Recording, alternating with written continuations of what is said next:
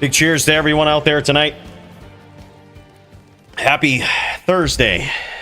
DFC Day of Brawls. How's everybody doing, man? Welcome, welcome. Let's check out this card, huh? This thing is savage. As always, man, we've got quite the lineup. Me tell ya. We're seeing a rematch of the Foozerman versus the Go Gators, mainly because there ain't nobody doing better than this guy, man. This guy is just on top. We do have Tempest up in the top 10 there with an 88% win rate. But if I have to sit through another fucking Sin V-neck at the most competitive level, I'm telling you, I might actually die. So what we've done instead is set up the most fair matchup in D2 history. And we're having the champion, Mr. Foozerman.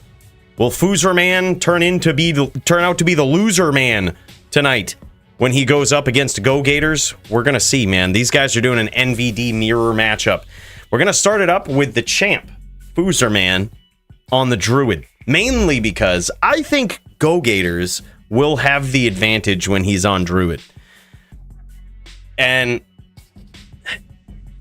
we kind of want to give the champ the benefit of the doubt, right? And make it so that if he really shines on a Necro or on a Druid, he doesn't even need a second round, right? They don't even need to do the mirror. If Foozerman goes 3-0, there's a little thing called champ advantage in the DFC. In the event of a mirror, if the champ completely shuts out their opponent in the first round, it's over. Because the rule is there are no bonus rounds. There are no game deciding, overtime rounds at the championship level. If you don't beat the champ, you don't beat the champ. So in the event of a tie, the champ wins. Therefore, the best that Go Gators could hope for in that situation in a round 2 on his Druid is a 3-0 shutout, meaning the champ would still be the champ. So that's why we're going to give Foozerman the benefit of the doubt. If he can shut out Go Gators in round 1 when he's on Druid with a 3-0 victory, it's over. But if he doesn't, and this goes into the second half of the bout, I think Go Gators is going to have a strong advantage. It'll be a very nail-biting, heart-pounding fight to see. We need Joe Silva? What do you mean? We want to see the Joe Silva? The new and improved Joe Silva? Thanks to sound? This is the new and improved Joe Silva. This is how we calculate fights, man. It looks good. Okay, so speaking of which, sound, there was one thing that I noticed that I think I'd done in mine, but it looks like it's different in your version. And that was, when I had this pull, I can see a use in the way that you do it. But the reason I had this pull, unique classes that the person has ever played on, is so that if they've signed up on something that doesn't make for a good matchup, we can just switch them. You know what I mean? If we're going down through the card and someone's like, they've signed up, this person, let's say Silly's on a Druid, and we're like, well, it would be an epic match between Silly and Tempest, let's say, right? But Silly only plays, Silly's signed up on a Druid, Tempest is on a Sin. But if we see that, Tempest can play Sorceress, Silly can play Necro, or something like that, we could just make that happen instead. So I like the last played date here. I wish it would pull the most recent last played date for the unique class that it pulls. I like that addition. But I also do like to see what people are capable of playing, because this is telling me 2 months back that Silly's basically only played a Druid, But what if Silly also played a Necro like 3 or 4 months ago? We know he has the capability to do it. We can see, hey, look, he did all right on a Necro. He's not bad on it. Like, something like that. I found that very useful in the original version of Joe Silva. But in case anybody doesn't know what this is the program that we use to help us make fights.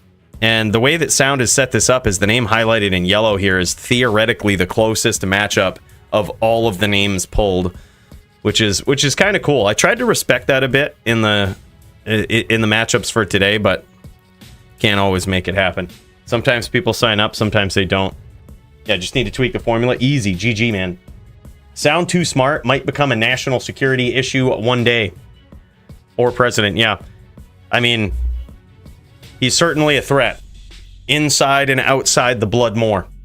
This guy, champion in a lot of ways, man. Big cheers to Sound. By the way, also, big cheers to McCheddabomb. Thank you so much, man, for the membership at Legend Tier, brother. Look, I'm not sure what the hell's going on with this. Here, let me get this fingered out here. Why aren't we getting notified? Or did we and I just missed it? We're also traveling 7 times the speed of light, as you guys know. Shit fucking happens. Weird shit. Yeah. We need a Cooley's Choice button for those who have every char and Cooley picks. Dude, it's great because sometimes people actually reach out to me and tag me and let me know that, for example, sometimes people say, hey, look, this is my first time in the DFC. I signed up on a sim, but I can also play blah, blah, blah. That's actually an extremely helpful message to tag me with in the Discord, because a lot of times when you come in fresh into the DFC, you'll get thrown against people that either might not have a lot of wins or that are also fresh that might not have signed up on an ideal class. And then it's like kind of a shit show because you don't want to put somebody against a Sin for their first matchup almost no matter what they're on. Like, so it's good to know those sort of things, right?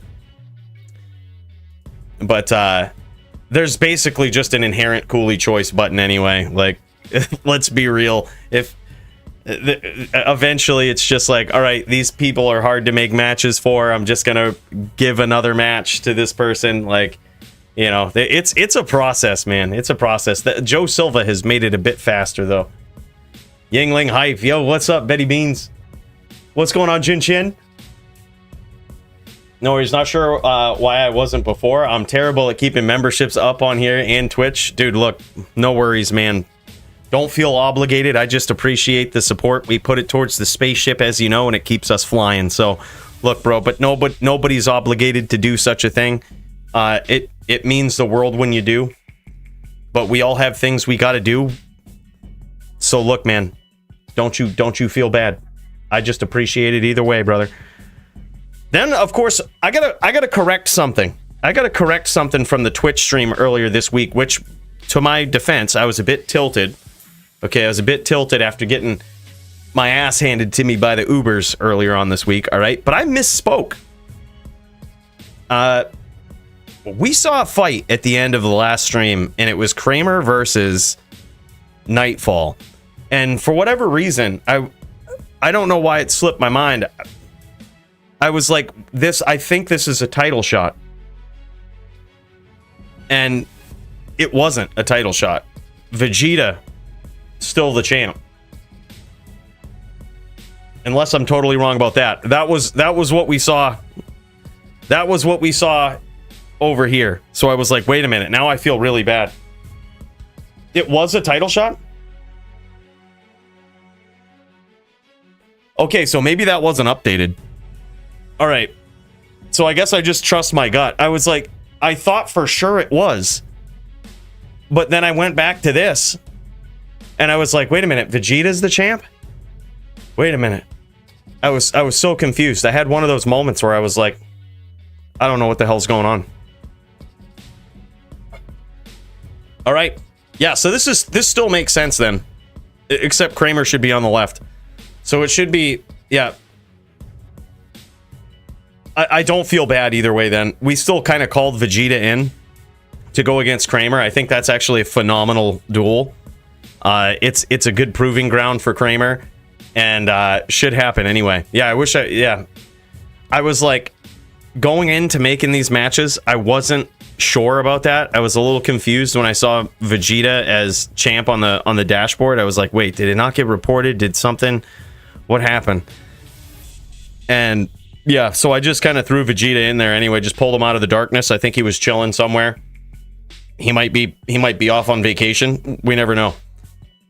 But regardless, he's got himself a championship melee duel tonight. And hey, look, if he can't make it, that was my bad. We can throw somebody else in there. Believe it or not, I think Tempest would be a good duel versus him. But either way, would love to see that, man. Dan Cooley, yeah, for sure. Fuck that guy.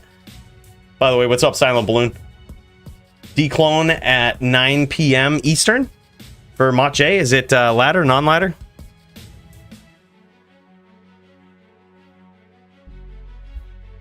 I opened 3 portals today in single player and can't kill them. Damn. Yep, non-ladder. All right, GG.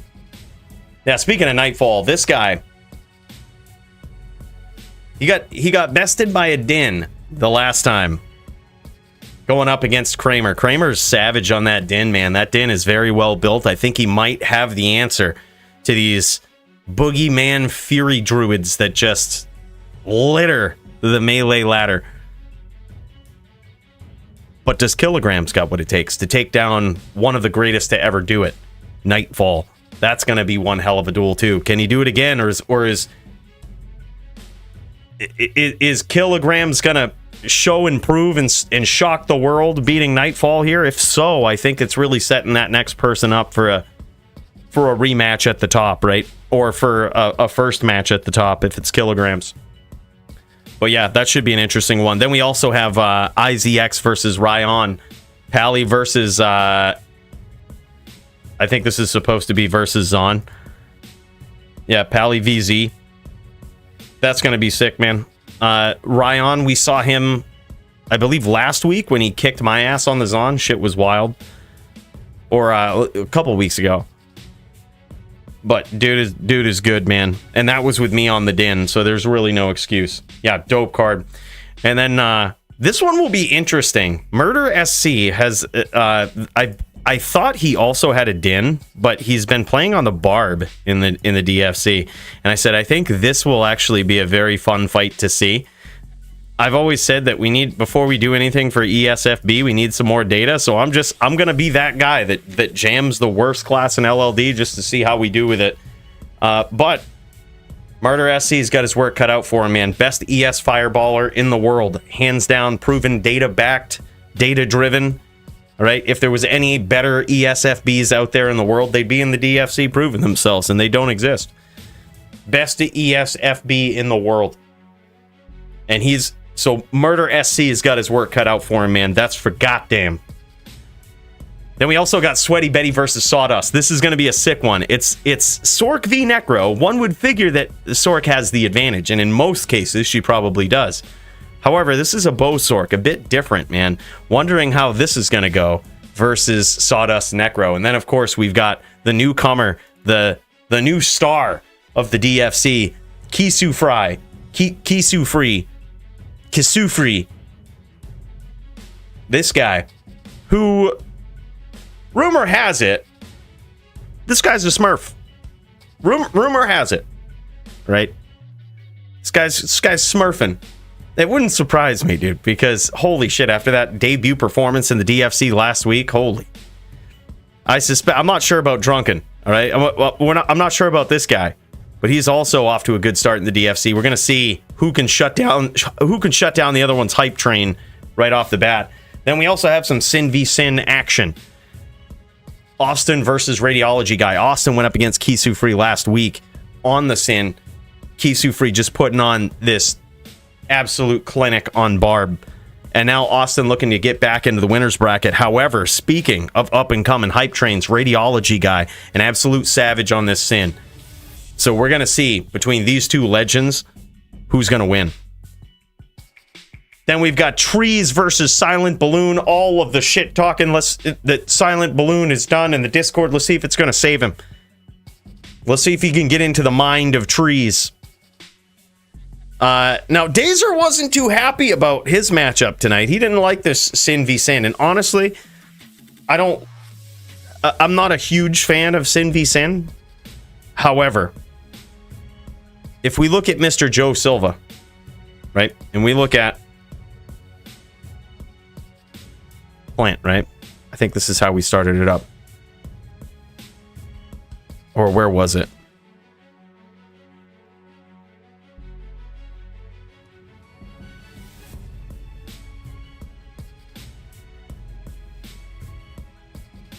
I have no idea how we got here. Look, it's something. Just trust me. This made sense from Joe Silva.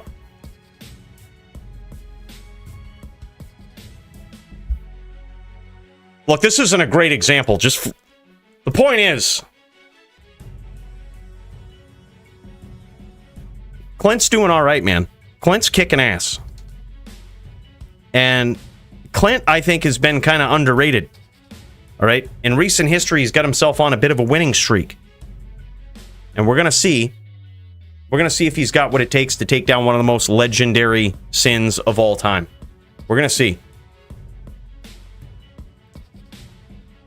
Look, it changes every day, the data, all right? It changes every day. We have a certain window. The other day, yesterday, it said it was a good matchup, all right?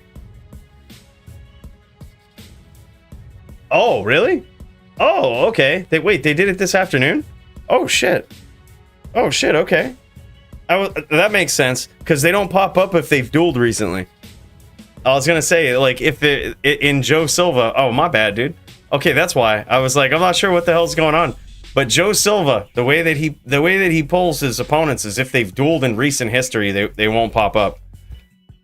But, okay, so that makes total sense right there. And you guys already got it in. You guys are savages, man. That's sick. Went 2 rounds and Clint quit. Oh, shit. Was not impressed with Dazer's play.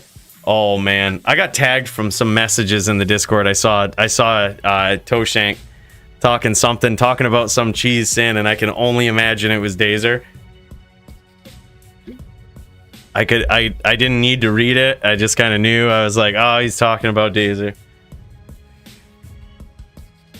All right, so I guess that one's already happened. Dazer just shutting him down, man. All right, Dazer says, all right, next time, I'm looking to take down a non-sin.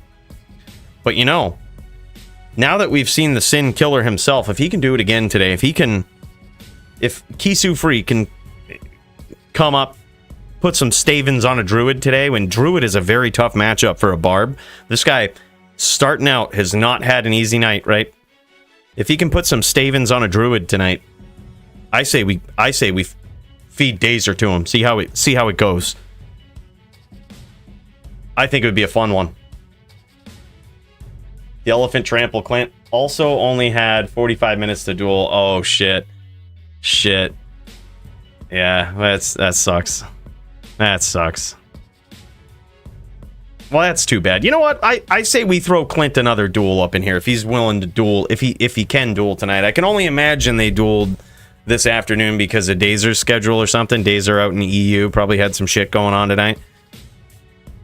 Give Clint a chance to get out here on stream, redeem himself.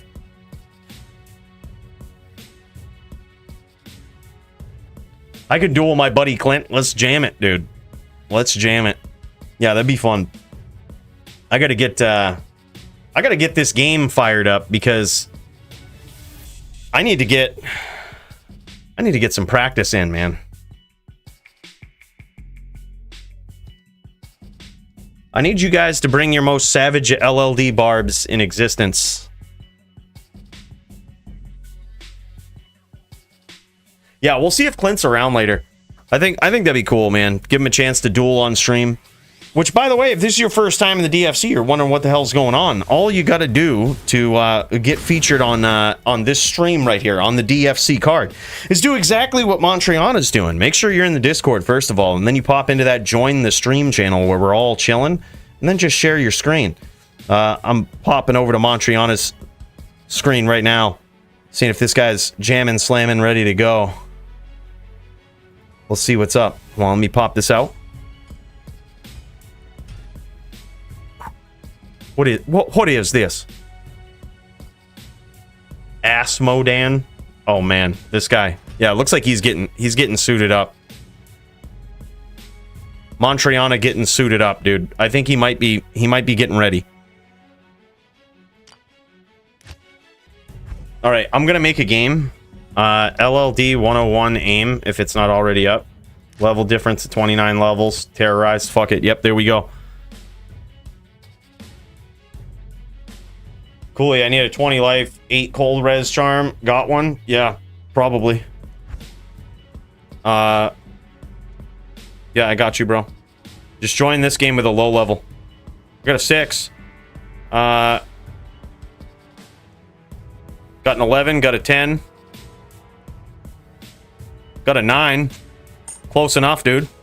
I'll allow it.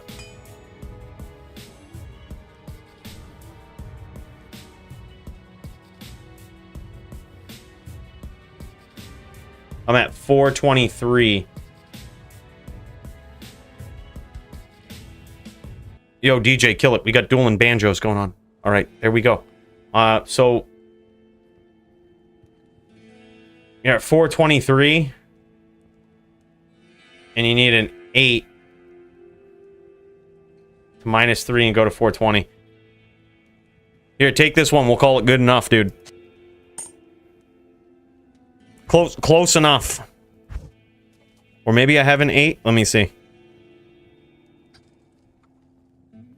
It's this one. It's LLD 101 password aim. You got to join with a level 1 to 59.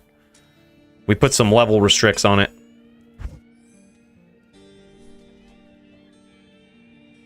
Here, I'll give you the other one too, just in case you get it figured out.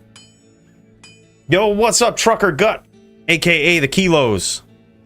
All right, here's both of them, bro. Try those out.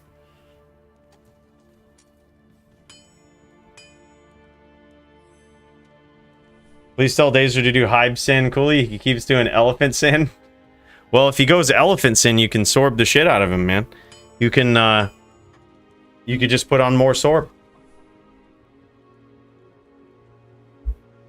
He's probably going, oh, Sin v Sin. That makes a ton of sense to go Elephant. That makes a ton of sense because they can't stack up. They can't stack up Absorb. Dude, Dazer's just a smart fucking player, man. He's just smart. He goes Elephant in Sin v Sin because they can't stack Sorb. LOL. Add it to the cheese arguments, man. People gonna say something. Yep, ban Sins, exactly. Let's have some fun duels. What's up, Red Rum? What's going on, man? Yeah, I'm looking forward to it.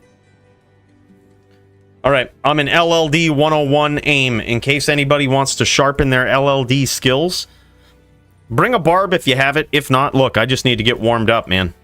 I just need to get warmed up, beat on some people. Good day. Start kicking some ass. That's all we need to do. Oh, you know what I should do? I actually wanted to do something different with this. I'm gonna token. Because I kind of wanted this build to be a little different. Let me see how we did this. 1 point here. Point down here. Okay. All right. Warmth. Teleport. Those are the go-tos.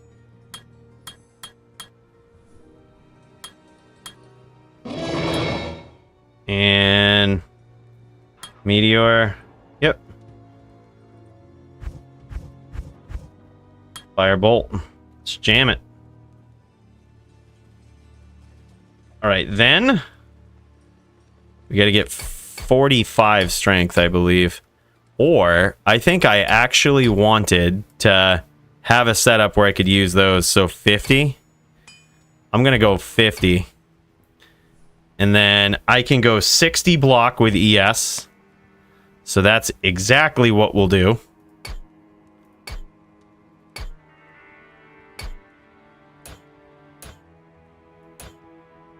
And then the rest of it, I'm thinking about jamming it in energy. Just full on energy. Jam, slam, Alabama.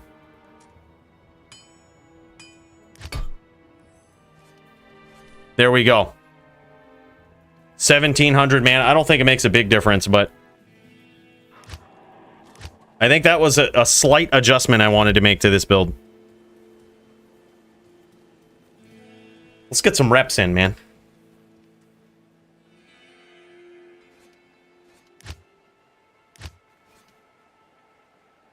All right, here we go.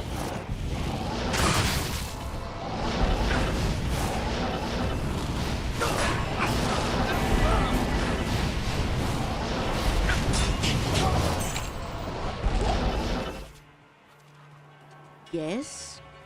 The mini version of the fast clipper ship.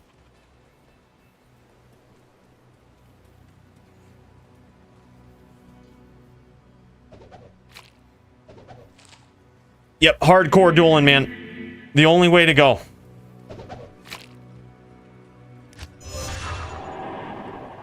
Oh, was I on? I was on the wrong side, huh? Alright, go, bro.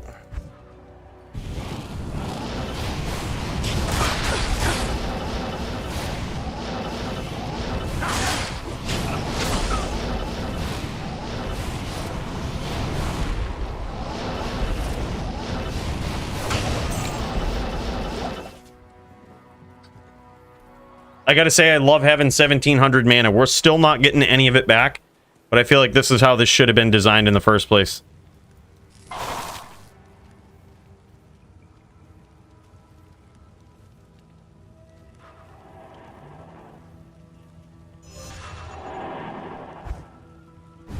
Getting these reps in with Luke.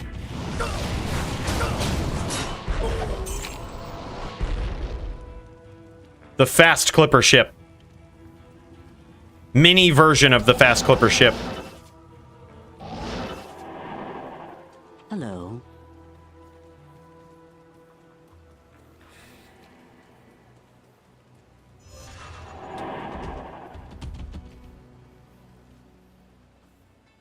Give that pally some gear, right? I don't know. Looks like he's all right. He might have himself a dimensional blade or something. He's got some sort of helm on. I just suck, he says. Nah, I'm also blocking.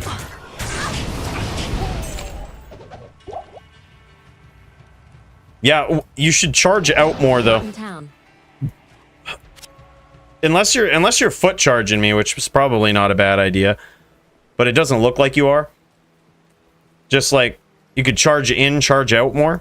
The foot charge probably isn't a bad thing either. Just hold down shift and click near my feet, which will just spam charge at me. Silly and Jodo going now? Oh shit. Alright. One more. Go, bro. Let's give him a chance to do what he came here to do.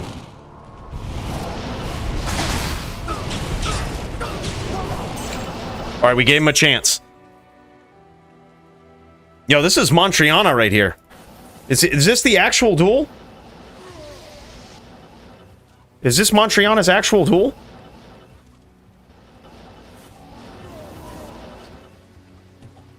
Montriana's got 2 on the card. He's got versus Red Rum and versus Botosaurus. I don't think this is either one of them. I think he's getting warmed up. Alright, so Silly and Jodo are going right now. Let's pop over to this. Silly and Jodo. This is a very interesting duel right here. This is going to be Drew v neck. Silly on the Drew, Jodo on the neck. The classic, most fair matchup, they say, in all of the land. But how fair will it be tonight? How will it look with these two combatants going toe-to-toe?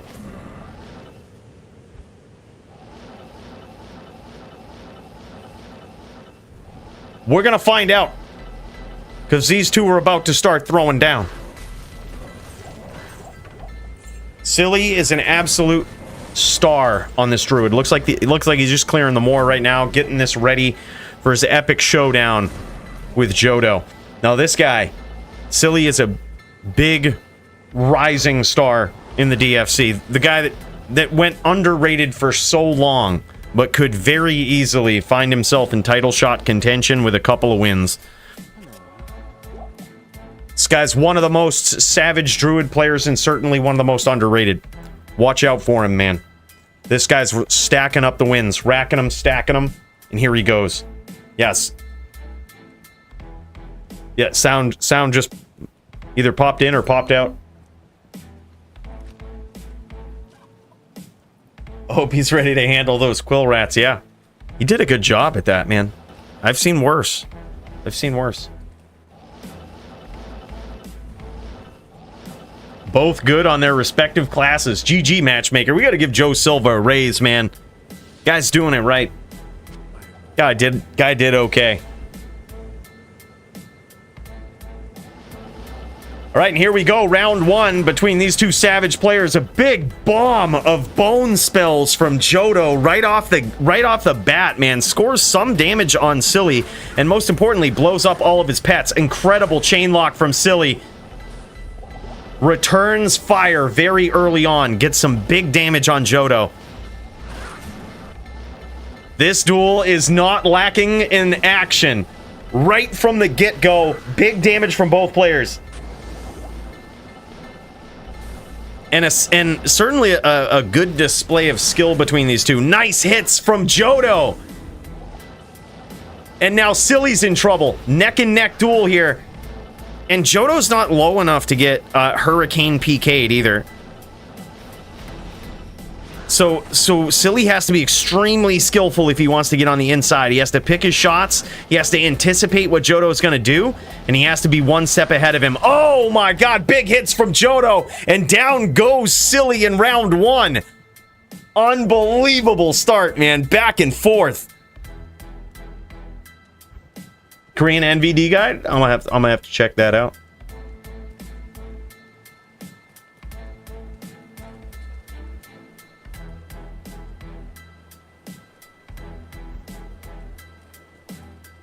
That's interesting. Set up by sound too. What? He's got timestamps in here, like at this time in the duel, 24 seconds, 33 seconds. Oh, okay, so this is... Okay, so that's referencing a video. I see what it is. That's really cool, man. So it looks like sound. That link is legit, man. Feel free to click it. It takes you to JSP, shows you a post that Sound made that references a video. And... possible... What is that video? That video is... a... Korean duel between the two, by the looks of it, and Sound breaks it down, man. That's really cool. I bet that's going to be helpful for a lot of people. NVD, they call it the most fair matchup in all of D2, meaning it's the most skill-based. So a lot of times in matchups with different classes, you have straight wins and straight losses, right? Like you have these matchups where it's just a bad matchup. Somebody has their back against the ropes. NVD, or Necro versus Druid, is the most fair, meaning that it really does most of the time come down to skill. In my opinion, all matchups are lopsided in some degree, you know, to some degree, but this matchup, it's really hard to tell which way it is. It's an incredibly fair, skill-based duel. And I gotta say, from someone that sucks on both classes, I hate playing it. But I love watching other people play it, man. Maybe I'll have to read Sound's guide and get good. Big hits from Silly early on. Scoring some big damage, backing off a little bit to recast the pets and just reset. He knows he's up on life here and can afford to get into these close-range exchanges with Johto. Beautiful stomp from Silly. I'm surprised he didn't get that there, but it looks like Johto is also potentially Hurricane PK. Yeah, he certainly was. That was either Hurricane or Bear PK right there. He was so low in life at that point. And Silly did the right thing, man. He kept the pressure on, knowing that, yeah, sure, he could get in there and land a NATO, but Johto's time was limited there. Now it's 1-1 between these two savages. Yeah, these guys both extremely good on their classes, too. Really good showdown between these two.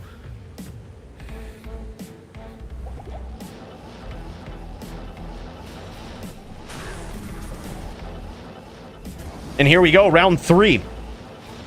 Tie game so far in this FT4 matchup. First person to walk away with 4 wins, 4 clean ones, is the winner. Big damage from Johto early on, man. That was incredible. He walled himself there, which seemingly could be very dangerous. Fancy footwork from Johto, too. Escaping all of those stomps from Silly.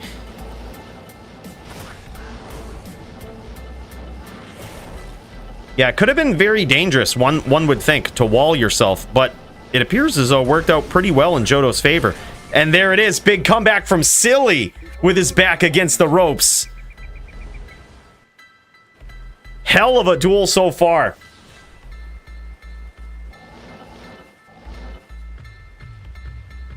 Silly has come online. Sometimes it takes him a little while to get in, get that weekly ring rust out of the way. Then he gets back into this blood more and starts tearing it up, man. Great start for this guy already.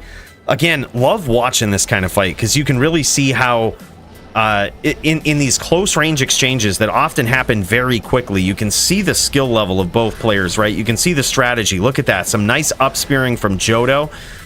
And you notice he walks to the right there, walks to the side. He'll also switch it up because he doesn't want Silly to be able to predict which way he's going to run, right? He wants to run just as Silly stomps on top of him so that he can get out of the way of those NATOs and make an opening to score some big damage. And there it is. Evens up the score at 2-2 between these guys.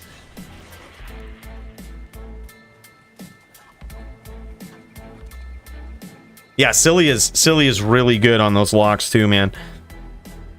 Now, the Necro doesn't do much locking on average in this duel. And what we mean by that is you'll notice that when Silly keeps the pressure up, he's constantly on top, constantly tele-stomping his opponent, right?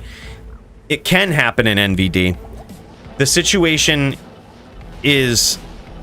It's a lot more situational. It can happen, but you don't see it a lot in NVD. Usually the Necro his goal is just to reset and to invite the Druid back in for another close range exchange.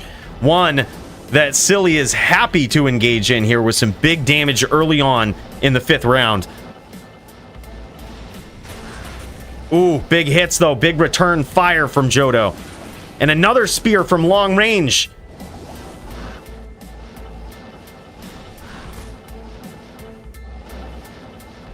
This can be a very frustrating duel on both sides, man. It really depends on how your opponent's playing, how good they are. I mean, it's back and forth. These guys seem like this is quite an equal pairing of skill level here, I think. These guys just going back and forth. You can see Johto being frustrating in the way that he moves his feet, essentially, the way that he walks down, the way that he's unpredictable, these nasty bone skill traps that he has set up waiting for Silly to come in and engage him, right? Just like that. Beautiful, man. Beautiful setup of bone spirits. Perfect follow-up with a bone spear there, and now it's 3-2 in favor of Johto. Getting close, man.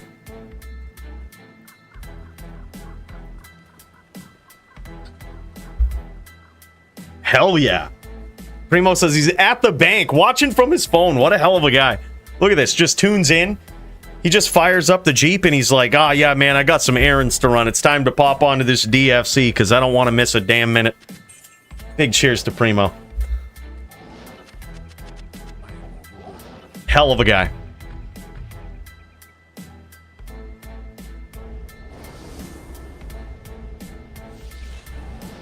All right. This could be the last round if Johto takes it.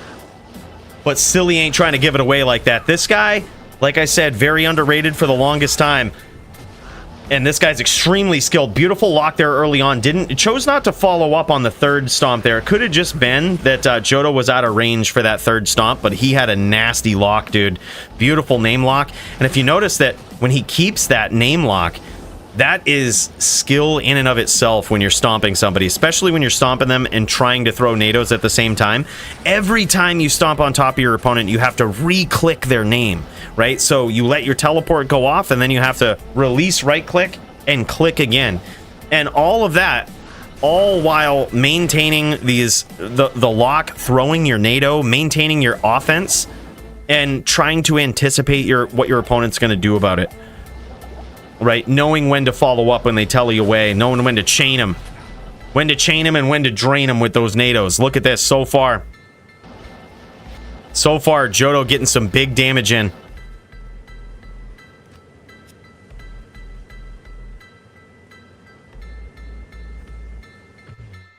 He says, "Are you lagging a little?" Looks like Silly might be.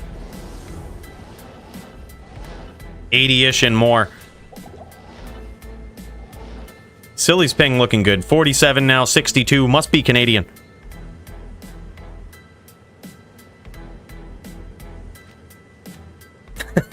Look at fucking Sound. What the fuck did Sound just say? I saw... Your love is unlocked. Oh my god. And there it is. Johto gets there, man, for a 4-2 victory in this very skillful, very back and forth match between these two titans. Incredible, man. Good performance from Johto, and a tough opponent at that. I certainly would not want to be going up against Silly in the Blood Moor, man. This guy's savage. Certainly one of the best Druid players in the DFC. Guy is a legend. What a hell of a duel for the first fight tonight, man. Holy shit. And we also got Trees live. What? Trees just jamming? Is Trees ready to throw down against Silent Balloon? Show this guy what's up? Shut down all the shit talk? Oh, look at this. They are ready. I'm going to see if I can hack into this game. Let's just see if we can do a little bit of hacking.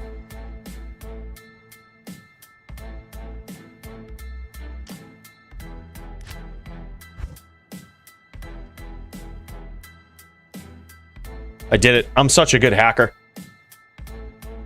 Yeah, we'll get some close-ups of these guys. I'm gonna need someone to take out this mercenary though. Because Emilio wants to be in on this, but I'm not sure if he really should be. He wants to watch, but he's not going to behave himself. All right, looks like these guys are throwing down for round one here. We're seeing it from Trees' perspective. Silent Balloon goes down quick. And now we've got, there we go, Emilio is down. Very nicely done. All right, 1-0. All right, let me get, I'm going to swap over here so you guys can see what's going on. And then we're going to go default. Whoops. Discard. Controls, default, custom, apply. Blam, here we go. Now we can walk without targeting anybody. It's exactly what we want to do. All right, Silent Balloon versus Trees. Here we go, round two. It's currently 1-0 in favor of Trees. Silent Balloon talking all the shit in the Discord, trying to get in the head of Trees. But he can't quite get there, man. Trees is off to a great start so far. Silent Balloon. Look, maybe he's one of the late bloomers too, and he says, "Look, I just gotta get going. I just gotta get warmed up. You give me time." The first few rounds, the first couple of rounds are free, but after that, oh, these guys say you got. Do we want to do ours at the same time with Nightfall versus Trucker Gut? That could be sick, man. I'd be down to check that out. We certainly could. Yep, he says after is cool too. Yep, either one works, man.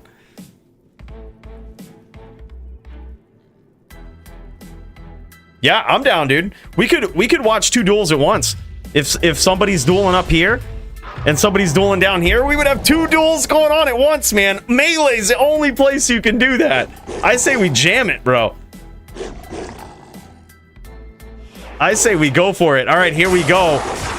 Nightfall coming in versus Trucker Gut. This is going to be tough, man. He's coming off from a loss to a Zealot here, and now he's trying to get in there, trying to prove to the world that he's still got what it takes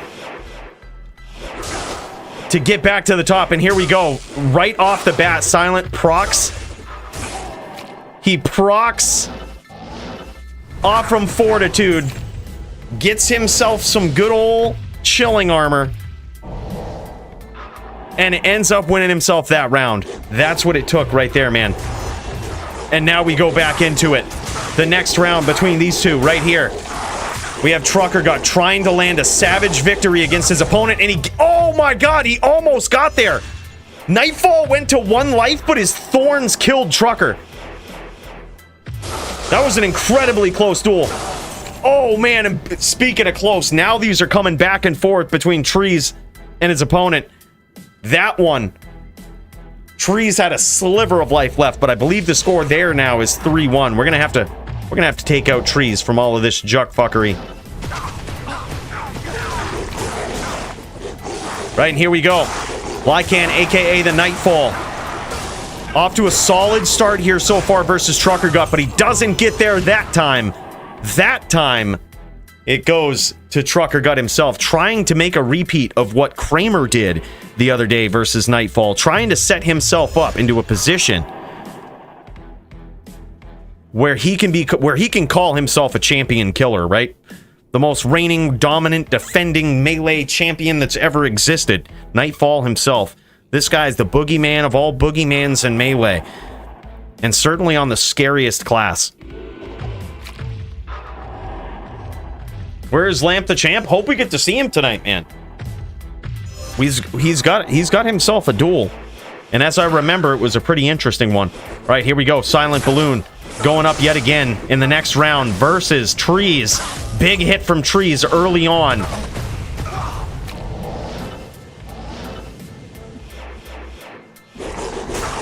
All right.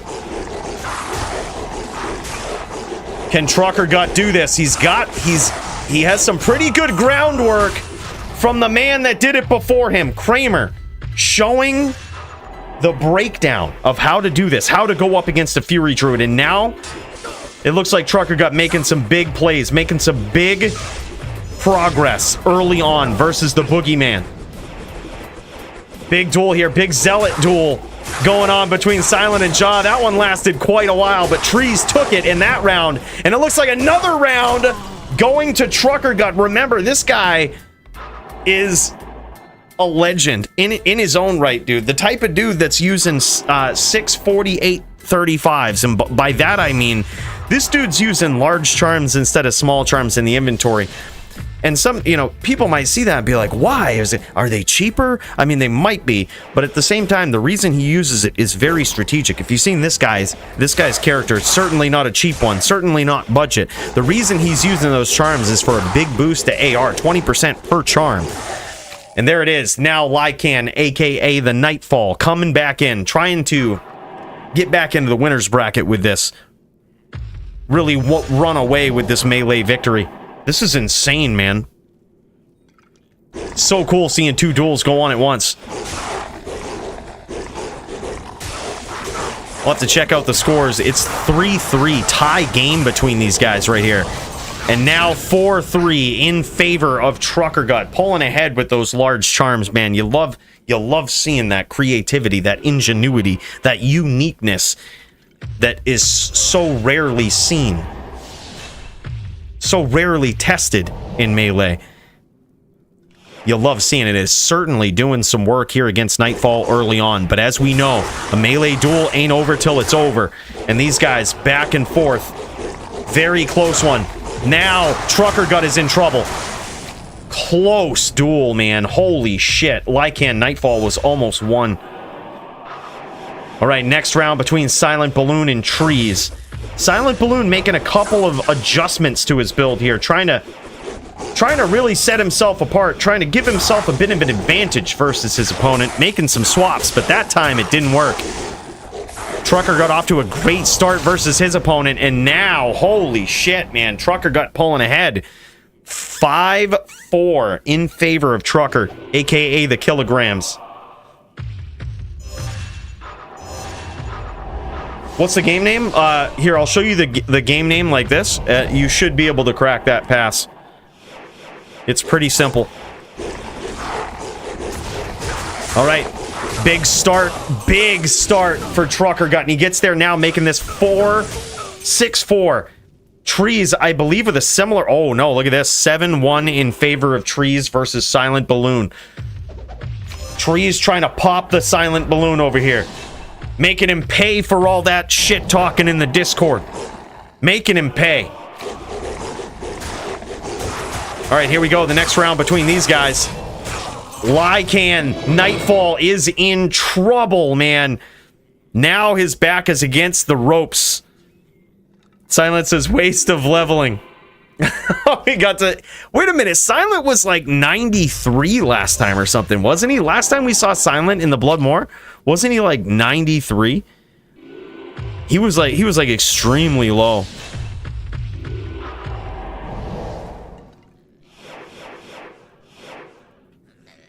This dude leveled to 99. G fucking G, man. Yeah, he says Tree's got a new toy. Yeah, it looks like Trucker Gut knows what's up. He knows there's something going on behind the scenes. Look, if Tree's got a new toy, just slap on Death, dude. Fuck him. Just go in with Death. Make your hits hurt just as much.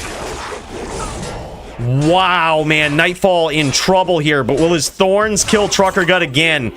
One could only hope. One could only hope that he would bleed Trucker Gut out, and hopefully his thorns would get him there. But now it's 4-8 in favor of Trucker. This is wild. 4-8. He goes, I retire after this. What? Holy. The most dominant, defending, decorated champion of all Melee history. Look, you can't give up like that, bro. Just a couple of bad matchups. Oh my god, close duel between these two as well. Look at this, man. CZ, aka the Trucker Gut, very, very low in life there.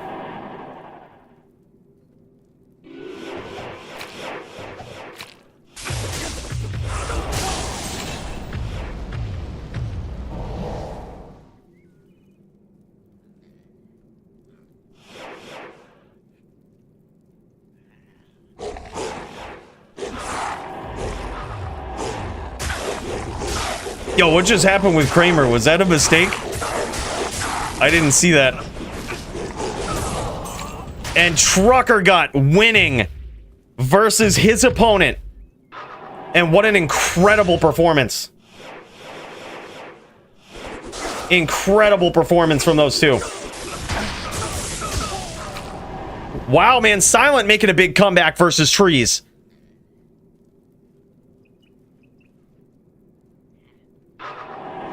I think that might have been a mistake. Hold on. I'm gonna assume it was. I'm gonna assume maybe. Who knows? Maybe not. I don't know. I didn't see what happened.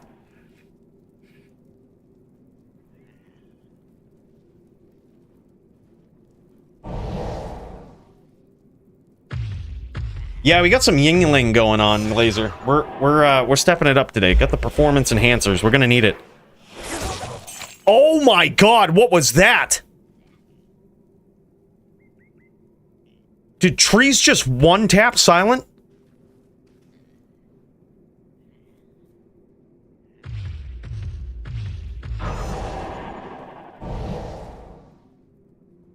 Literally one-shotted. Yep, he goes, nice new toy.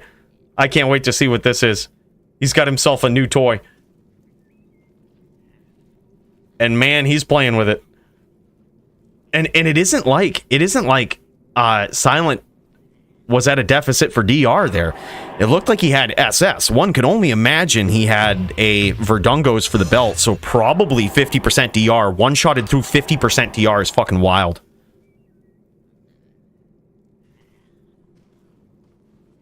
That was a heavy hit.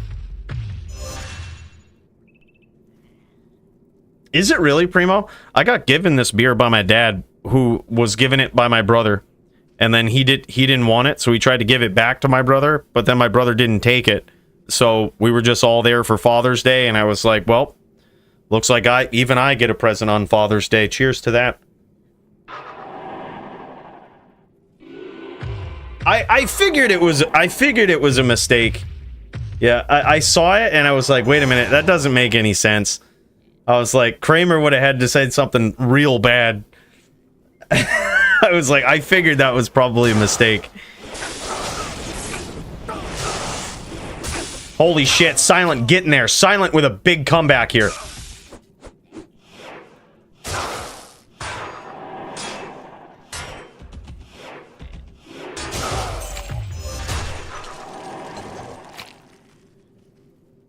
Dang phone. Dude, Primo just ass hid Kramer.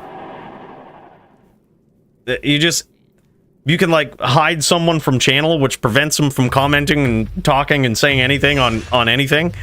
I saw that and I was like, nah, that was probably a mistake. I also knew Primo was on his phone, and I almost did that to Sound earlier, just clicking. I clicked his message and it was like, do you want to hide this? Do you want to hide this person? You want to fucking ban him? And I'm like, no. I was like, dude, he probably clicked something. Just ass banned Kramer. Oh man, close duel between these two, but it looks like Trees got there. And the sad thing is I think Silent figured it out at the last part. Like I think he was really making a big comeback there. Like he figured something out. Is this Vegeta? Oh man, is this Vegeta versus the Kramer? Oh hell yeah. Vegeta trying to... Oh man. Oh man. This guy's looking to dominantly take that title back. And we're saying dominantly. It's now 2-0 in favor of Vegeta. Alright, so this is the secret weapon. The new toy that Trees was using. Holy, look at this beauty, man. That is an axe. Holy shit. Beautiful, man. E-Rep. Is it? Yeah, oh no, he's got E-Zod. Okay. Holy shit. Zod rune, low rune for the deadly strike. That is a beautiful axe, man. And then he's got strength rolls on this. Oh, look at this new toy that he's got. Instead of worrying about IAS in the helm, he's got it in the axe, right? He might have even made a slight sacrifice to IAS here. Regardless, this guy's bugging out his helm here. He's going with the new meta. He's going with the new min-max meta right here. This was something that I believe it was Casino, aka the Legalize, that was talking about this. Some sort of juck fuckery going on with min damage jewels, much like the LLD community had kind of figured out a while back, right? And it looks like he's using some of that tech in this helm. Beautiful setup here, and something to illustrate that might actually be the case. We have never seen that. We have never seen a one-shot through 50 DR in Melee before, right? That was the first time we've seen that, at least in a very long time. I don't remember the last time we saw that. So the fact that we did a little trophy video on this once called Bugged Item in the Trophy Room. And we talked about a little glitch that goes on with these min-max damage helms that look like this. When the minimum damage is either the same or greater than the max damage, they appear as two different lines. And some real juck fuckery type shit goes on with that. And it is very clear that might certainly be the case and might certainly be testable or observable in Melee too. We got to see tap duels. I'd love that, man. I'd love that. We should probably just set that up in Melee. When we see two Dins going up against each other, just set it up like tap style. That was really good, man. Sick setup there. Trees with the new toy. All right, here we go. Verdachi, a.k.a. the Kramer, a.k.a. the champion of the DFC, trying to defend that title versus the first ever Vegeta. And this guy was also, if you remember his reign at the top now, like this guy was scary. And as you can see, Kramer, last week when he went up against, or earlier this week I should say, when he went up against Nightfall, man, it was a Druid beatdown. We thought for sure that in this matchup right here, we might see something similar, but right now it's 6-1 in favor of the previous champion. There we go. Kramer gets there now. Even in the score, or not even in the score up, it's 6-2. I was going to say, I saw that happen, and it looks like Vegeta accidentally morphed back. It's no problem. If, for whatever reason, Verdachi or Kramer would have lost that, we would have just given it to him.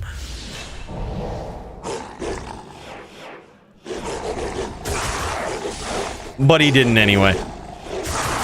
Big hits. A huge start for Kramer, but a big comeback for Vegeta. This is nuts. 7-2 now in favor of Vegeta. Korn, the previous reigning defending scary champion himself. Man, and he's trying to get there. He's really trying to prove who the top melee dude is. This is a close bout, man. Big damage from Vegeta early on. I was gonna say he's got a big hill to climb versus that life total. I'm very curious to see what Vegeta did here that's different, because he is certainly struggling a lot more. Kramer is struggling against Vegeta here a lot more than he did Nightfall.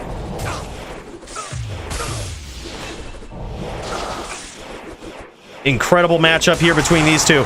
Let's see if Kramer can pull it out. Let's see if he can make a big comeback here. Not off to a great start in this round. If it ain't the claws, it will certainly be the thorns. 9-2 in favor of Vegeta. This is savage.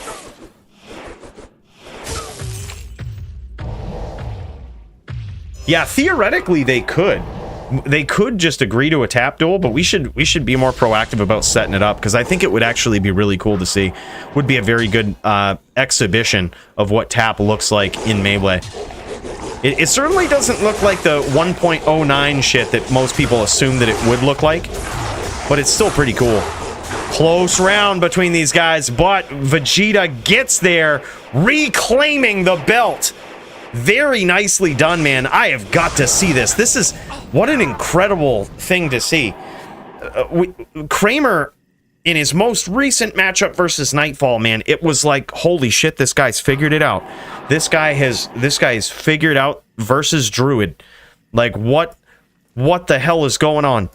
You know, this guy might have the answer to all of them, but sure as shit, man, Vegeta comes back and he shows, look, bro, this is what a champion looks like, and this is his gear. Wow. Holy shit, look at this armor. This armor is easily worth, I'm saying easily worth $3,000. Easily worth $3,000. That's a perfect roll on Godly. 240, 240 15s in there. Faster hit recovery, life roll, E-rep. Holy shit, that's the best melee armor I've ever seen. That might be worth more than that.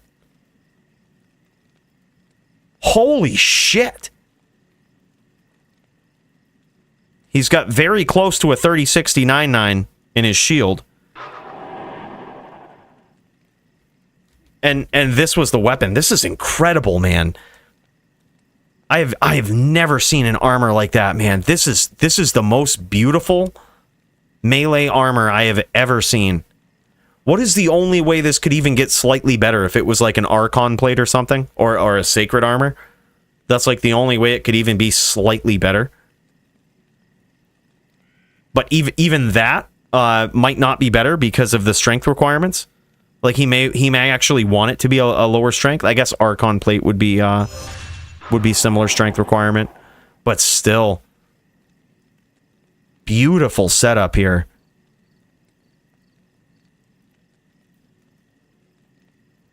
Incredible gear, man. That's what a champion looks like right there. Wow. Sick armor. He says you could buy this one, Cooley. What is this? Holy shit, look at this. This is yet another one very good here. That's very similar. Dude, I wonder if that video we put out there encouraged more people to look for these with their bots. Because Bro, now this armor's popping up everywhere. That was the best armor I'd ever seen like that. Now we see two very similar ones in the same game. Godly Sacred Armor of Self-Repair. Yeah, they out there. Oh, man. Yeah. And here's another one. Dude, we were talking about that in that video. We were talking about this magic armor. People don't keep it. And now, dude, look at this. A 189 defense. People are keeping them. People are socking in them. GM Melee banned Fort, so people need replacements. No shit. Really? Is that for all classes, or is it a specific matchup? I'd be all for banning Fort, dude. Fuck that item. They banned Fort, Phoenix, and Death? Yeah, fuck them. Ban them all. Yep, for all classes?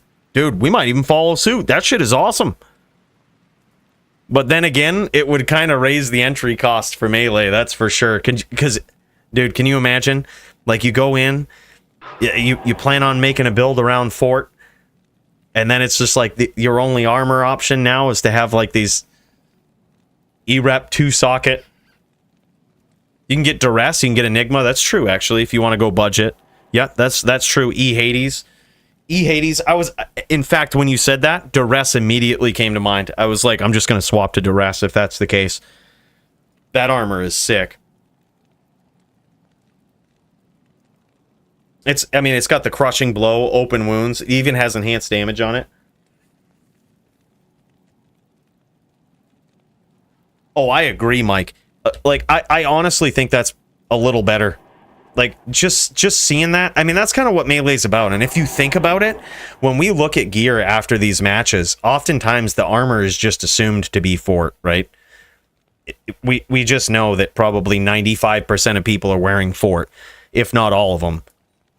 And in such a unique form of dueling, yeah, I say it's great. And there's a huge noticeable difference when a Din slaps on when he slaps on a Phoenix. There's a big noticeable difference. And they banned Death, huh?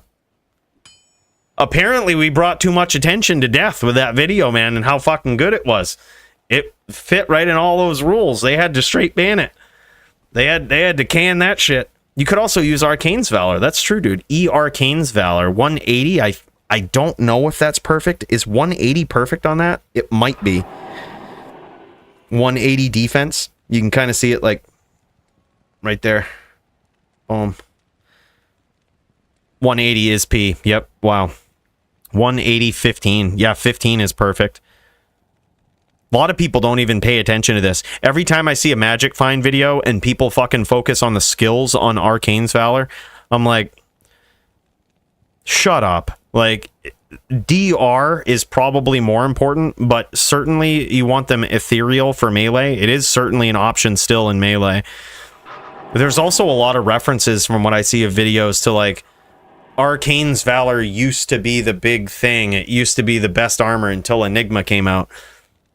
That's incorrect. It used to be the best armor far before Enigma came out, and then it stopped being the best armor before Enigma came out. Like, it used to be the '08 version of Arcane's Valor was insane. It was one of those items that all of the different skills, to get +2 to skills on an Arcane's Valor back in the day, you had to have every single class skill roll +2. Otherwise, it was more common to see Arcane's Valors that were like +2 to Amazon skills, +1 to Din skills, +2 to Barb skills, +1 to, like, that was actually what you would see. But the biggest part about it was the vitality bonus. It was by level, and I think it also had a bonus to vitality on it. So, like, the life boost on it was incredibly high. And they saw it as too OP. But this was also, I used to give that shit, and I used to say, oh man, well, they should just bring it back. I also forget to say that this was back in the days of Diablo 2, where the devs actually paid attention to PvP. And you know what a lot of people were doing back then? They were doing Zealot duels. And they balanced items around PvP. Wasn't that a fucking age to be alive, huh? Like, you'll likely never see that again in any Blizzard game, but let alone like ARPG. Yeah, pre-09 was best in slot for sure. Yeah, see, it was an '08 Valor is what it was. And that's why I say it stopped being the best armor before Enigma came out. It stopped being the best armor in 1.09 when they patched it.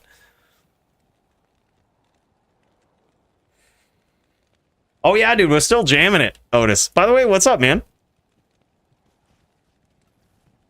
Yeah, that's wild. GG's, man. What an incredible night of melee duels. You know what? I absolutely love that we had multiple duels going on at once.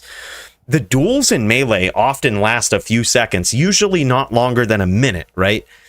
And then there's always like a minute of downtime getting set up, getting the body again, going for the next round. It's so cool to be able to pop back and forth between, you know, that and another duel. That was insane. All right, I'm going to create LLD 101 aim. I'm going to throw this up again just in case. I'll also keep an eye on the Discord. Should also message my opponent, huh? Murder SC. Where's that? Where that Murder SC at?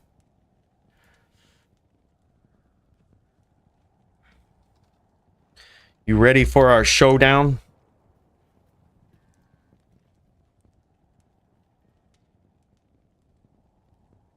GG, Primo. Thanks for that Central game, too, man.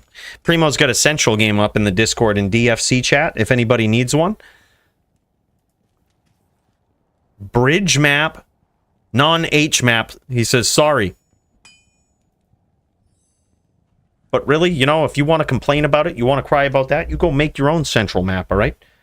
That's what... You fuck right off. Primo's doing you a favor.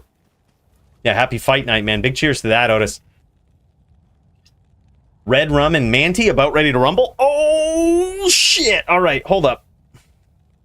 That's a good one. I can't wait to see that, actually. What you need? How'd you like that, Montriana? Getting you 2 duels on the card tonight that were practically unwinnable. Just doing my job, man. Just doing my job. You just let me know when you want me to stop. you just let me know when you want me to stop. Montriana says one day, he's just like, look, these matchups aren't hard enough, man.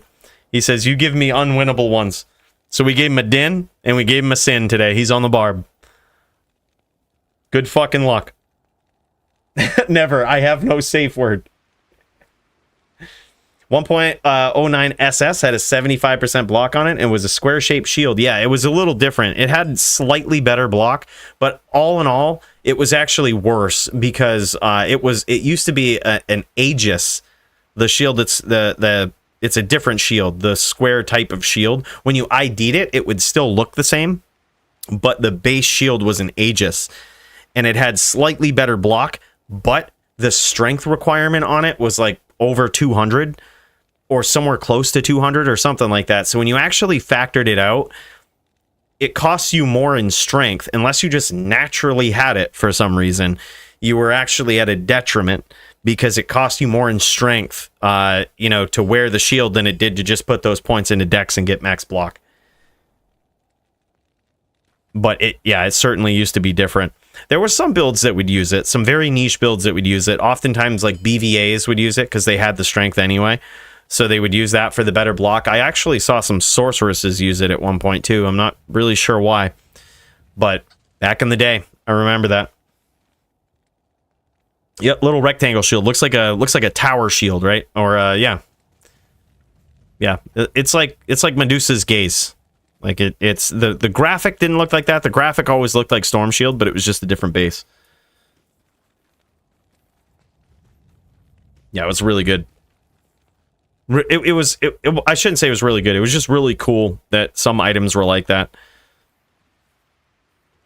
I still say, man, I think they ought to bring them back. I think they ought to bring back the 08s. Can you imagine if they made it so that you could find an 08 Valor just randomly? 1 in 10,000 Valors is an 08 Valor. Can you imagine how quickly that would blow up in Melee, especially after seeing that one tonight in the Melee room? Holy.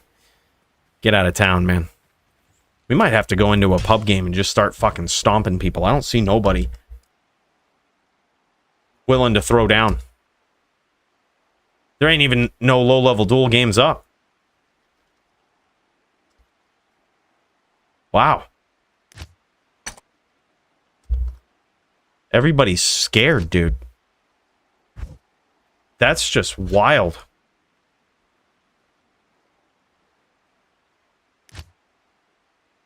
Rummy streaming, we throwing down? All right, let's do it. Here we go, baby. Let's pop over to Red Rum versus Montriana. Let's see how this one goes. Unwinnable for Montriana, one would assume. Boy's got his back against the ropes, but look, just remember, he asked for this, okay? This is a duel that Montriana is theoretically happy about. I wouldn't be as a Barb, holy. Take note, Barb players, let's fucking go. Well, let's do it. McShadow Bomb says, I'm ready. Are you ready with your opponent? Like, ready to jam? Ready to slam? Ready to Alabama? Let's fucking go. I'm down, dude. I'm down after this.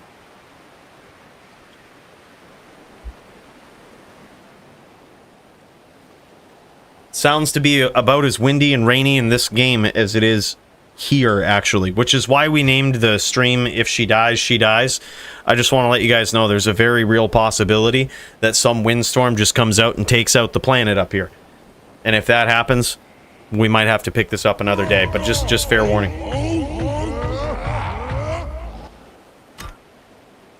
Yeah, no worries, dude. I'm down for some duels. I actually would love to duel your Zon again as much as you kicked my ass, because it's going to get me in the zone for being lates and defensive, which is certainly what I'm going to need to do versus a Barb. So, you know, if you want to put up with that kind of nonsense, Cheddar, let's go. Get me right in the zone. All right, here we go. Poignant is Montriana. Oh, man. Did Red Rum forget the cannot be frozen here? That is going to be... That could pay some big dividends for Montriana. Montriana trying to stay on the outside with these whirlwinds, but gets caught with that smite, man. I'm telling you that there's a big range difference. The range adder difference, it might only be, I believe, 1 or 2. 1 maybe between the Berserker Axe and Phase Blade. However, it makes a big difference in this duel, smite versus Barb. It makes it so that in these close range exchanges, Red Rum's smiter can hit Montriana further than Montriana's whirlwind can clip him, right? Now, whirlwind, I'm not exactly sure about if that adds any range or how that works, or if the graphic is just fucking weird. But basically, if all else was equal, right, and we had, you know, Zerker Axe versus Zerker Axe, then theoretically the Barb could stay way outside of range and just clip him, right? Just clip him, and it seems like it would work. You know, that's usually what a Barb does. But with these two range adder differences here, that's gonna be a big problem for Montriana. Yeah, Zerk has the higher ground, I think, for sure. Like, it just has the range, and the range adder works with smite too. A lot of people think that when, you know, you hit with a shield, the range is always the same. It's not necessarily the case. Your smite range, which does matter here, is increased with your weapon. So you can actually smite from further out. A gift for you.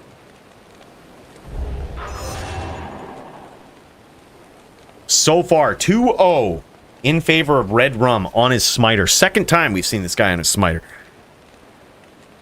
D2 Boomers, you know it, bro. It might be time for another Yingling on that. Between Diablo 2 and Diablo 2 Resurrected, how many years have you streamed / played this game? Streamed it? I think I started streaming / making content on it in about, I think it was April of 2020. So, well over 4 years now. Playing the game since, I'll be real with you, I played it probably about the time LOD came out, a little before. So, and it was on and off. People say that they played the game for 20 plus years, but did you really play the game? Like, I would say I really dove in and actually started kicking ass at the game, understanding it more, probably 12 years ago, I would say. 12 to 15 years ago. That's when I started taking it seriously. That's when I started dueling, doing some PvP, and that was what I loved, man. Loved the LLD. And then, of course, as soon as D2R came out, I was over here. But I was decked out in LOD, man. I still got most of my gear. Montriana in a lot of trouble here. Look at this. He's gone with possibly. It's hard to tell what he swapped to here. Oh my god. He swapped to some red swords by the looks. Getting a little bit of clipping in the audio. Don't worry, guys. That's not you, it's me. I'm gonna turn down red rum. Getting a little bit of clips here and there. It's only because he's hacking. You can tell. You can tell it's just straight hacks. It's the only reason. It's the only reason that makes sense that he would be beating Montriano like this. Just straight hacks.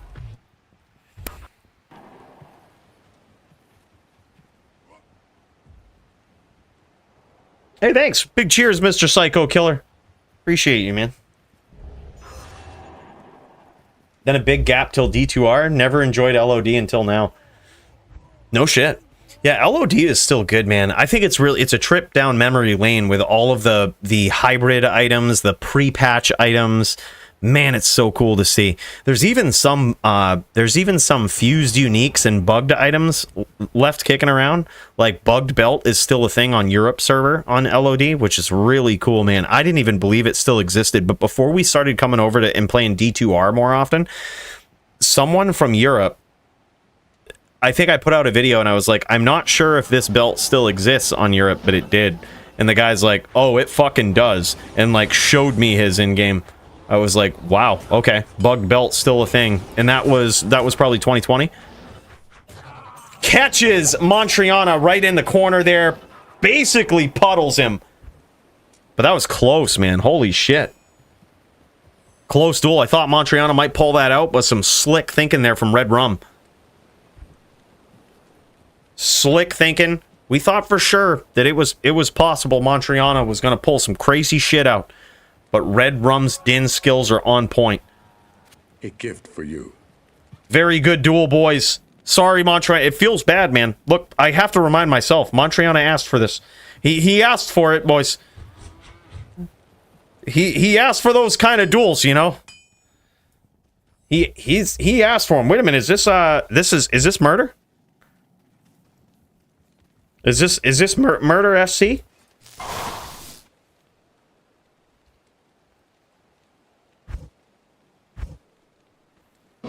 No, that's Kazam.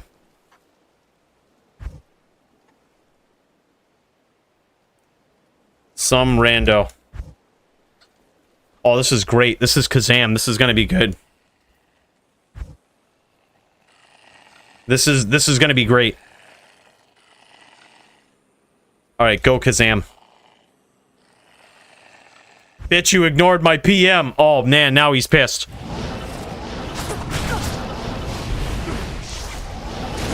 I need mana.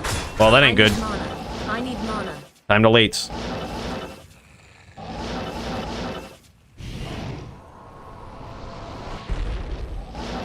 Oh, damn it. I thought we could lates our way out of that one.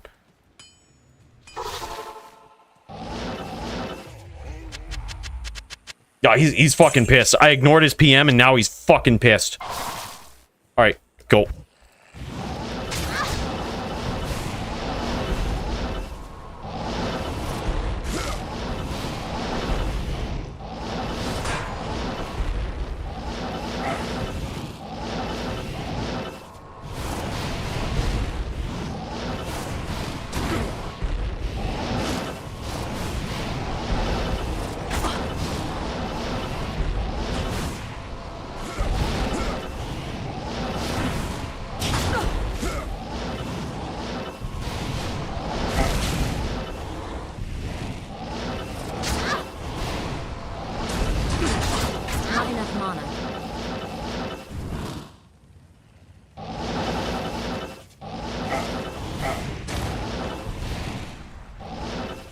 Shit. Bad telly.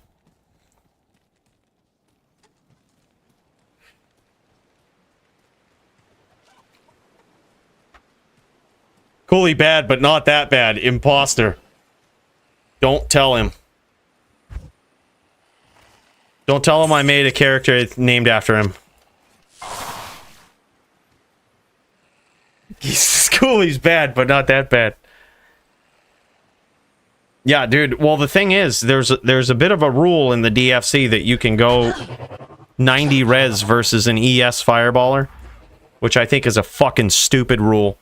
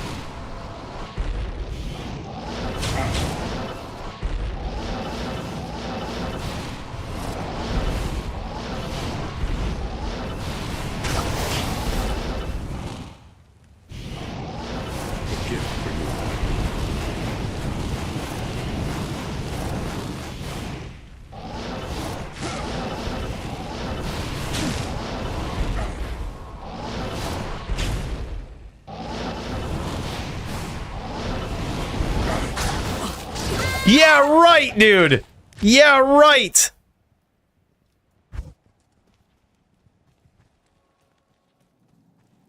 Start versus Gators? Oh, shit. All right, this is going to be good. All right, Foos, are you starting up on that druid? All right, I feel like I'm not sure if he went 90 res for that one, but that was some good practice versus Kazam. Now I guess I'm going to have to answer his message. He beat my ass, so I mean, I guess I'm going to have to answer it. Fuck, I didn't want to, but you got me. GG, Kazam, that was sick. I'm going to go bust open another Yingling. BRB.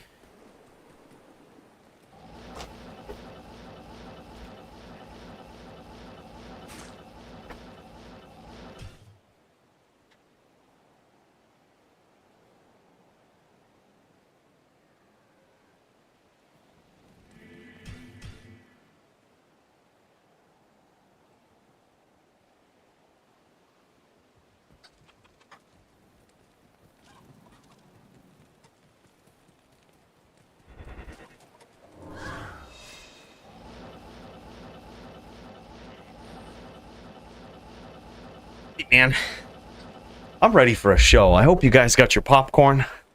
Hope you got your drinky drinks, because this is gonna be a show. Holy shit, this is gonna be something.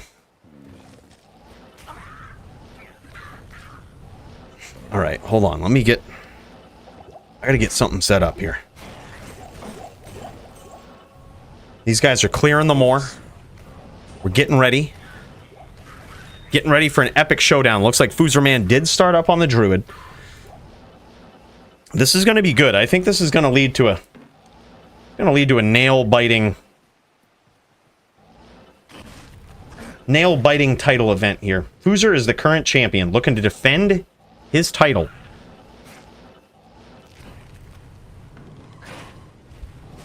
Versus the previous reigning champion, Go Gators, who's well on his way to having one of the best records in all of DFC history. And this is even considering Vamp the Champ in this formula, right? Like, we thought this would never be done. But just to show you what's going on here. Let's cut over. And we'll show you the leaderboards. I want to see some full send duels tonight. Let's fucking go. Holy GG shit. Las Matriana, legend. Hell yeah, man. Red Rum, thanks so much, man. Appreciate that 10 spot. That was a sick duel, man. Montriana always comes in with some weird ass shit, dude. Always keeps us on our toes. But bro, Red Rum too good on that new VT, man. Switching it up from HDIN to VT. This boy's showing improving right here. Big cheers, man. Thank you so much, Red Rum. Appreciate you, brother. Just nerd honor, Zach. So this is what this looks like. This is Melee right here. But let's cut over to HLD, right? Foozerman, the champ.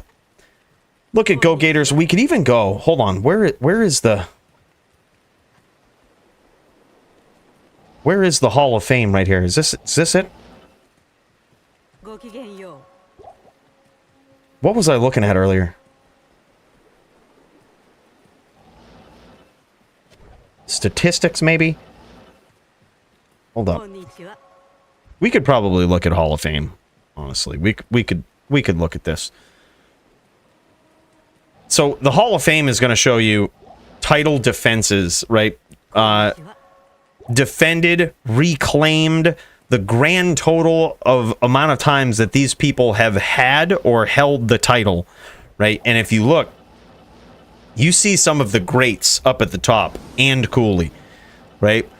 You've got Chew 30, who had the title, defended it 9 times. He was the guy that dethroned Elite too. If y'all remember, Chew 30 was he was the one who retired Elite, right? It was epic. Back and forth matches between those guys, always very tough night for Elite whenever Chew 30 showed up. And he was the guy that finally was able to consistently beat Elite. And because of that, he was able to defend that title, hold on to it for quite a long time.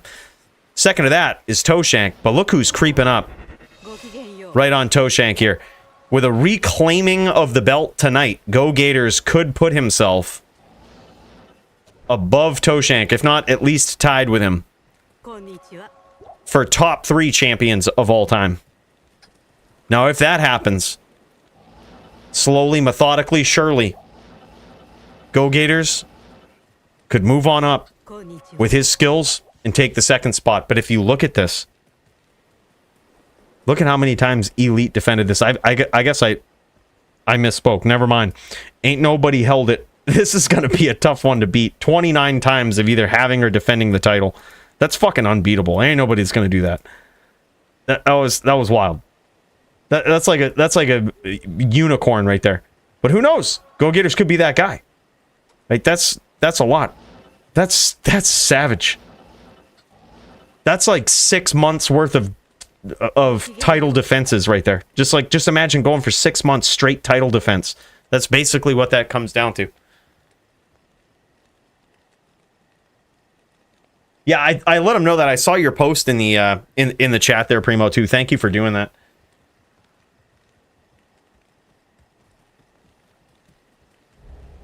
Yeah, I was up there. I was up there too. I've got 4 defenses on Santiana, man. No reclaiming of the title yet, though. Look, if I want to contend with these guys, I got to reclaim that title. I got to get back in there. I haven't fought HLD in a number of weeks now. The right tab shows the history of champs in descending order in Hall of Fame. Oh, shit, okay. So you can write a story with the table on the right. Yeah, you could tell the story of the DFC with that. We're probably going to do that at some point. I can see it happening. And then in there, if I ever tell the story and put it in a video, we'll tell the story of the champions, and then we'll talk, like, we've got to sneak in the fight about with Llama in there and the time that I beat him. And we'll forget about the time that he beat me. We'll just pretend it didn't happen. Just be like, see, always knew. Always knew I could do it. Always knew I was the best streamer. Because that's what it comes down to, is who wins the blood more, right? Like that's the only metric that matters. What? Tommy Freds trains, my dude, with the gifted 5 memberships. Holy shit. Bro, thank you so much, man, and a big cheers to you. Let's all tip one back to this guy, man. That is super generous of you, man. Thank you so much. Thank you so much, Tommy. What a hell of a dude. Best quill rat streamer? What do you mean? What is that even supposed to mean? Quill rats are in the blood more and kill shitty players. Not DFC Hall of Famers, okay? Not DFC Hall of Famers. They don't kill those guys. Impossible. You make it happen. Dude, thank you so much, man. Holy shit. An official welcome to the team. To Bruno, Foozer, Zachary Barrera, Andrew, and Mr. Trouble. Guys, make sure to thank Tommy. Tip one back to this guy. One hell of a dude, man. That's super generous. That's what keeps the spaceship alive, flying 7 times the speed of light. Staying on top of things. Much, much appreciated.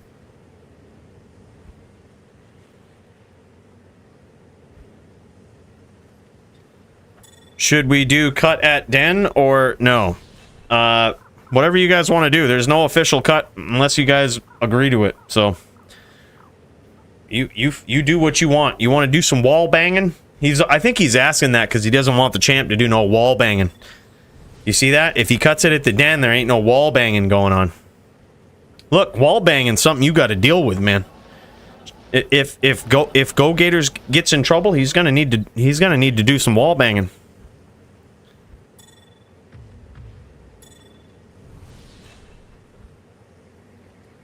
What were the actual rankings?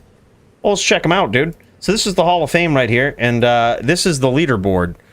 The current leaderboard for HLD. We have Foozer Man at the top, and I actually love the fact that it shows that we used to just move them to the top and not worry about rank, but now it shows actual rank if they weren't champion, right? Like, so Foozer Man, even though champ, still ranked to number 3. Savage Dueler. Polytheus up there at number 2. Go Gators #1 contender. And previous champion last week. And that's how you know you've really stacked up some wins, man. Like, when you can lose a match and you're still #1 contender.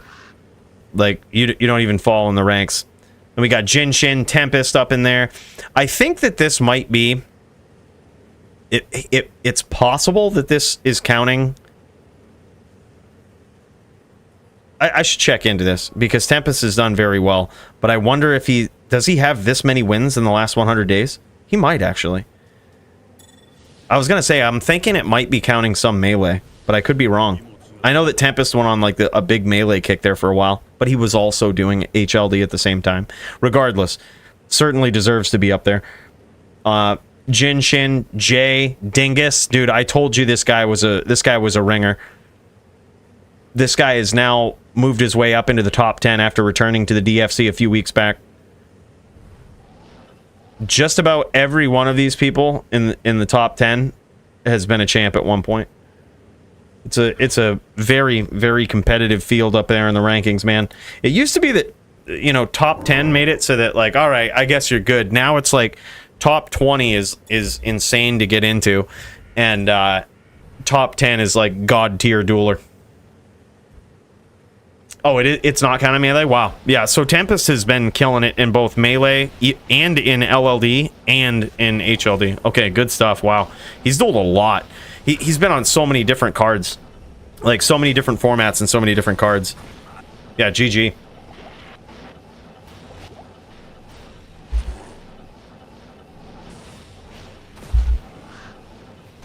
There's a lot of things in the rankings, like ELO scores, there's number of wins, there's number of wins should be one of the end-all be-alls, though, so I'm not 100% sure. It could be that it's counting the ELO score too. It could be that we're looking more at that in recent history.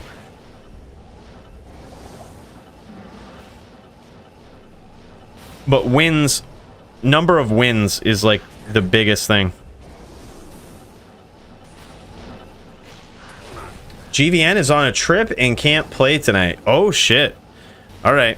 Steve's gonna need a creative player to play against that creative Sin.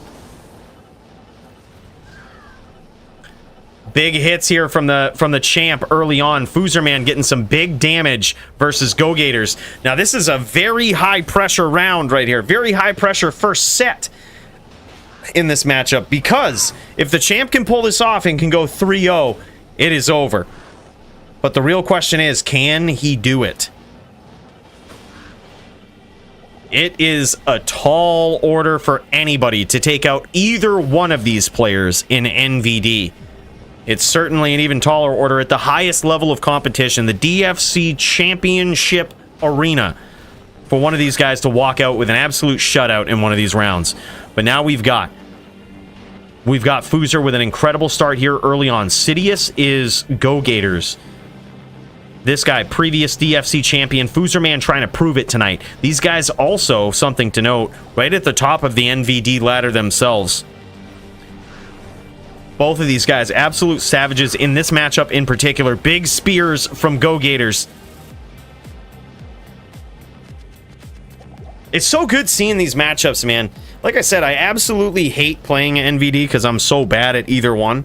But like watching them, man, it's so good to know. It's like a big sigh of relief knowing that the pressure of having an unbalanced matchup is really not there, right? Like it really does come down to how well each player plays this night, right? And right now, both of these guys are in the zone. Foozer trying to get the 3-0 shutout, trying to start things off on the right foot, but Go Gators says, nah, we ain't having that. Go Gators with a big comeback here so far. He started off really rough, catching some big NATOs early on from Foozer, but he's come back and really whittled the life total down of his opponent. Beautiful spear there from Go Gators. And now you see Foozer really trying to hunt, really trying to... Oh my god, beautiful stomp from almost off screen there. Fancy footwork from Go Gators. What a bout, man.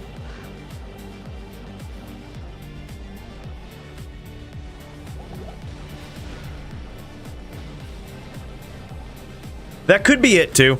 That actually could be it. That makes sense. Wins matter, but also matches are taken into account. Like how many times you've dueled, how active you've been. Yeah, it could be. But wins should prevail over everything. Like 3 wins should always beat 2 wins in the rankings. 8.4k life. Yeah, this guy ain't skimping out on anything. And I could imagine both of these guys ain't really skimping out on much with their characters. These guys are at the top of the top. And oftentimes, when people see that, they're like, oh man, this game's pay to win. These guys all have 45 life or charms and all of this. And it's almost like the chicken and the egg argument. Oh my god, beautiful stomps from Foozer. It's like the chicken and the egg argument. Is it really that you're paying for the items to be better, or is it that you've taken so much pride in your character that, you know, you've done so well that you've just decided to buy the items too, right? Like, in D2, and really only in D2, I would say that's more the case. Beautiful win there from Foozer in round 1. Beautiful gameplay. Wow, man, close one though. Gators almost had that with a big comeback. Mine has 8.7 and can still be improved. Yeah, I think it comes down to how good is your circ? How good is the, you know, a lot of times the 45 lifers, even if you're close, even if you have like 44 lifers, it doesn't make a huge difference in your life total. It's really the rest of your gear. Like, what have you got on the amulet? What have you got, you know, on the helm? You know, as of a couple of years ago, maybe about a year ago or so, a little over, even a 230-20 2 open socket 38 life druid helm was worth like 100k.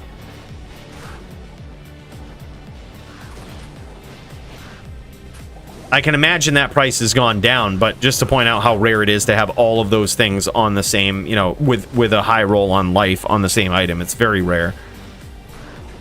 Even with all the bugged gambling we've been doing, we've never run into a good circlet. Yo, what's up, Brandoom?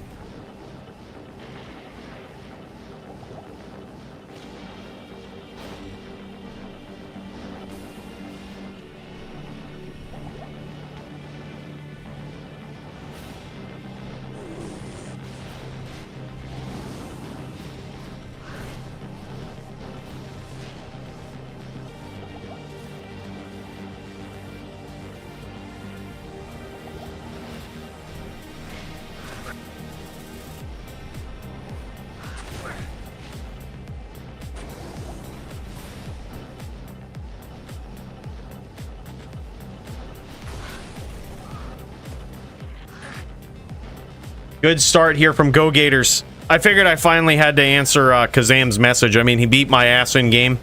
We owed him that. Beautiful spears from Go Gators. Now, if Go Gators so much as gets one win here, one win in this set, I think that's going to spell trouble for Foozerman. This is Foozerman's opportunity for a big shutout here, is in this first set. Because one thing that I would not want to see in any title matchup is Go Gators on a Druid versus anybody else on anything, right? Go Gators on Druid, mind you, is the dude that almost beat Dazer on a Druid versus Dazer's Hybrid Sin.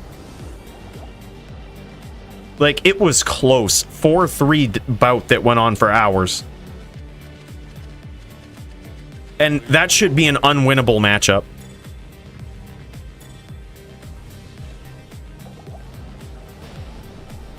Foos, if you lose this, I'll never join the NVD ladder. Oh man, big hits from Go Gators, but return fire from Foos.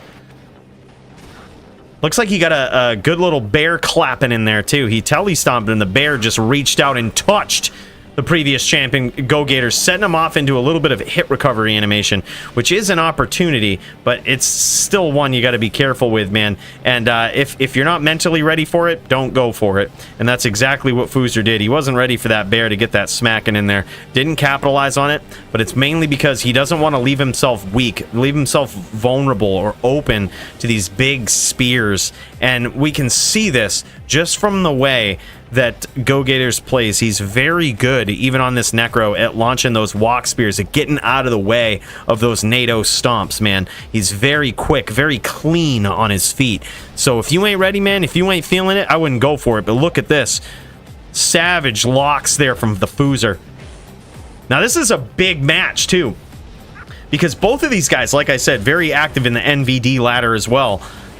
And now these guys, two champions of recent history in the DFC, going up against each other in an NVD mirror. This match probably goes deeper than the DFC.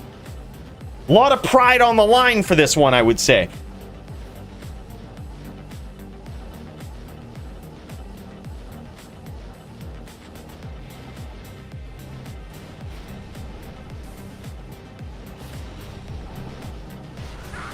Ooh. Now you see Foozer really trying to pick his shots here. He knows how important this is. He's up in life totals now. And he really has to pay attention. Like, he really has to make sure, because he can get buried in bone spells really quickly. Like, all it's gonna take is for Go Gators to set up some nasty bone spirit traps and then have some fancy footwork and blow him up with a spear. That's all it's gonna take.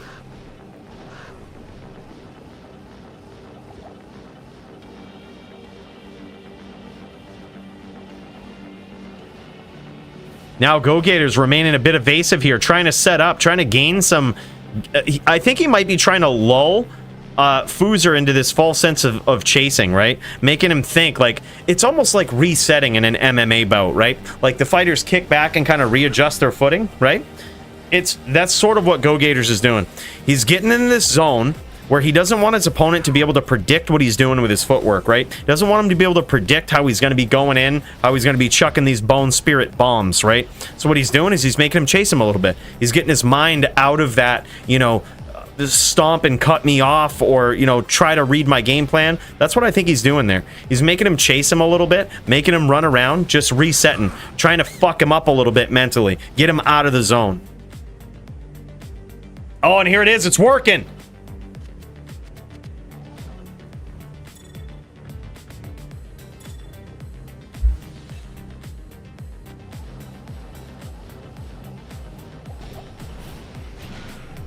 Late's time. Let's see, man.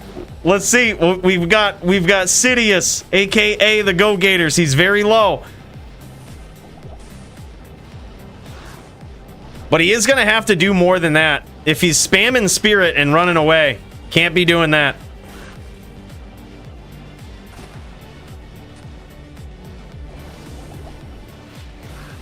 And it's to the point where Foozer isn't really in such a lead that can't be taken away.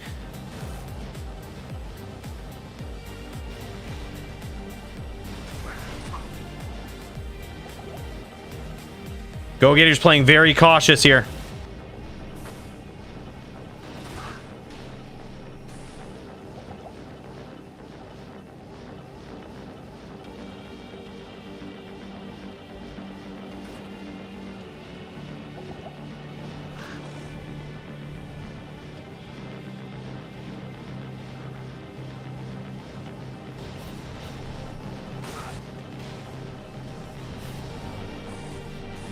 Bone Spirit trains from Go Gators all over the place. Boozerman trying not to give him the ability to set up.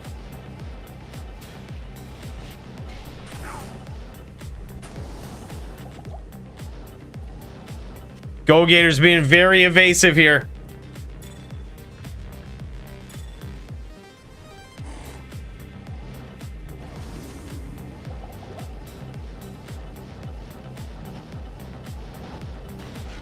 Hey, what's up, Connor?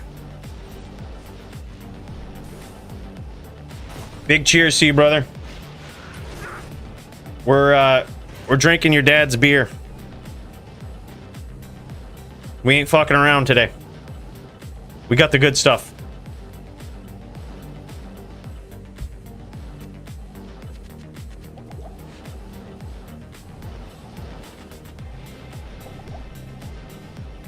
So both of these guys are extremely low right now, and I think it would be in Gator's best interest to just engage. Like this is gonna come down to, I mean, oh my god, that was so close. This is gonna come down to either a hurricane PK or a well-placed spear.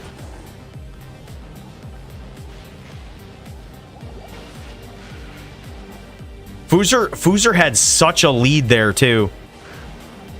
Beautiful stomp, but didn't capitalize on it. Oh my god, and there it is. The shutout. The shutout dream has been shut down. Alright, we will pop in and just let him know that when you get low, don't fucking lates.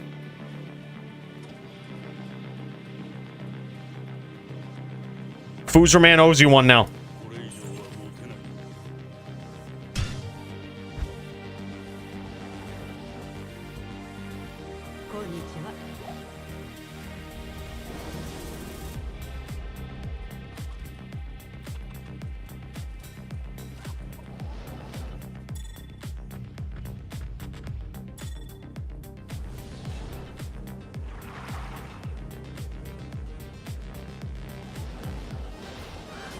Trying to crack their password, but I can't do it. They've made it an uncrackable password in this game.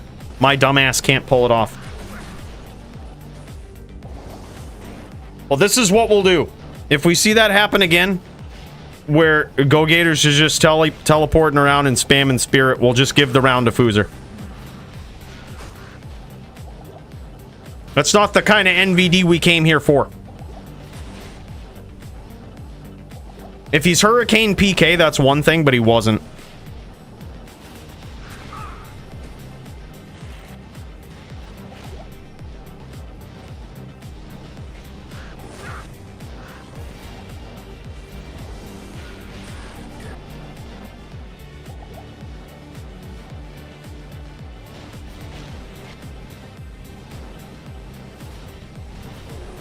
Guys in here acting like they would stand a chance if Go Gators never backed off him.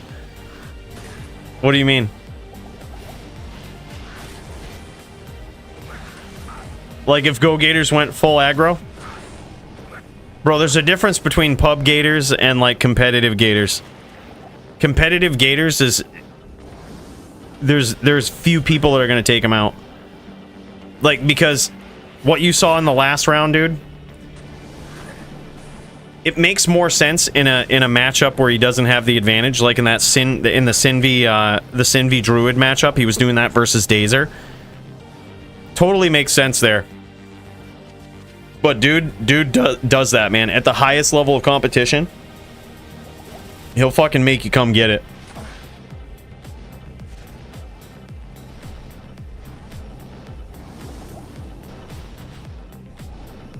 Oh, talking about the chat PKers? Yeah.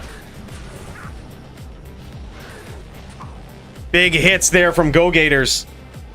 Now Foos are in trouble this round.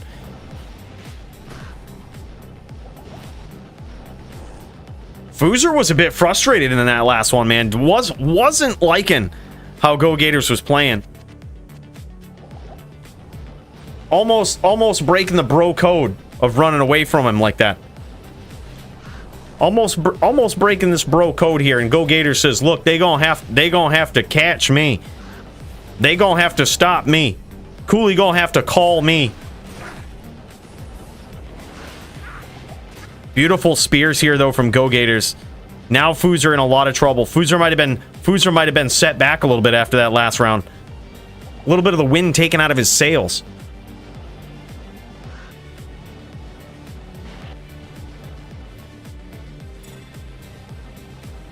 And dude, I'm telling you, Foozer's got to go in with a good record, I think, into the next set, because when Gators gets on the Druid is his home, right? Like that's his main character. Like he's good on Necro. He might be okay in the NVD ladder, but dude, Druid is just where Go Gators is at. If you remember, Druid is the character that Elite accused Go Gators of being toe shank on. That's how good, even in his I don't know if you can call it a debut with the first title shot he ever had versus Elite. Debut title shot, at least, he got accused of being toe shank, which is like probably the biggest compliment. Elite thought that toe shank was smurfing on a different account. That's how good he is, man. And that's Go Gators on a Druid. Dude is a savage. NVD is Necro versus Druid. It's one of the most commonly executed and widely respected class matchups in Diablo 2. Just because of how generally fair it is. And there it is, man. I believe, is this 2-0 or 2-1 in favor of Foos? Oh man. I think really in that last round, what Go Gators was going for was to stop the shutout, man.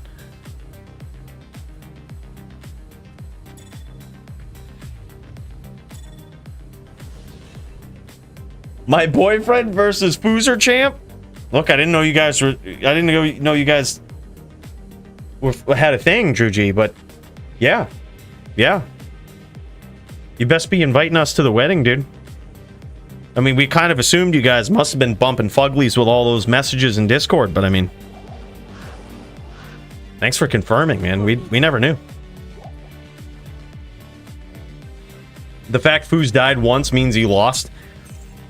I didn't want to say it, but it's certainly an uphill climb. Because when we get Go Gators on the Druid, dude, he's a different Druid. I feel impressed now. Oh, how dare I? How dare I in gay history month. Pride month. How dare I? I'm so sorry to offend you, Drew. Gosh. I'll tip one back to our best gay friend, Drew G. Nothing wrong with being gay, Drew. It's nothing wrong at all. None of us judge you. Like, it's all love, fam.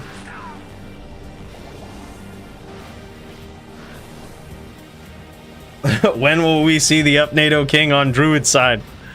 Up NATO King on Druid side next set. I don't know if he's Up NATO King, dude. It's hard to be Up NATOs of Dio. I think Dio, in my mind, is Up NATO King. Like, defensive NATO King. You just couldn't chase the guy ever, man. You'd think you had it. You're just like, oh, yeah, man, you're going to go recast those pets. And then suddenly you're just catching NATO bombs.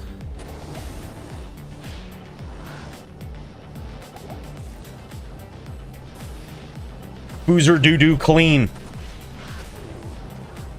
Yeah, man, Foozer's really good. Both of these guys are extremely good. This is PvP at the highest level of competition, man. We're talking pride level. We're talking it goes deeper than the items. It goes deeper than the skills. It goes next level juck fuckery. That whole you gots to catch me mentality. And bro, thank God we get to see that too. The thing about the DFCs, you get to see it like, you get to see the PvP spectrum, right? You get to see new creative builds. You get to see people climbing ladders. You get to see people's rise and fall. And all throughout, you get to see fun duels and you get to see competitive duels. And trust me, there's a difference. There's a big difference.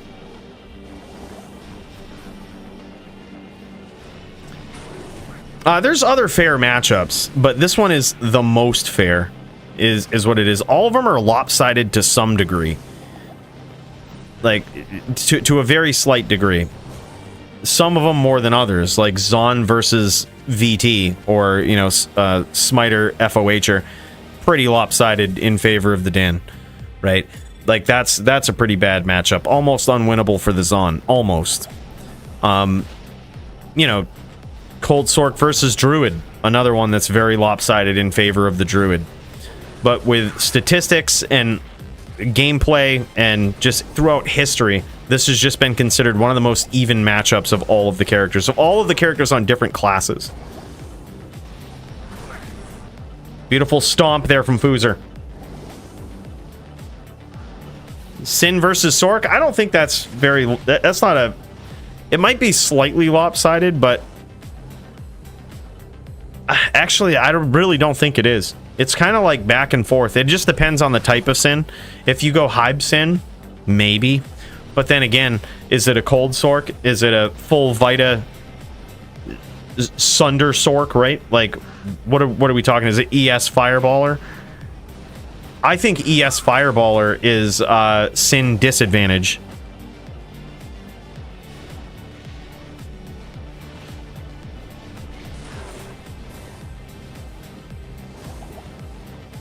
There's only a handful of Sins that I'm scared to duel, that I have to pay attention to dueling on my ES Fireballer. And if it's a straight Trapper, forget it. I will fuck straight Trappers up on ES FB. But if it's Hybe Sin, you have to think a little bit. Me and Silent are live? Oh, GG, man. Yeah, after this round, we'll check it out. Or I should say after this set. When these guys swap it up in between, we'll check out some rounds, brother. Appreciate the heads up. Nuffin and I are ready, so Jammy Jams and Nuffin ready to jam.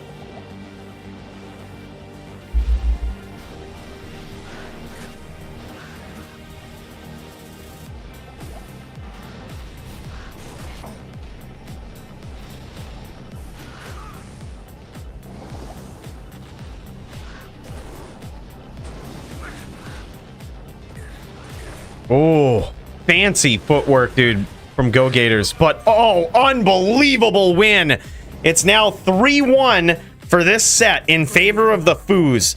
If all Foos needs in the next round is one win, that's it.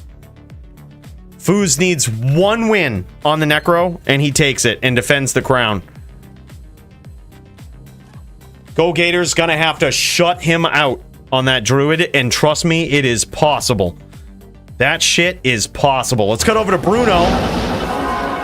Let's cut over to Bruno while we wait. A little loud here. Let me adjust. Is that loud or is that good, actually? Volume seems alright. Loud? A little too loud? Like, compared to my voice, right? It's fine.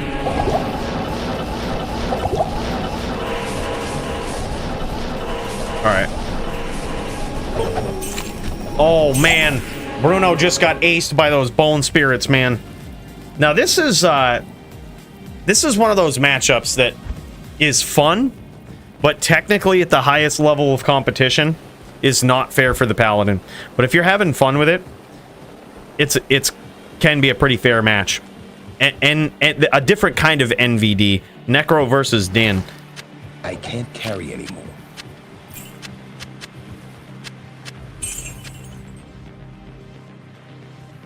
Still tough for the Din, though, I would say. Like, it's always tough for the Din. The Din is one of the worst PvP characters around, right? It's always, every night is a tough night for the Din.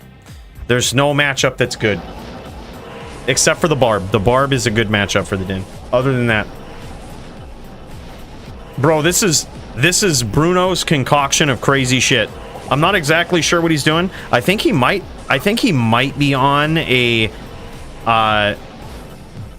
oh yeah, he's on it. He's on the throw Din with hams. Now having throw here is very interesting. Well, there's two things that are very interesting here. I think Bruno should certainly have, for that reason right there, he should certainly have an Oak Sage that he casts, because Oak Sage is going to protect you from some of those Bone Spirits. Right now, all of those Bone Spirits are automatically focusing in on Bruno and just bombing him. If he so much as stays flat-footed for longer than like 5 seconds, not even that long.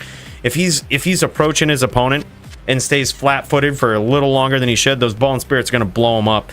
But if he had an Oak Sage, that Oak Sage can actually protect him from at least one of those. They certainly divert the attention of the Bone Spirits as well, which is really good. But here's the conundrum about being a hammer slash throw Din versus a necro, right? I love this setup and I think it's really cool. But the throw on a hammer Din is odd, because your hammers can almost have equal range to your throw, right? You kind of still have to get on their screen. The throw is certainly hurts though with Montreon. I believe he's got Lacerator, that or some nasty axe. But regardless, you still have to. It doesn't increase your range too much, right? It might do a lot of damage. It might knock your opponent back, which might be what Bruno's looking for. Be anxious to see if he can pull it off here. Oh my god, he fucking did it. He fucking zealed him. Bro, he fucking zealed him. I can't carry anymore. Holy shit. Okay, never mind. He fucking zealed him, dude. Alright.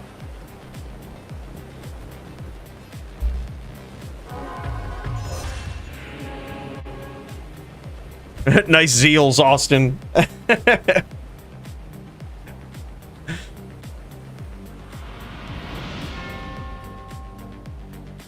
This DFC needs more dono. Cheers. Fuck yeah, bud. This DFC needs more dono. Cheers. In case you missed it. Bro, thanks so much. Nightfall, big cheers to you, man, from the spaceship. We ain't fucking around up here. Going up above Sanctuary, floating, flying around 7 times the speed of light for a special cheers to this guy. Nightfall, thanks for those Canadian coins, man. Appreciate you. Hell of a guy. Oh, and there it is, man. Bruno gets ganked by those Bone Spirits. Tough one, man. Tough one for that Din. Man, oh man. You love seeing the creativity, and you wanted to see this throw slash zeal slash hammer Din take it. But those damn necros, man. Those fucking necros. Who invited those necros to the duel? Man, GG. It's really cool, man. Bruno is one of the most creative people to ever play D2 PvP, I think. The type of guy that was designing wild and crazy builds back in the days of Open Battle.net and bringing them to PvP on Open Battle.net. That type of dude, right? The type of dude that has always had an eye and a knack for the creativity of different builds, trying out wild and crazy things. That's what this guy does. And he's now harnessing on his build the power of the Hammer Din, along with the power of the Lacerator, the for zeal, for open wounds, for amp.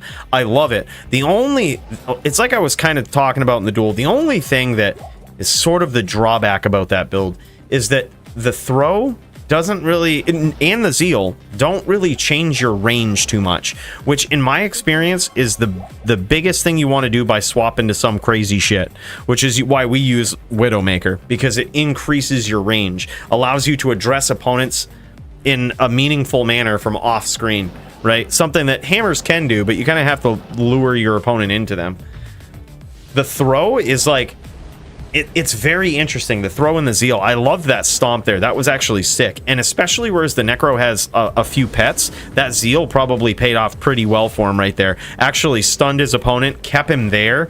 and blasted through his pets, got the amp off, and just destroyed him. Like, that was a great example of the benefit that sort of thing has. And everybody has pets in D2 PvP. Everybody's casting them up, dude. Everyone's got the Oak Sage. Necro's got golems. Lot of shit. Charge changes range greater, almost can be offensive movement. Oh, for sure. Yeah, like you can foot charge. In HLD, charge isn't necessarily as devastating as it is in LLD, but mainly because the mobility of other characters is a lot more limited in LLD. But when people can teleport, it's really hard to hit them with a charge, and it's almost detrimental because they can lock you in charge with teleport. They're always faster than you. Charge should just be blistering fast. It should almost be as fast as teleport, in my opinion. It should just be like a blink and you're across the screen. Like, just bam. Should be a nasty mobility skill. Give people no time to react. Big hits from Foozer there, and now Go Gators is in trouble. This is exactly what Foozer's looking for. He owes him one. He owed him one from that round. Is he gonna give it to him? Is he gonna give it back to him in the same form on this Necro? Is he gonna try to frustrate Go Gators like Go Gators did to him? Yeah, right? That too.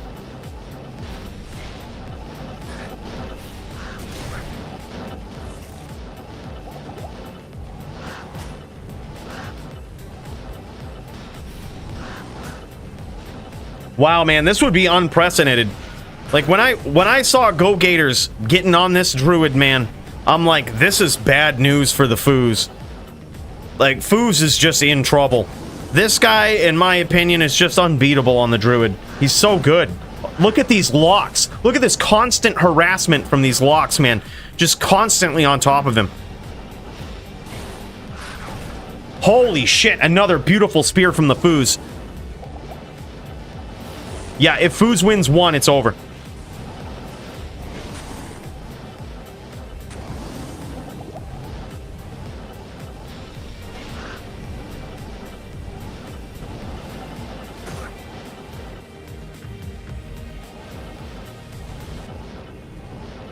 Well, it's harder to pride win it on a Druid too, because you kind of have to purposely kick back, right? And like, you just can't do it.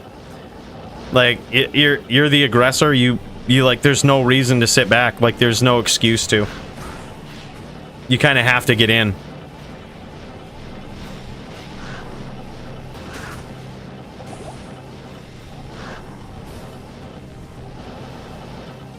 And now Go Gators in a lot of trouble here. I think he's trying to harass him, trying to stay in the duel, but also trying to rep some life back as well. Perfectly legit. If you're going to do that as the aggressor, just give your opponent the chance to hit you. Right? That's the difference. That's the difference between getting called for lates and not. Just kind of stay in the duel. But also, I don't think Go Gators is doing that. He's actually just looking for his opportunity. Right? Like, he's getting in close, walking down, looking to open up these windows, lock Foozer, and harass him. Keep that constant pressure on him. And he's very good at it. Foozer being extremely evasive.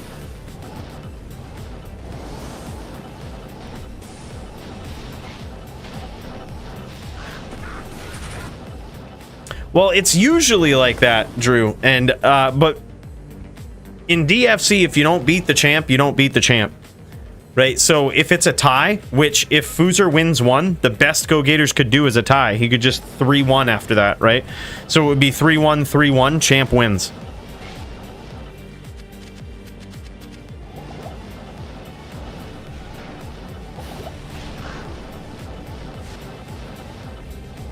Yeah.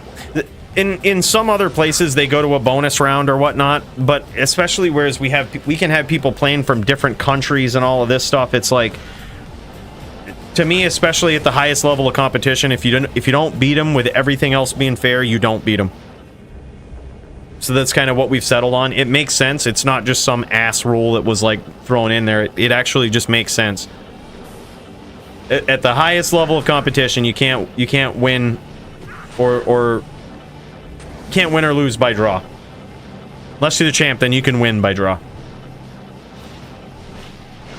The title shall never be transferred hands by a draw or by some weird bonus round.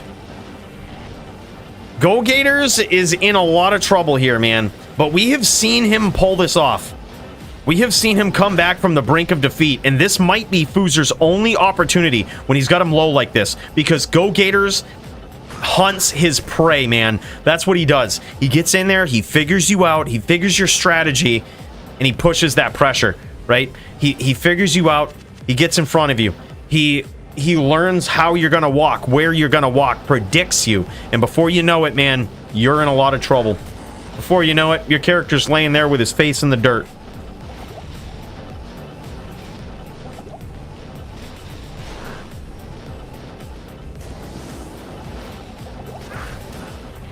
Yeah, we call it champ advantage for sure. But it only comes into play in mirror matches. That's like the only time it ever matters. Or cross-server matches. Which, so theoretically, it just encourages European players, right? It's encouraging to European players. Wow, great NATOs there from Go Gators. But Go Gators hasn't gone unpunished for closing the distance like that. He actually caught another spear there as well.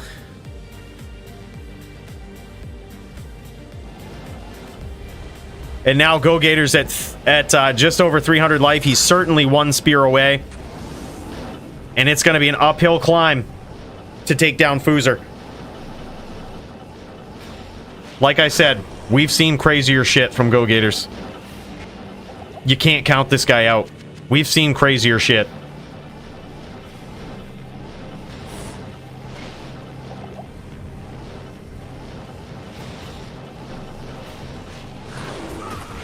Oh, there it is! Go Gators goes down to a beautifully placed spear and the walk down strat from Foozer, and there it is!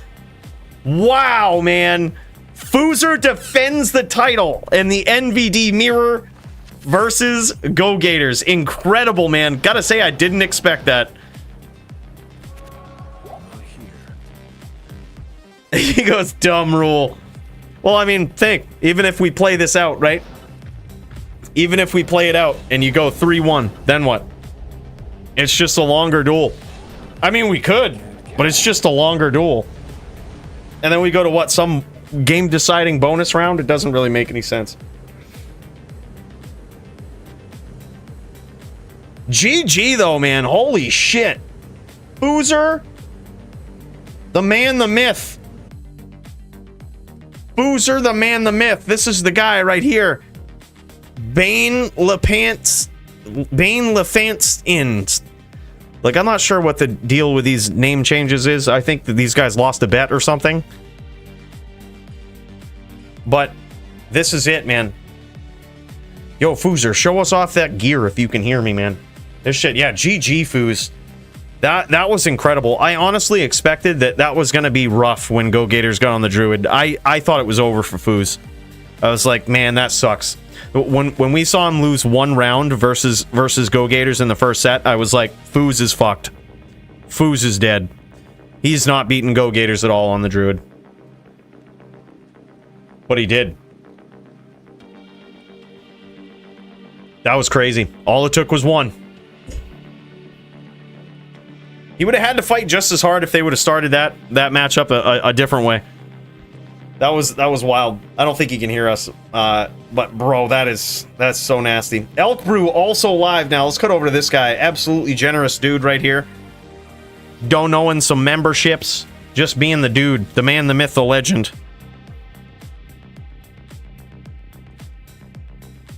To be honest, I was expecting reverse 3-0 in this fair matchup. Was it 3 rounds on each server? Was it? Those guys are those guys playing from different servers? Is Foozer from different server? Is he from Europe? Good question. What happens when they do a mirror from Fooz's east? Okay, I was gonna say his ping. Like, I heard the game talking in like some other language, but I was like, I'm pretty sure he's East. That's what I thought. His ping didn't. Nobody's ping looked bad there. He's Korean. Word.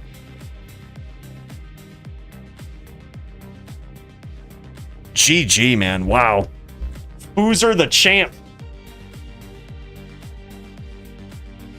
He's actually a doctor? What? No shit. He just did some fucking open heart surgery on Go Gators, man. That was tough. Trans-Korean girl. Look at all the hate. Look, it's lonely at the top, Foos. Don't fucking listen to these guys. It's lonely at the top. You want to be the DFC champion? There's going to be people that call into question your manhood. They're going to make fun of your vagina. They're going to do a whole bunch of things. Don't even listen to them, dude. Look, don't even listen to them. That's just the nature of it. It's lonely at the top.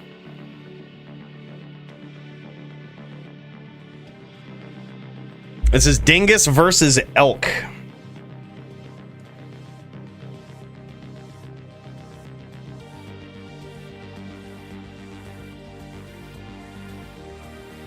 Is that what this is? I thought Elk was... Hold on. I'm searching who he's going... I was going to say, that didn't seem... Yeah, this is... Yeah. Because theoretically, Elk is going up against Jinshin. Which Jinshin is usually on his on. Alright. Is this an old match or something? Hold up. I'm gonna come back to this. I also see Sweaty Betty here. I also see Ryan. You know what? Actually, I'm gonna cut over to Ryan. This is an LLD match. A little bit of a change in pace, but also I didn't get to see a lot of LLD matches last week. We kind of missed them all. And I think Ryan's clearing the more. We're gonna Jetto. Oh, Jamie Jams too. Yep, while they clear the more. Murder SC, I see you, bro.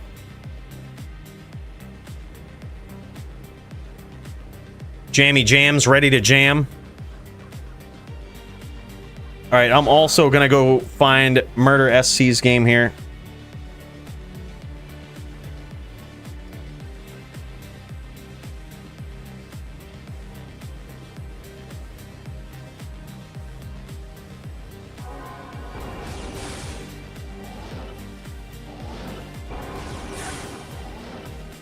Alright, let's see what game we're in.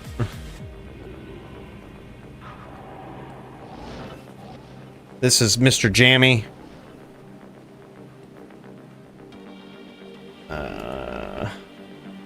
Hell, we might just get it in. If Murder SC is ready, we might just get it in. Hold up now. We might just get it in real quick. I mean, obviously, I hate to say I'm going to do him like this, but I mean, you guys see me. Best ES Fireballer in the land. The statistical best top Hall of Famer ES Fireball Sorceress. Going up against some level 30 Barb. LOL. Nothing is eaten now. Gonna be a few. Alright, GG. Alright, let's fucking do this, bro.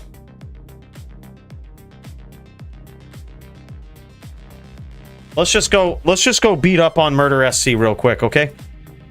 Look, I don't want to make a big deal out of it. I don't want to be a dick, but you know, let's just go beat him up real quick.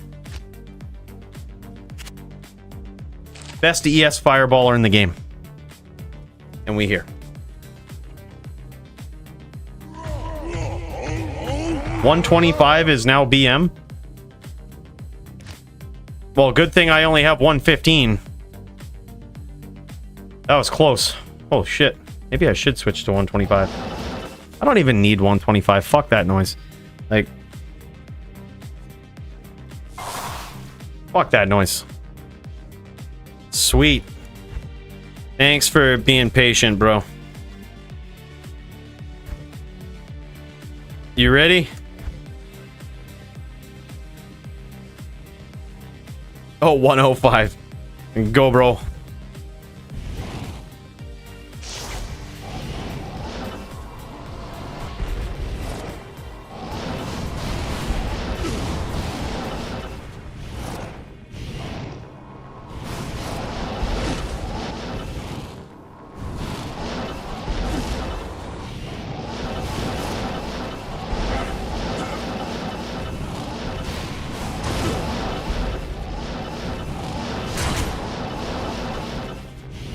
right, we got clipped a little bit.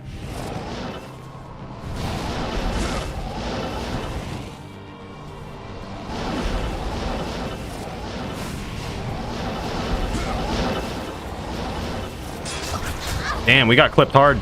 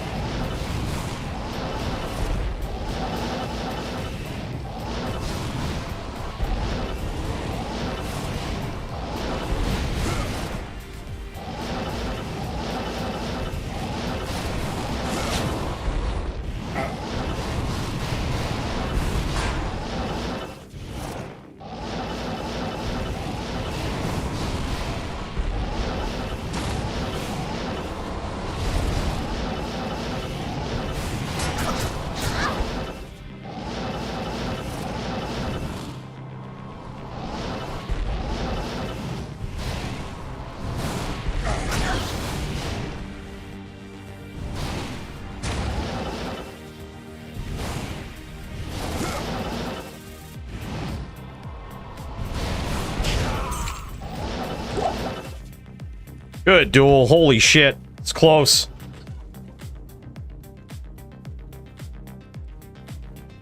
I figured. I saw that at the end, so I didn't want to, like...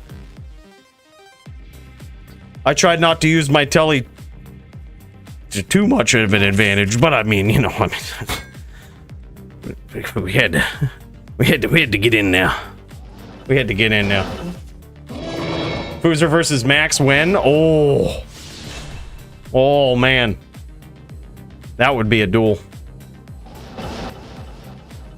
That would be something. J versus J. Who's the better J? Alright. Go, bro. Yeah.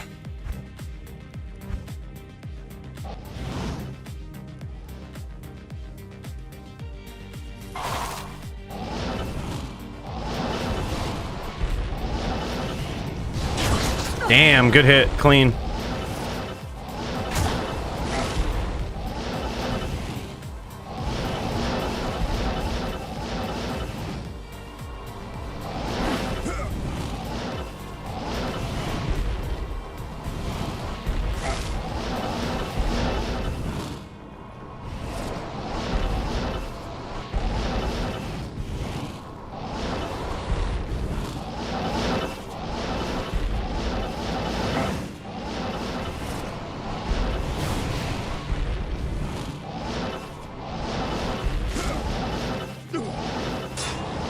Lucky. I got lucky.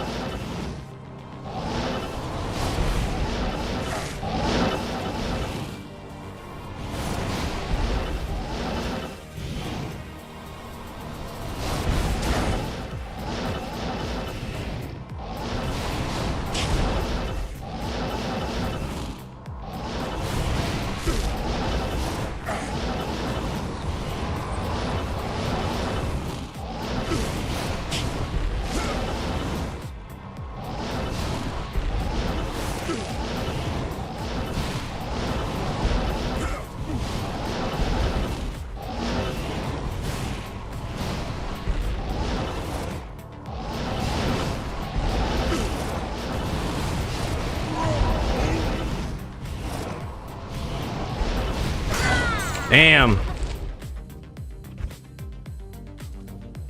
1-1, baby.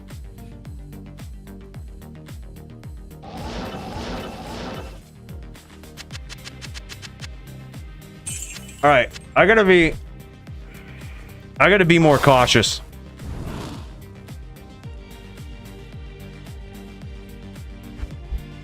Just don't get hit.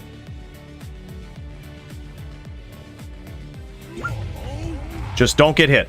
That's the goal. The Cooley way. Don't get hit. Just be in on this.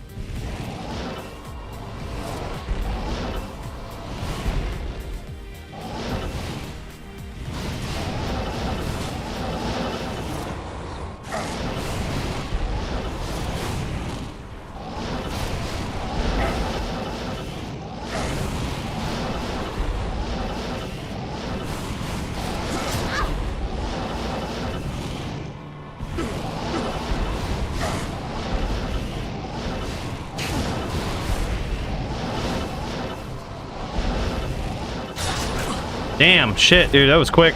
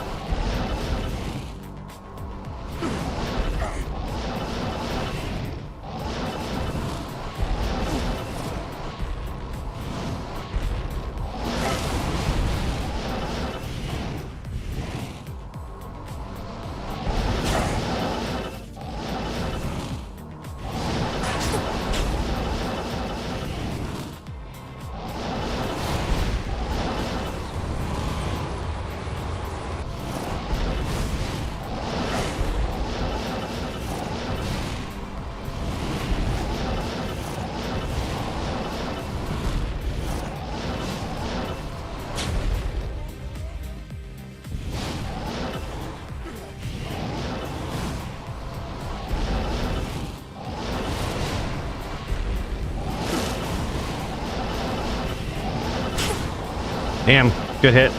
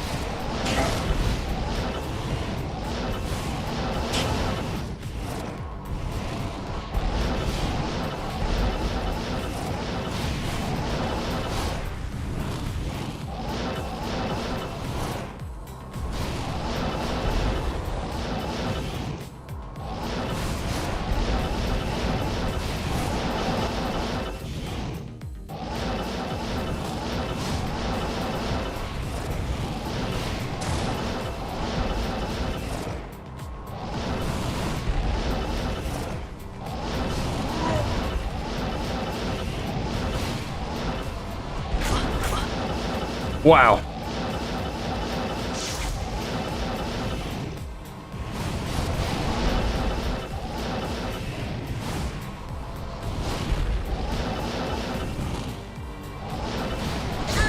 No way, dude. Fucking A.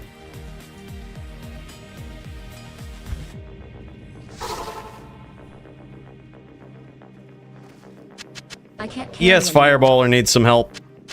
I am overburdened.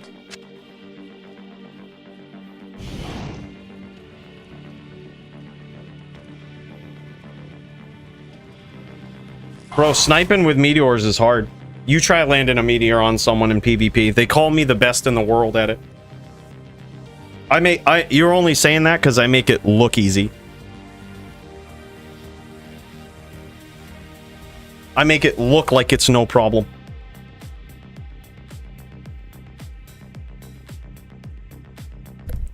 Alright, go bro.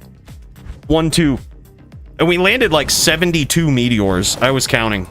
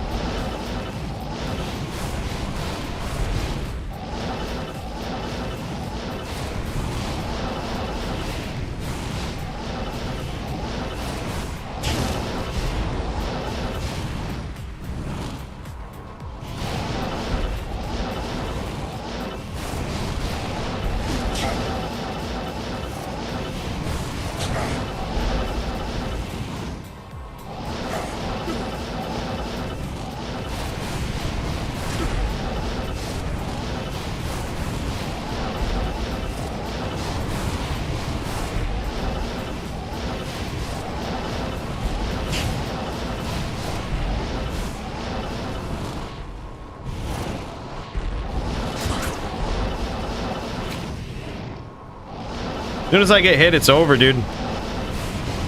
No mana.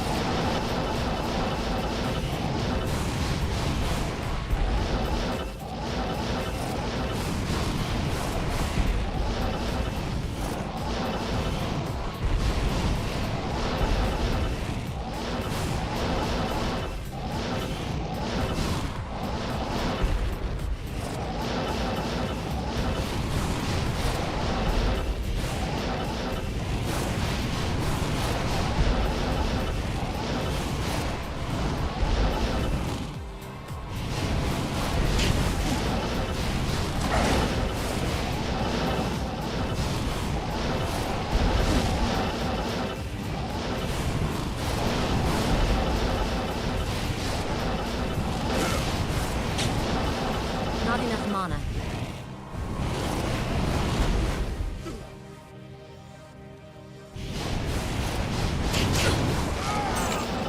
Not enough mana. Wow. GG. Coolly did it. Oh, man. Yeah, you saw what I was going for. I was like, I'm out of mana. I'm just going to name lock. And if I die, I die. If she dies, she dies, man.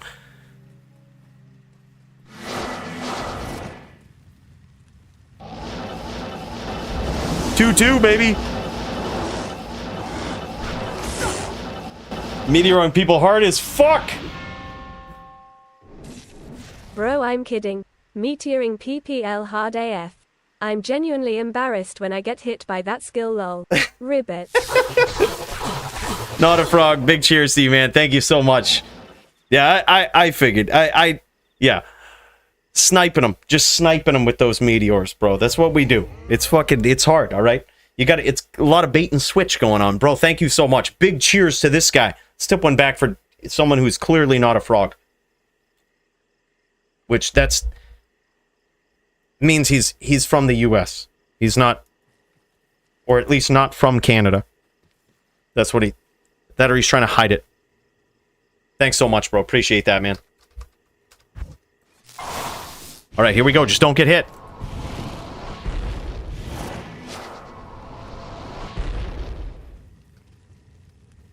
Bud, you're missing 5 life. Trolls.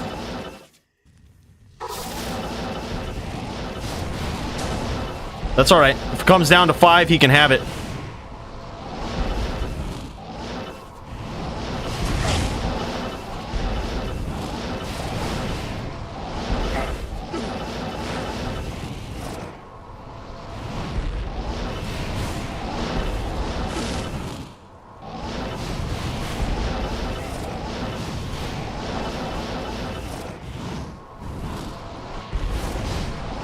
My goal is to not get hit.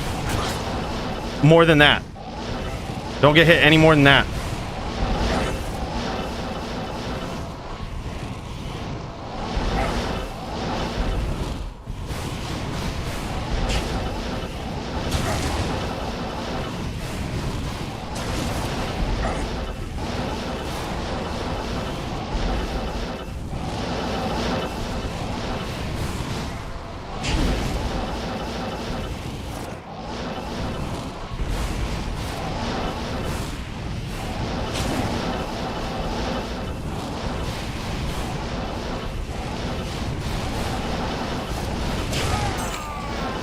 See, just don't get hit. Just don't get hit. Just land meteors and don't get hit.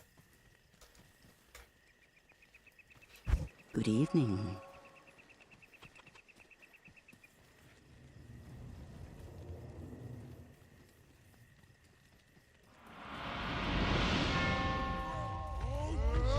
My goal is to not get hit. Proceeds to face tank.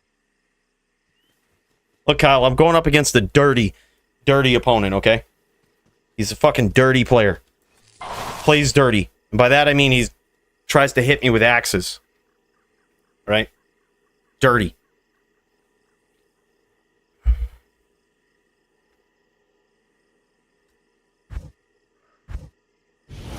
Alright, here we go.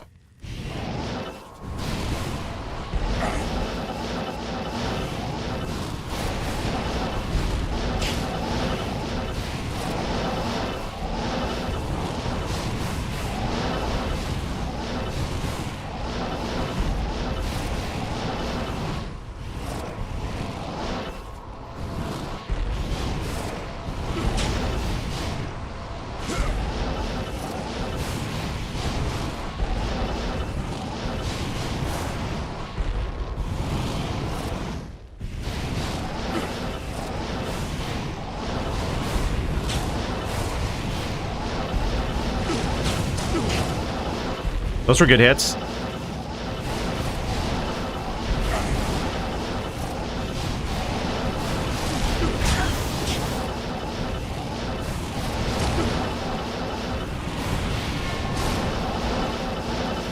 Sup, kings. Holy shit, Mooches. Bro, we got a special cheers for this. Hold on, I gotta pull out my inner Mooches here and just get good. Hold on, let me pull this out.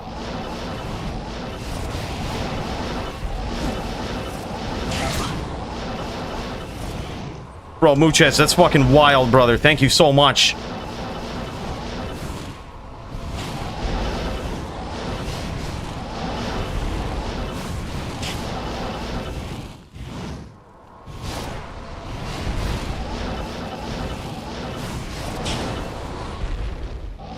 Alright, we're dancing too much with this fireball. We're running out of mana.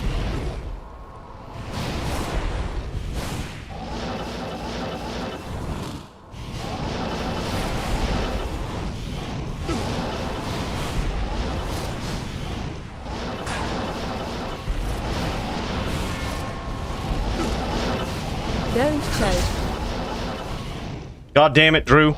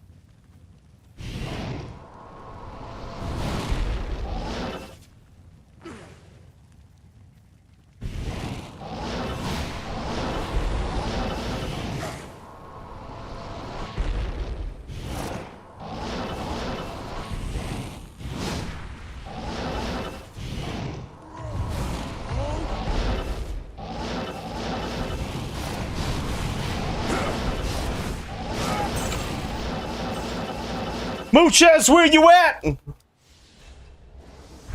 Holy shit, man. I think we ran him out of tele charges there. Bro, that's wild. Sup, kings. Man, oh man. You guys. Don't choke. Mooches, thank you so much, man. 100 for the 100 spot, man. You know how long that's going to keep this spaceship flying? Fucking long-ass time, man. We might even be able to... You know what? We might even be able to take this back into real sanctuary and not this random planet we've landed on. Hold on. Hold tight, man. We're kicking this into fucking hyperdrive. Here we are, man. We're back. We're back into real sanctuary where all the D2 happens. Bro, thank you so much, Mooches. Big cheers to you. Let's all tip one back to this guy. That's going to be rocket fuel for a very long time right there. Thank you so much, my dude. Big cheers for the 100 spot. It obviously brought us the luck that we needed. We went from just being down to coming back and winning after that. So, I mean, that was all Mooches. It reminded me of what a true champion looks like, plays like. And the spirit you have to go into every duel with, man, bro. Seriously, thank you so much for that. Also, big shout out to you, Drew G. Big cheers to you, brother. Mooches MVP, that's for sure, man. Thank you so much. Let's all tip one back to Mooches, man. Hell of a generous guy. That was wild. Wild, dude. We got there. Holy shit. There's other people. Was there other people willing to do? Oh, man, yeah, I guess there's a few of them. Hold on, I just popped into Serenity randomly. He's going up against Philiac, but I know that we had a couple of people waiting for a while. Jamie Jams was jamming for a while. Oh, Murder SC was also streaming. I should have swapped to his perspective. That would have been stream sniping. We can't be doing that. We can't be doing that. Nah, I can't see it, but y'all can. Yeah, we should have done that, man. He was streaming it. We totally could have swapped back and forth with perspectives. Look, like this was his barb right here. Almost gave me the business with it. Could have swapped. If I would have been prepared. All right, this is Philiac versus Serenity, I believe. Let's see here. No, Lamp. This is Lamp versus Serenity. Oh, shit. Everyone was talking about Lamp the Champ, man. Let's see if he can do it versus a legend. Donating like that will get the bank off your ass for that huge loan you took out on the spaceship. No more hiding from the bounty hunters. Bro, fuck that, man. I can just outrun him. We can just outrun him. There's no shot we're paying him a goddamn dime for that spaceship. No shot, Kyle. You think I'm going to waste money by paying off a loan from some idiot that shouldn't have loaned me that money in the first place? United Bank of America? They shouldn't have done it. They shouldn't have done it, man. That's on them. They're gonna have to catch me. That's the true champ mentality. We talked about that. Kyle, big cheers to you, brother. Thank you so much.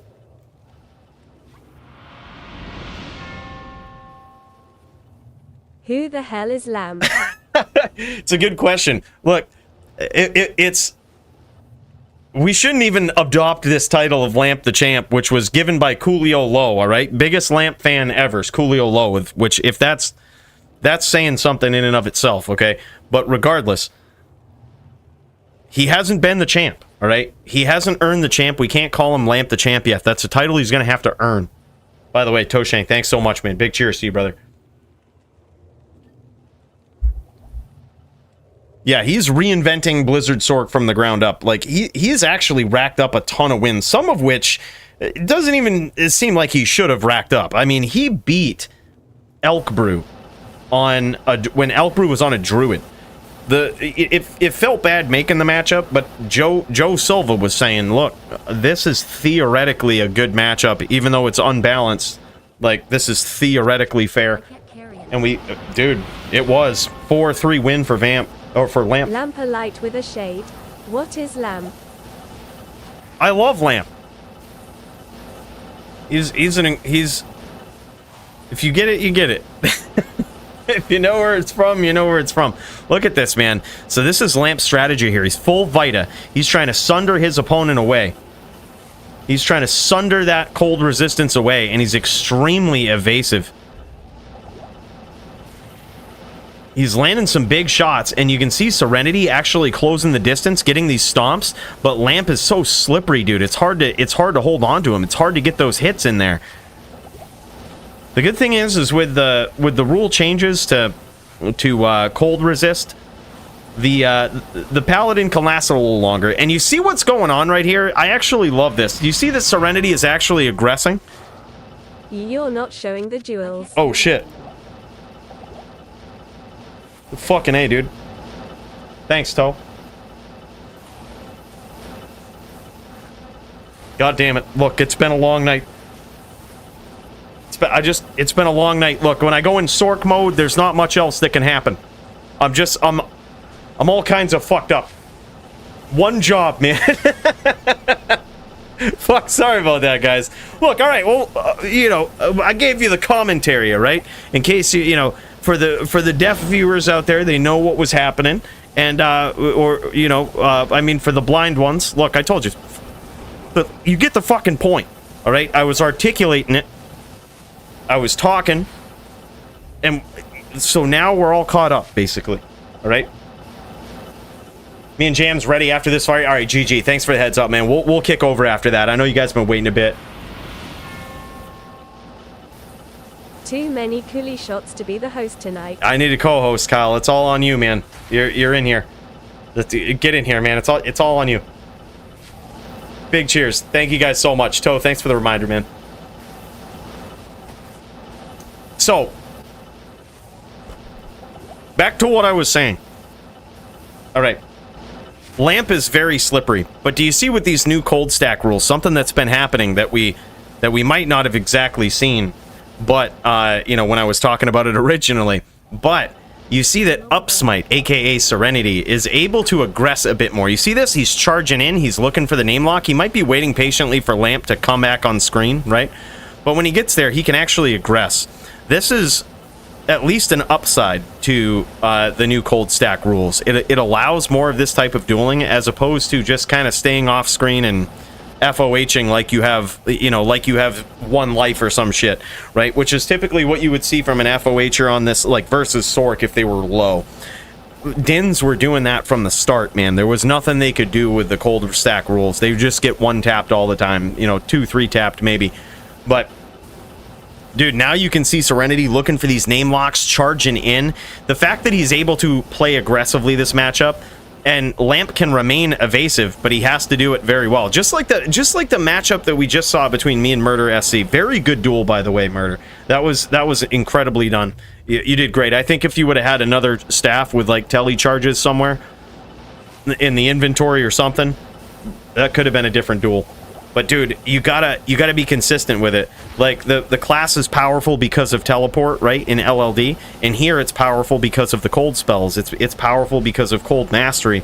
Literally sundering your opponent's resistance away makes it extremely powerful, right? But now in certain matchups, we've kind of negated that a bit. You gotta be slippery, you gotta be good, and Lamp certainly is. Blizz equals if PPL don't get mad, you're not good. Lamp. There it is. There it is. Big cheers, Not a Frog. Thank you so much, man. Appreciate you. Yes? Yeah. If you ain't getting mad, you ain't doing it right. If people are feeling like it's a good, fun, and fair duel, well, you're not playing a cold sorceress, right? And you're probably losing. So did Serenity swap it up? Jam some poison in there? I actually like that. I often do this versus cold sorceresses. I bust out the bow and test them with a little bit of poison. You want to be playing on a cold sork. Well, I hope you stacked up your poison resist, all right? Hope you didn't get too fancy with that gear, with that max lifer gear there, with that full sunder setup. Hope you planned on the poison resist. That's what I would do, man. I'd be all over it. I'm never playing Sin again, Rawful. Hammerdin greater than all. Hammerdin's more flashy than all. I think when you beat somebody on a Hammerdin, like there's every duel when a player is on a Hammerdin, I find myself personally rooting for that person, but I think statistically people just should. They're always the underdog, with the rare exception that they go against a Barb, which doesn't happen often. combo the piss out of it, bud. Yeah, dude, that's what it takes. Like, if you're nasty on that smite FOH telestomp combo, dude. Toshank was the subject of a short on the main channel at one point because of those absolute nasty chain locking skills. Like the combo chain locking skills are insane. There's something that people could teach seminars on this shit, like how to get good at PvP. Do this, right? Like that's Toshank on that shit. It's hard to do, man. But then again, here's the drawback to it. I've seen even some of the best chain locking, combo locking Dins have trouble catching Lamp. Like Lamp is very slippery. He's a good self blizzer. He's also, you see that lock right there, just boom, just opportunistically stays on the outside, gets those swings in there. Now up smite, aka Serenity, looking to get in there, looking to close the distance, looking for the combo. But dude, Lamp too slippery, dude.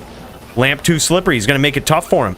He's also got that Oak Sage, which is gonna block a smite for him, dude. That Oak is the MVP of the Cold Sorceress, I think. Believe it or not, dude, before we considered changing cold stack rules, we actually just considered banning Oak Sage on a Cold Sorceress because it's just too good. Like, banning all pets on a Cold Sword. Like, do what you do, pets banned. Oh, there it is. All right, now he's low. Now you're going to see some FOH hits here. I actually like this. This is going to test Lamp in a different way. It's going to make Lamp actually get accurate with his shots instead of standing in his blizz now. But Lamp can also do that. Lamp is good. If you put his back on the ropes, he's going to do it. Cheers, Brew. Cheers, bruh. Full wheel. Thank you so much for the 10 spot, man. Big cheers, brother. Holy shit, that keeps the spaceship flying, man. Can't carry anymore. And no, Kyle, we're not going to pay the loan with it. We're not even keeping them off the bank. We're not keeping the bank off our ass. We're not doing it. Right? It's going straight to rocket fuel. That's where it's going. Just like Muchez. The kind dono that he gave, an absolute legendary fucking dono of 100. Bro, that's going to the fuel tank. That ain't going to the fucking loan. Big cheers, Full Wheel. Appreciate you, man. Was that a name lock? Bro, we talk about this all the time. It's rare that a Cold Sorc will name lock. It's kind of not their style. Like, oh my gosh. Wow. See, that's their style. Drop a blizz, lead your opponent right into it. That time Serenity did a charge lock, and that is very dangerous versus a Cold Sorc if they know what they're doing, and Lamp knows what he's doing. Like, he noticed that his opponent was charge locked there, and he just dropped a blizz and tellied through it multiple times to make sure that he led his opponent through a blizzard. Like, what do you want him to do? Stop and name lock when that happens? Like, nah, man. Dude's doing it right. Like, it's a distance character, right? If you're trying to chain someone, that's usually when you want to name lock. If you're, he does name lock when he comes in and just drops those quick 1-2s, right? Like, he'll come in, drop a blizz. That's when you want to do it. But you're not really going to be hunting for a lot of name locks staying still, especially as a non-max block, full Sunder, full Vita Sorc here. Probably not going to happen. Yeah, it's FT4.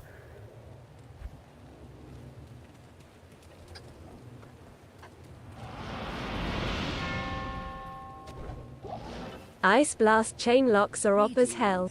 No shit. Also risky, though, on a sorceress like this. Okay, not alone. Prize pools, or just all alcohol. Hey, that's rocket fuel, Kyle. Rocket fuel. Okay, it's dual purpose. All right, good for the good times, good for the spaceship. So, get prize pools. We'll think about it. We'll see. We gotta. That's a lot of logic we gotta figure out. Big cheers, man. Thank you guys both for that. Big Canadian coins. Oh man, and Serenity gets there. What the hell was that? I was sipping. Did he charge in? Did he get him on the charge? Lamp actually can't do name locks with his hotkey setup. Quick cast on caster prevents it. Yeah, I mean, I think even if he didn't have quick cast, we wouldn't see a lot of name locking from him. Like, It's just not a build. I mean, if anyone who's seen Doombringer duel on it, he used to catch so much hate. And again, you're not playing a Cold Sork right if you ain't catching hate for it. He would name lock you, but it would never be in the way that you would think. And much like Toshank was saying, the chain ice blasts are certainly devastating, but they're also extremely risky. You're never doing it in this matchup. You're never going to chain ice blast a fucking smiter. You're not going to do it versus a druid. You might actually do it versus a druid. If you tag a druid with a blizz, you might actually chain ice blast them. Probably not a horrible idea if you hit them with a blizz first. Like, you hear the blizz hit, bam, like chain ice blast. That's probably a pretty good one. But like you're on a necro, it makes sense. It should be a winning matchup for you anyway versus a necro. Maybe not with the new rule changes, might be more fair. But even then it's kind of risky. You're going to catch an up spear. Like, it's easier for them to up spear than it is for you to chain lock the ice blast. If you do it versus a Zon, the Zon's just gonna fucking impale you. It's like, in the right circumstances, if you time it right, I think it can be pretty devastating. It's just it's a very risky move, which is why we haven't really seen a lot of Cold Sorceresses do it in the past. Just because it's a decent risk, right? Like, it's a pretty significant risk, all for not really that much of an added return on it. Like, your return from sitting back and casting Blizz is just about equally as good, and far less risk.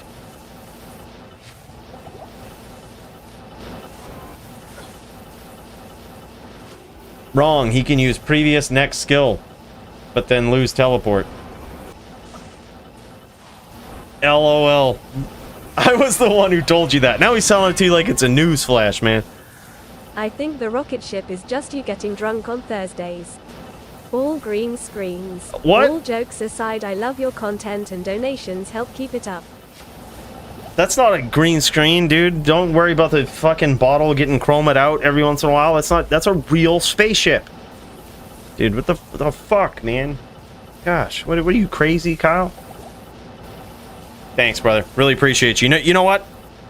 After this round, I'm going to crack another one for you, brother. Yingling. And just to... Honestly, this is the first time that I've drank on stream all week. All right? So... that we started out... Actually, it's been the first one that we've started out with, you know, some sort of heavier beverage right from the get-go. We usually don't do that. We've learned the hard way. You know, so just saying. Holy shit! Y'all seeing that? Look, don't worry about what it says over in that corner over there. Spaceship travels too fast. By the way, Lamp gets there, I believe now it's 3-1 maybe? 3-1, maybe 3-2? Bro, thank you so much, Taz. Look, we're gonna have to... Hold on, I'll be right back. We gotta cheers the right way.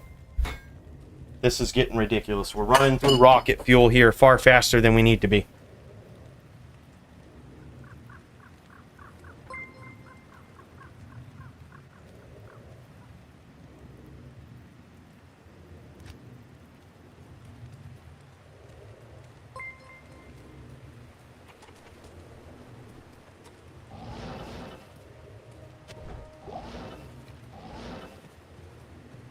Yes?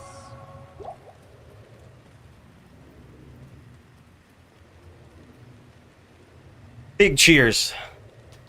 Kyle, thank you so much, my dude. I appreciate you, brother. It's always a blast dicking around with you, bro, talking about, you know, anything from someone getting killed by quill rats, whoever it is, to just being here chilling with you, watching some good fights too, man. Really appreciate you. So thanks. Right back at you.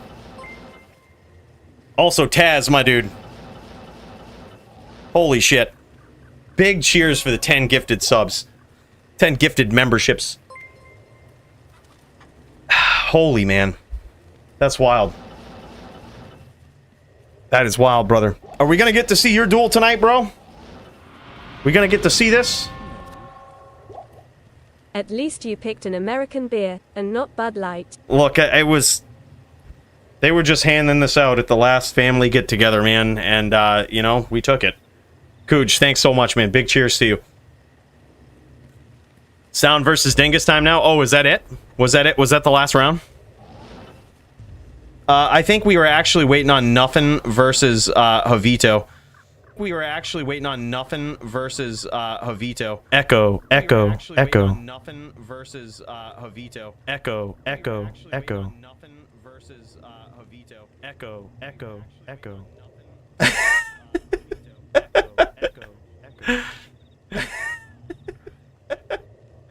Oh man, look at this. We're getting some. What is this? What is this noise? Like we're in an infinite mirror effect right here. Who would have thought? This shit is wild. This is like the Matrix. This is. You thought this spaceship was fucking fake, Kyle?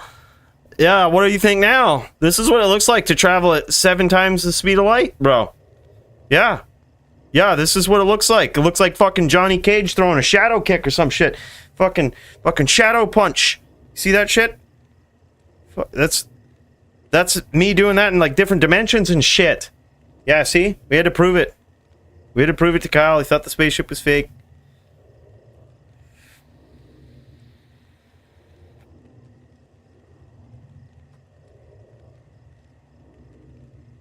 Can we watch Lamp playing like that?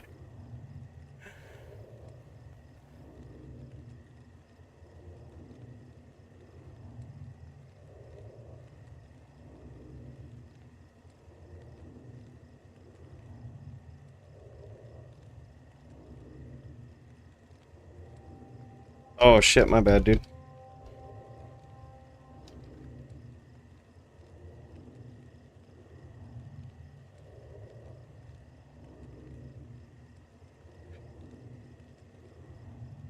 I think these guys were waiting for, well, wait a minute.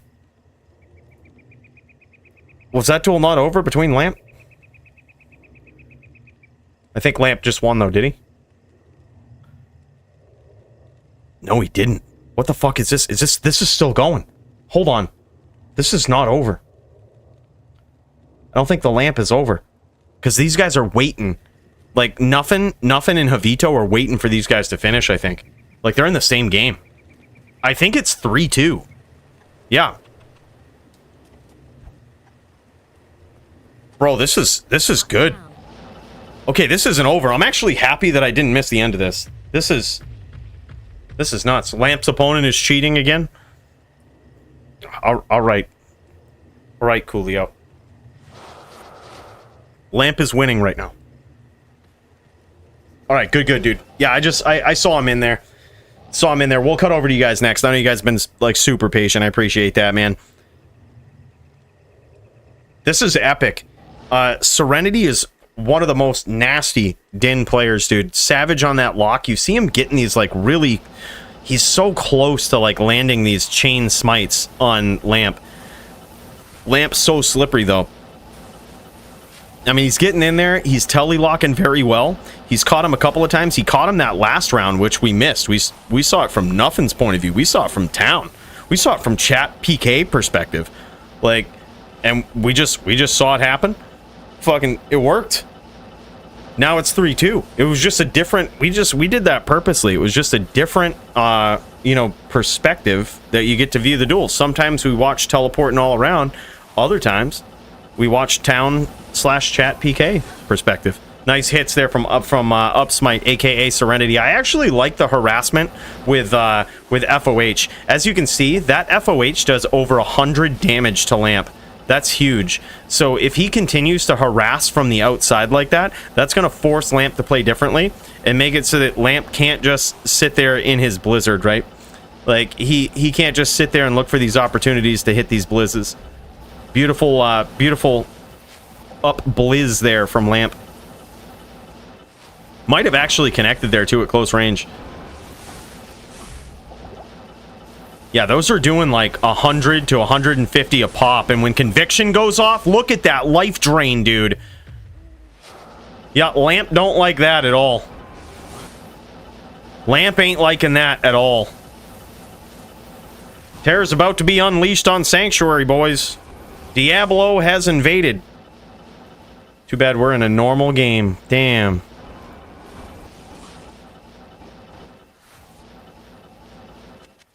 We got the heads up on that too. Nightfall gave us the heads up on that. We totally missed it. We should have been ready.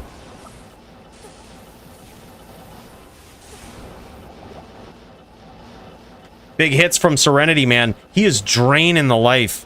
Draining the life of Lamp.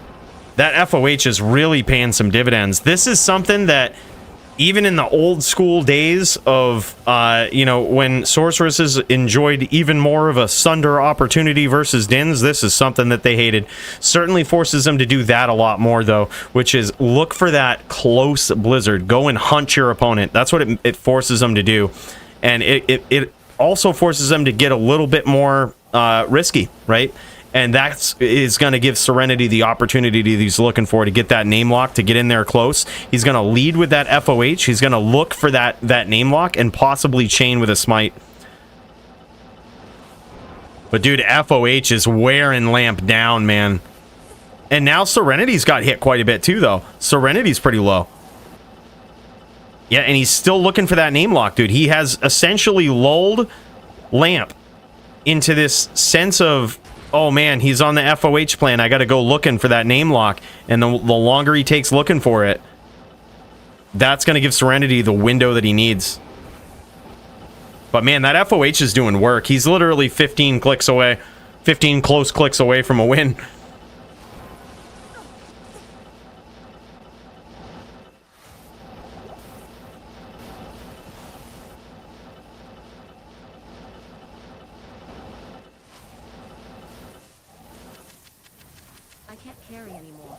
Missed it too. I'm on D4. Yeah, hell yeah. I was on D4 earlier, man. Built a rogue for a boss killer setup. So that hopefully me, Maddie, and Joby can actually kill some bosses in some high tier dungeons, dude. But apparently the sorcerer is the way to go. That's the new good teammate. Don't worry, I got a level 100 sorcerer this season too, man. We ain't fucking around. We put a lot of hours in D4 this season. Oh, nice chain there from Serenity. Yeah, I think that's what you have to do. Like that, if you're on a Din versus a Sorceress and you have access to this FOH, I really do think that's what you have to do on a VT. Is like, you have to, otherwise the Sorceress gets into this pattern of just like, telly away, be opportunistic, telly away, like, you know, just always running. But you can seriously change the behavior of a Sorceress when you address them directly or definitively in some sort of meaningful manner from a distance, right? It really changes how they have to act. And now look at this, 300 life. Lamp is in trouble. He's about 2 FOHs away from certain death. And there it is, man. FOH finish from Serenity, making it 3-3.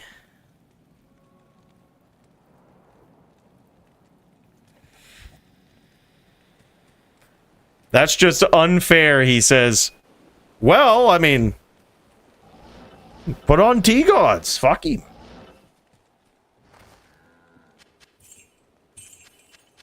It's only because Lamp is level 98 and Serenity is level 99. And that's going to make a big difference. That's going to make a huge difference here. Yeah, like 30 FOHs. That's the thing. It takes him like 30 FOHs. All you got to do is just, while he's FOHing, instead of running, drop a fucking Blizz on him and watch him change his behavior real quick. How do I know? I hate it when sorceresses do that. I fucking hate it. I've tried to chain with that FOH before, tried to cheese him with the FOH, and when you're sitting there and you're just like, ah, gotcha, dude, and then they just fucking sit there and tank one, and they're just like, bam, all right, hope you had the name lock, hope you were ready to swap. Oh, you weren't? Oh, that sucks. Serenity has him figured out, yeah. Yeah, it's now 3-3, bro. He better. Serenity beat Dazer on his smiter? No shit. Really? I think I know what we're going to see next week. Really? Bro, that is impressive. That is, I didn't even want, I almost made that matchup this week. I almost went Serenity versus Dazer this week because I think it was suggested as a good one. But I was like, that's just not fair for the Din. Like, that's not a... Like, you can't put a Din against Dazer. Apparently you can. Wow. That's nuts. That's so crazy, dude. I wish I would have just listened to Joe Silva. Because that would have been a good one to watch. That's sick.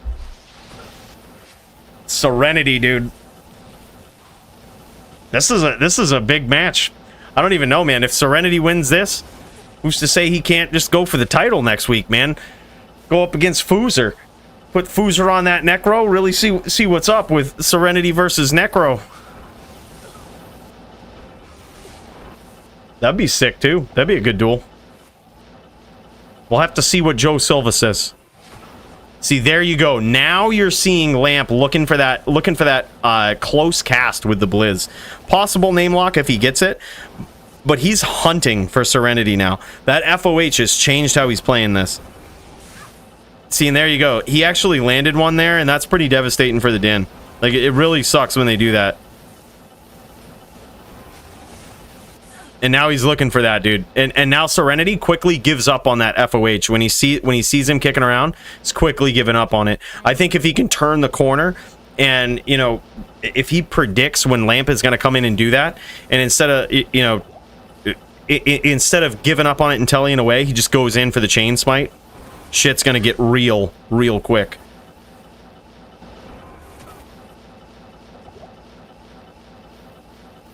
Yep, Foozer defended the title. Oh my god, and now Lamp is in a lot of trouble. Catches some smites. And now he's practically FOH PK. He's going to town. He says GG. There it is. Doesn't even try to get in there with the Blizz. GG, man. Serenity taking down an absolute legend in Lamp. That, I didn't expect it to go that way. I honestly thought we were feeding Lamp to the, or feeding Serenity to the dogs, dude. Just taking him, throwing him out with the bathwater there or something. I was like, man, I feel kind of bad for Serenity, but you know, Joe Silva says it's good, so jam slam, bro. That was crazy. I'm actually kind of curious as to what he was wearing, like if he shows it off. Very curious. We could do a quick cold check on him, just see what he's got. Make sure it was legit. Gotta check that cold res. Make sure he wasn't cheating. If it's like 1 or 2 over, I don't give a shit, but yeah, 451. It's 1 over. Fuck it. Yeah, look at this cold stack setup. Beautiful, dude. It's really hard to actually tune your cold damage down to like a specific number, or your cold res down to a specific number. It's very hard to do that. Like, because look at all of the different gear he's using here. Oh shit, whoops, my bad. Shit, show it again, bro. My bad. Yeah, he was 451. Yeah, my bad, dude. I wasn't showing it. Would you mind flashing it again? Yeah. So, like, 451 he was rocking. And then, like, he's rocking a bunch of rings. Like, it's so hard to balance it all because his rings are, like, yeah, look at this. Like, 26 cold res.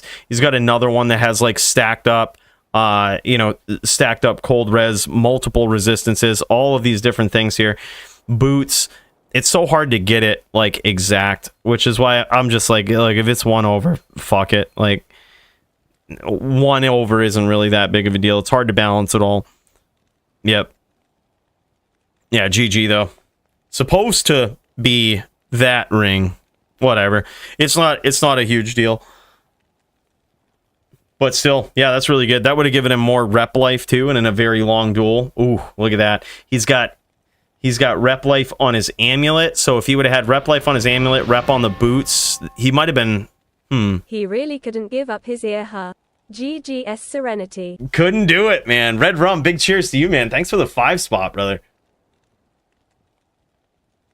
That's sick. Yeah, couldn't give up that ear, man. Look at that cold stack helm, man. Holy shit. 93 cold res on that 222 open socket helm. That was sick.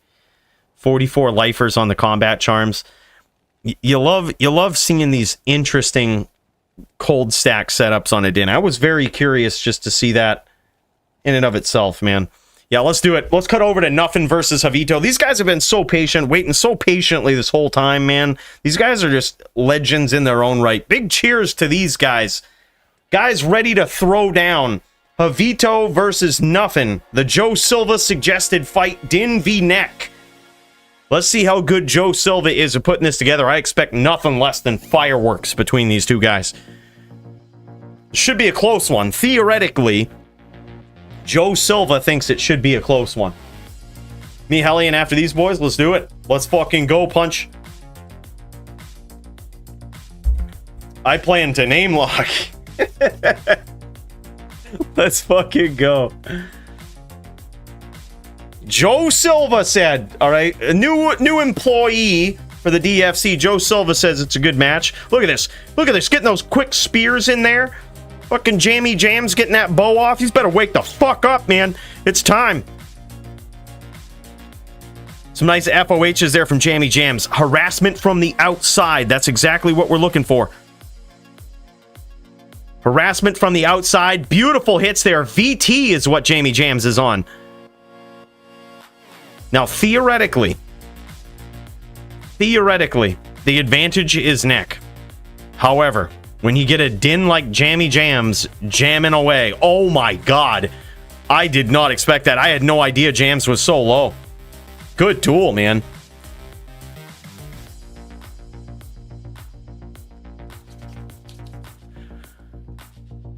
Good duel between these guys.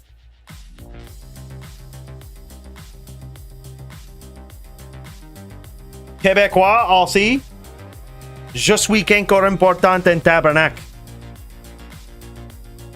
Hein? Eh?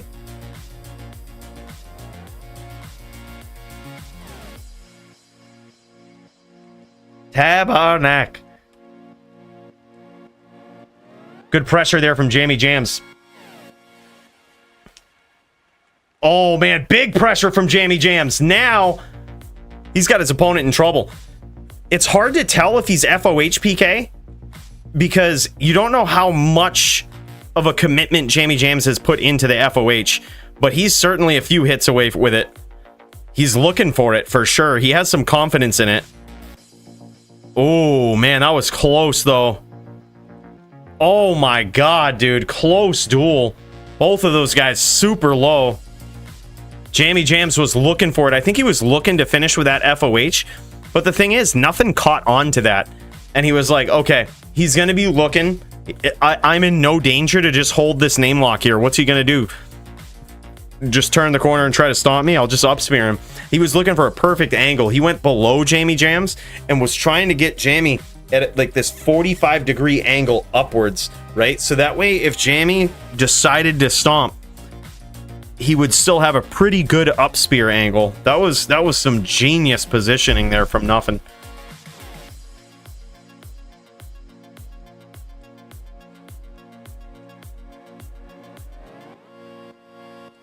Right, and here we go, round 3. Right now, 2-0 in favor of Nuffin.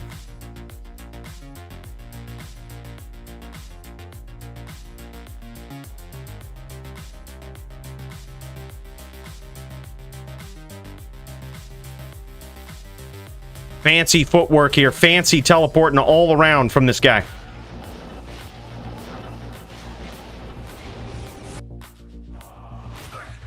Oh, man. Big hits from Jammy Jams. Now I think we're going to see Nuffin back off a little bit. He's going to try to make him chase him. Going to try to set himself up here. But I think I'm curious to see if Jammy Jams is going to make the same mistake looking for that FOH. He's certainly not low enough to be landing, to be finishing with that. He's got to get on the inside just like that. Quick movement, quick response time from Jammy Jams. He knew what to do there. Nuffin made a simple mistake, teleported a little bit too close. And Jammy didn't let him get away with it, dude. That was savage. It's now 2-1 in favor of Nuffin. Yeah, Jammy's pretty good, man. We've seen this guy basically go from 0 to hero in the DFC. Like, he's one of the best dins, I think, in the DFC, and very versatile. Like, he can play on VT and Hammer Din. Like, dude is experienced. He knows what to do. He's like he's a very consistent Din player. And when you figure that a Din is the hardest class to master, it's the hardest class to play on. You always have your back against the ropes. To see him just climb the ranks and just do it on a Din is impressive. Yep, Foozer is undisputed. He sure is, man. Undisputed.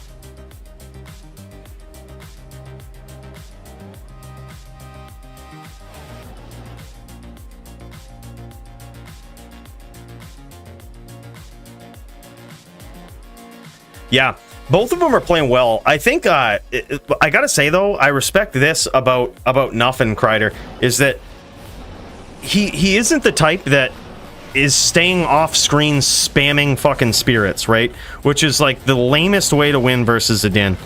You know, like you could theoretically get there. You might get called for lates depending on your life total, but like he actually gets in there and makes this a duel. You know, like, and versus a Din, your most powerful weapon is your spear, and he's using that, right? He's kind of setting himself up with these bone spirits, and he's not afraid to get in there and spear. So like he's almost antagonizing Jamie Jams, and I love it. Like that's an exciting duel, man. Just like that, keeping that name lock up so quick at getting it.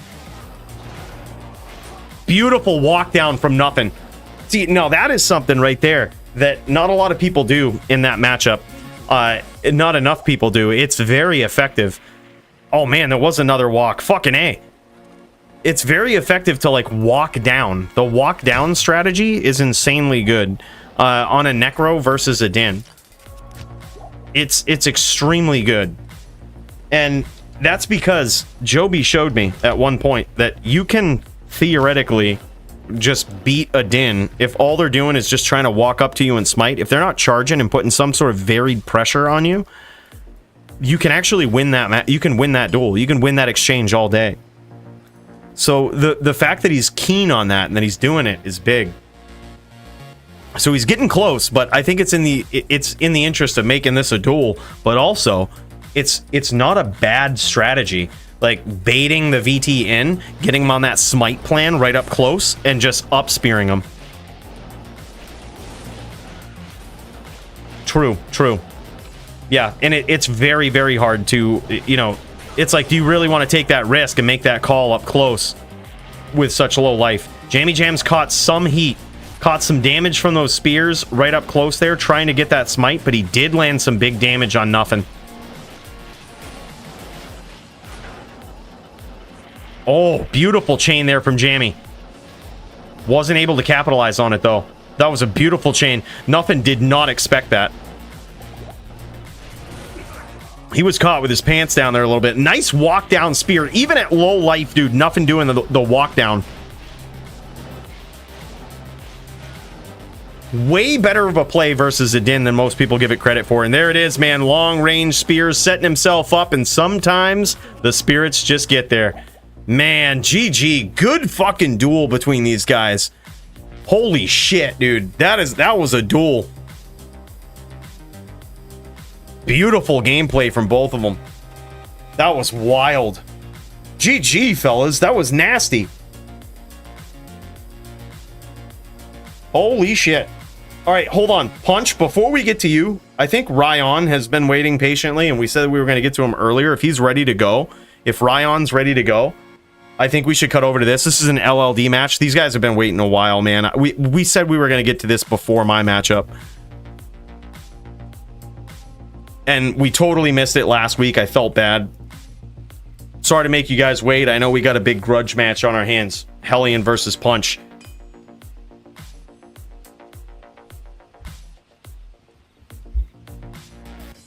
He's not ready.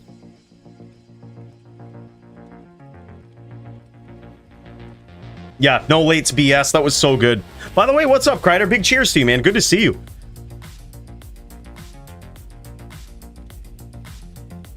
Yep, good matchup between those two. I love seeing that between the Necro and the Din, because theoretically, how those duels often devolve is that the Necro gets low, and then for an understandable reason will keep the distance and spam Bone Spirit. just try to create distance and make nasty trains. So like, it's so good to see two duelers not interested in devolving something like that, and also a smart dueler like Nothing knowing that that's not necessarily the best way to approach that matchup. Like that was good. Just Arkin will probably pass out soon. I've worked in 5 hours for fuck's. Holy shit! Yeah, that's soon, man. Wait, are you on East? You're not on. Are you on East Coast, bro? You have to be there at. You have to get up at 2:30 in the mountain. Jesus, bro.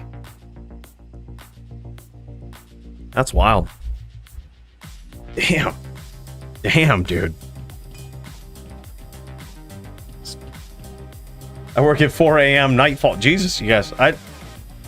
Dude, even my physical therapy place has learned not to fucking... These guys aren't even hostile to each other. LOL. Welcome to the DFC, boys. My physical therapy people have even learned just don't even call before noon. He ain't even got his dick out of his hand before then, like...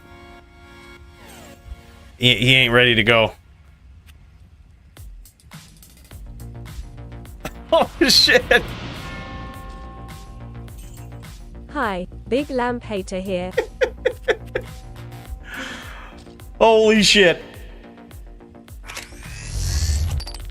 In case you missed it, I mean, look, the spaceship is so far ahead in time and space. We've got a lot of stuff to catch up on, but biggest thing is Muchez says he's a big lamp hater. He wanted it to be known, all right? Big cheers, Lamp. Thank you so much, man. I can't even fucking believe that. That's wild. Let's get back to this real quick. Special cheers for Muchez coming real soon. Lamp hater aficionado now. He just wanted it to be out there on the record. All right. Look, Lamp has done some dirty shit in the past. All right. Dirty shit. Just, having signing up on Sork and swapping between Fire and Blizz. Dirty shit. But I'm actually happy he did it because it made matchmaking better. I was like, this is kind of true. He's not really wrong. Like, that's possible and it shouldn't be. Like, we should just jam.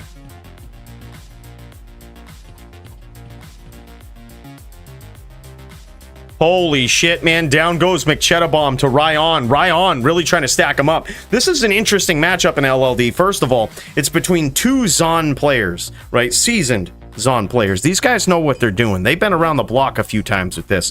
McChettabomb coming off of a big win against some random ES Fireball Sorceress last week. Just, guy thought he was good. Chetta comes right in there, trashes on him, dude. It was wild. Gets him. And Ryan coming off of a big win too. These guys both trying to keep the winning streak going, and both doing it on what some might consider the most powerful class in all of LLD, the Amazon.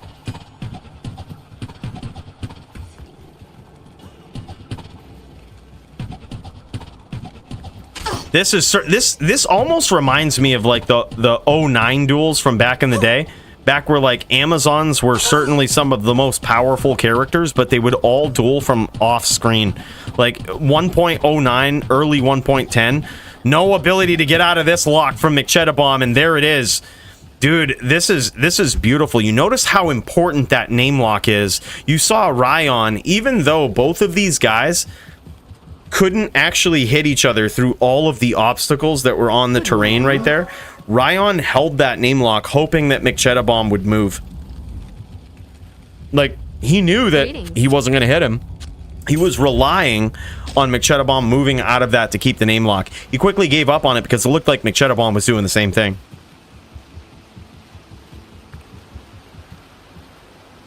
Oh, yeah. And he's doing that, too. Yeah, that CTGA lock. See, McChettabomb wasn't keen on that up until he beat that random ES Fireballer in LLD, whoever that was, right? We actually told him about that after. We're like, look, DFC champ Muchez used to CT cast these guided arrows, and here's why. And dude, he's worked it in. He's worked it into his game plan. But you can see that Ryan has it down to a science. Like, he's no stranger to this, dude. Like, Instantly, look at this. CT casting those guideds. Man. Ryan and Cheddar were wrecking pubs yesterday. Good to see them dueling it I am out. overburdened. I got toasted, haha. No shit, Kyle, really? These guys just both wrecking pubs? It wouldn't surprise me, man. These guys are good, but also the Zon is just an extremely good character. Like, it's really powerful. And both of these guys are seasoned on it.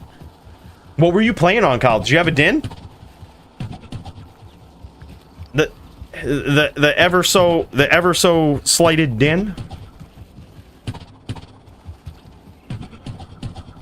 Yeah, dude, look at this slick, absolutely slick CT guideds here. Yeah, and he's got a good, oh, now he's got a lock. Now he's got a lock there. He went untouched in a bow battle for the ages, dude. He's locking through that CT window. That's slick, man. That's what it's all about. The thing is, when you're going Zon v Zon, if you get that name lock and you can name lock guided, in LLD, it's extremely hard to get out of that. Because what are you going to do? Run away? Like, all of those arrows are going to chase you, dude. So that's basically what it's a race to. It's a race to see who can get that name lock guided and who can do some real work with it. And if Ryan, this guy right here, he's so used to just doing that CT guided, as you can see, which goes a long way in LLD. Like, LLD, that's extremely good. Not only is teleport not necessarily as common or as devastating of a thing as it is in HLD, so easily executed, right? You need a tele staff to do it, but also it allows him leverage to gain to try to grab those name locks in a very limited format like this. I love it, especially Zon v Zon. This seems like a great strategy.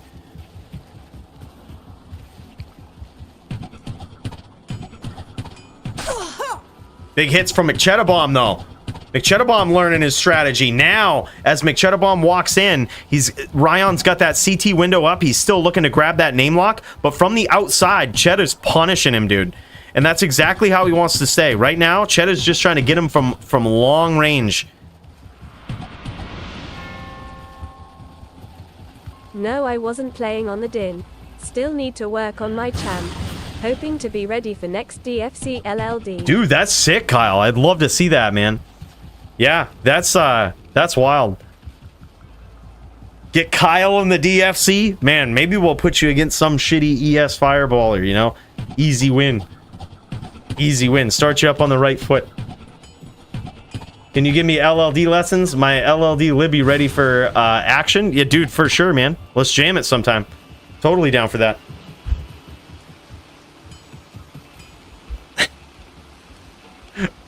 Muchez with the Tommy Boy reference.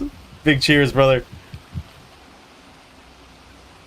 Really appreciate you again, man. If anybody's sipping on anything, make sure to tip one back to Muchez. Super generous tonight with 200. Holy shit, man. It's just wild. We're gonna be sipping and cheersing in Muchez's name for the rest of DFC tonight.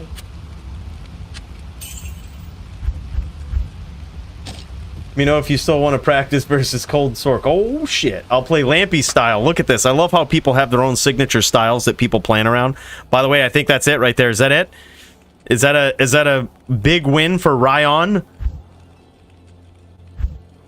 Oh, one more. Okay. Needs one more win. He was counting them up. So 3, what is it? 3-0?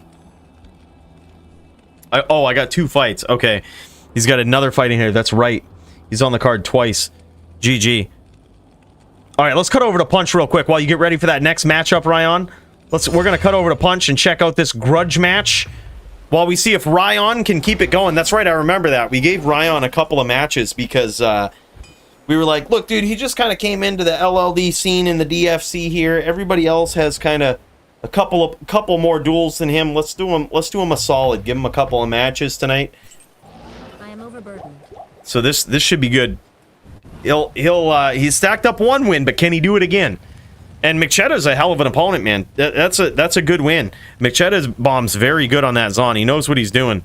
And now that he has that CT guided in his arsenal there, man, this guy's a force to be reckoned with. Dude, so we're looking at, this is Punch's screen. A little bit choppy here, but this is Punch's screen. And these guys are doing, Punch is just saying, look, I'll take down whatever you've got on my Blizz, okay? He's going up against Hellion. He says, Hellion, you ain't got a fucking shot in hell, man. I'll take out any character you got on my ES Blizz, just or on my full Vita Blizz. Just don't bring a druid. That's it. Don't cheese this with a druid. I'll take you out no matter what. And here we go. We've already seen one Din v Cold Sork tonight. We're going to see if Punch can pull this off on a full Vita Cold Sork versus Hellion, who is certainly a bit of a Hellion himself here. This guy is a savage. Oh, man. Was that some lag or just some frame drop in there? Looks like Punch got out of that. Let's go over to the Din's perspective here. Oh, my God. He got there just in time. Yes? Just in time we cut over and he punished Punch, man. Closed the distance. Holy shit. Boys, this is a grudge match. These guys have obviously been talking shit. You know, and it's time they settled it. Din v Cold Sork is that's an incredible win, man. Like, even just getting one round, that shit's hard. Especially versus a player like Punch.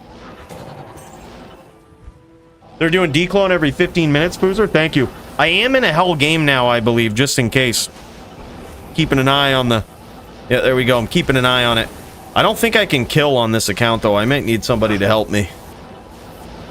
We'll figure it out. Might have to switch accounts for it.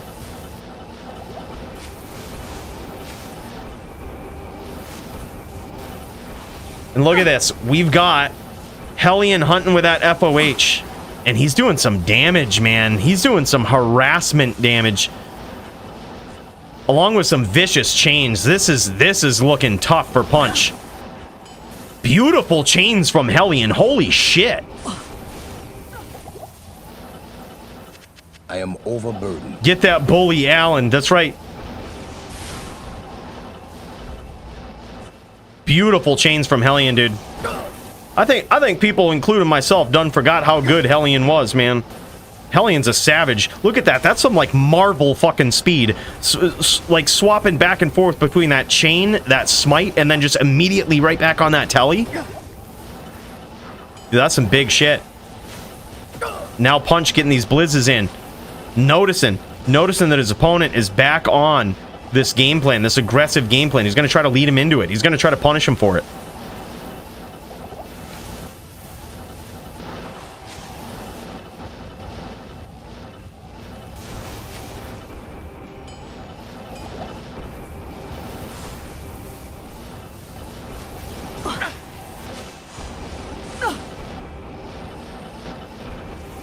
And Hellion gets hit with a couple of blizzes here, looking for these name locks. Still being very patient, though. Being extremely patient, taking his time. He knows he has the opportunity to aggress here. Punch and Lamp, completely different play styles here. Beautiful blizzes from Punch.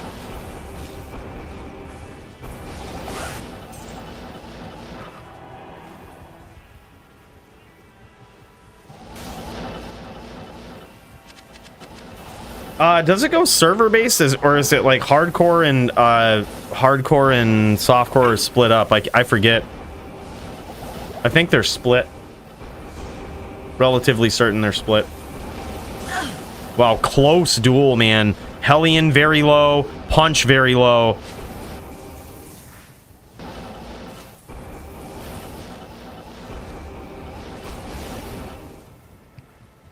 Now Hellion going back to the FOH game plan. Gonna force Punch to come in and kind of look for that hit. But the thing is, Punch is very good at that. Just like that, man. Landing it solid, smooth. I would say, even though he's at like a little over 400 life, I think, if I had to guess, I would say he can take 2 more blizzes. As strange as that sounds. I think he could probably take 2.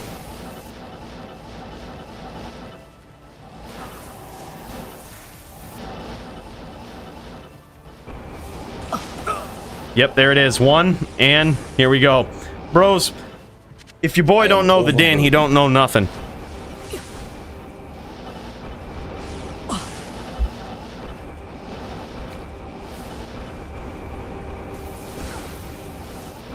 With a whirlwind barb? I think that was probably on... Oh my god, close duel right there. Damn. That was probably on Twitch, D2. I think we were streaming that on Twitch. We did one where we wrecked it with a smiter, which was on this channel. That should be the most recent video on this channel. We did it in 53 seconds on a smiter. But whirlwind barb, we couldn't beat our original time on the whirlwind barb, even on single player. So we were like, all right, well, whatever, fuck this. Just gave up on that, went right to the din. Order welcomes you.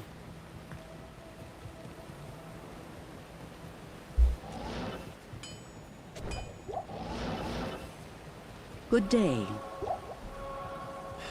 We've also got Sawdust on the lineup. We've got IZX versus Ryan going on next. I believe that's also going to be ZVZ. Man, Zon needs some fucking nerfs in LLD, for Christ's sake. Zon too good. Beating Dins and shit.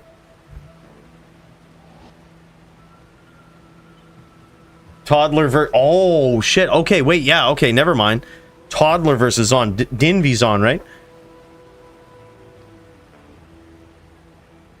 Bro, you gotta piece him up for me. You gotta get some revenge, alright? Ryan beat me.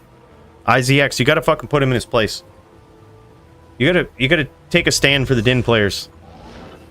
Throw, hammer, charge, zeal, smite. Damn. It's basically an all-a-Din.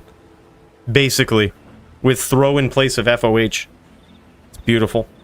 Love that, dude. Love that Din.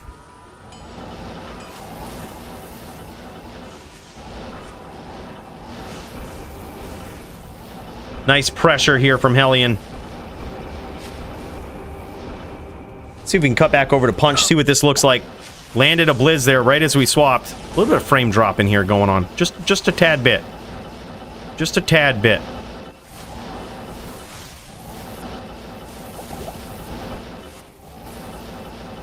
Just a tad bit.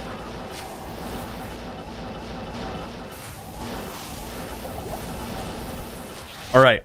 We could watch it 1 frame per second, or we could watch Hellion. It's, oh my god, good hits there from Hellion and a quick finish. Holy shit. Yes? He says, no need, orb. Yeah, oh my god. Holy man, I think is it 3-1 in favor of Hellion? Good day.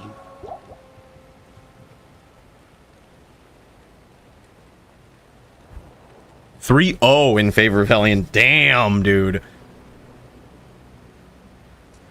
Damn, this is wild. Alright, hold up. I gotta hit this AC. The spaceship, dude, we're just flying. It's actually really hot up in outer space with all of the radiation and shit and the stars. Keep it going.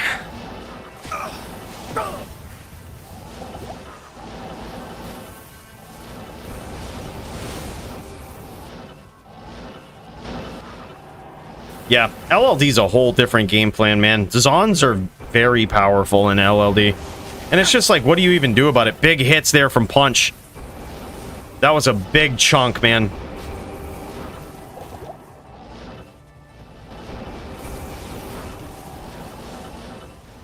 It could just be the streams that we tune into as well, D2. Sometimes people's screens are like set to a different color setting too. It's almost like sometimes when they are streaming at 1 frame a second, you know? It's like you never know what you're gonna get.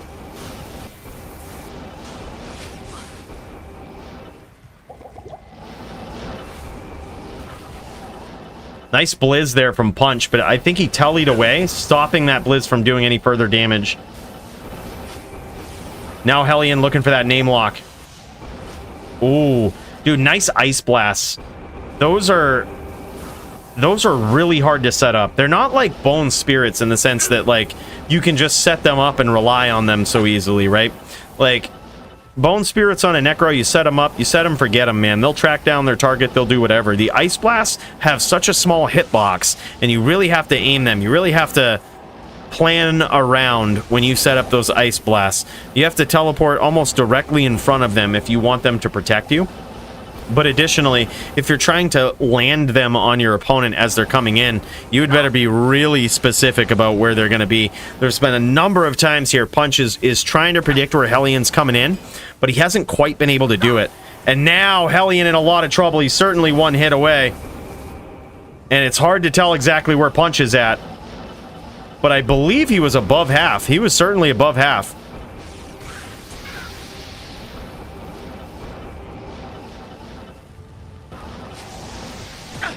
Yeah, that orb is literally doing nothing. That orb is probably actually healing. That orb is probably healing Hellion. Oh, man. Beautiful hits there from Punch. Or ban it. Yep, ban it. Cheating. It's healing his opponent. There is technically a distinction in the DFC rules where if you don't use Blizz, the cold stack rules basically go back to before what they were before. So if you don't use Blizz and you're just an orb sork, the cold stack rules work a little different for you. It's kind of wild, man.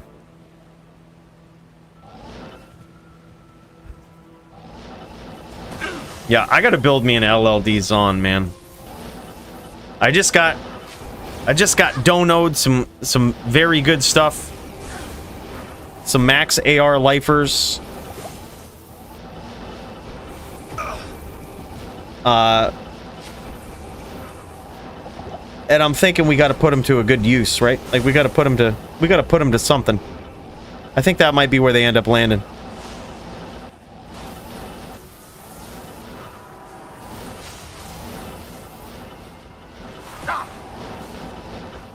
Big hits from Punch. He's being very consistent with these blizzes. Just dropping them down, dude. It's so difficult to get out of the way of that. If you have a player who knows how to drop those, man, there's almost nothing you can do. The ideal spot to drop a Blizzard, too, against any character, but especially against the Din when they're trying to name lock you, is right below the feet, man. And I think that's what Punch is doing. You don't necessarily click on them and name lock them. You hit them right below the feet. It's the ideal spot to drop it because of the way that the hitboxes work with Blizzard. It's going to make it so that Blizzard has a way better chance of connecting as soon as it comes down. Doombringer taught us that. So a lot of the times when people talk shit about Lamp not name locking, that's another reason, actually, that you really shouldn't on a Blizzard. The best spot is not a name lock. The best spot to drop that Blizz is actually right below their feet. Punch trying to make a big comeback here. Oh, another big hit. He's not using Conviction in range, yeah, for sure. It's hard, though. Punch isn't really going to come too close into range and let him have it for too long, you know? Let's go full Frozen Orb Mosquito mode. Dude, I've considered doing it. I actually, when we made that roll, I actually built a Cold Sorceress for the first time. A lot of, some Cold Sorceress players were like, oh, fuck that, I guess the Cold Sorc is dead. Quite the contrary, dude. I actually was more inspired than ever to build a Cold Sorceress. Because I'm like, all right, dude, Cold Sorc rules stay the same against, the bad matchups for them, and they get way better in the ones that they're just destroying, making this very, very weird build that relies on fucking sundering their opponent have way more fair and fun duels. And now we get to see duels like this, man, where a Din actually gets to aggress, back off, and have a back and forth duel versus a sorceress, a Cold Sorceress. I find this very enjoyable. Cold Sorc has to be consistent. You gotta be a good Sorc. You gotta be a good player, much like Punch is. Hellion looking to finish here. Punch trying not to let him have it, and there it is. Beautiful name lock from Punch. Now 3-2 in favor of Hellion. Unbelievable, man. That's crazy. These guys are putting on a show. All right, BRB boys, we've had a lot of Yingling. We're gonna have to. I can't carry anymore. Have to go open the hatch in the spaceship. I'll be right back. Greetings.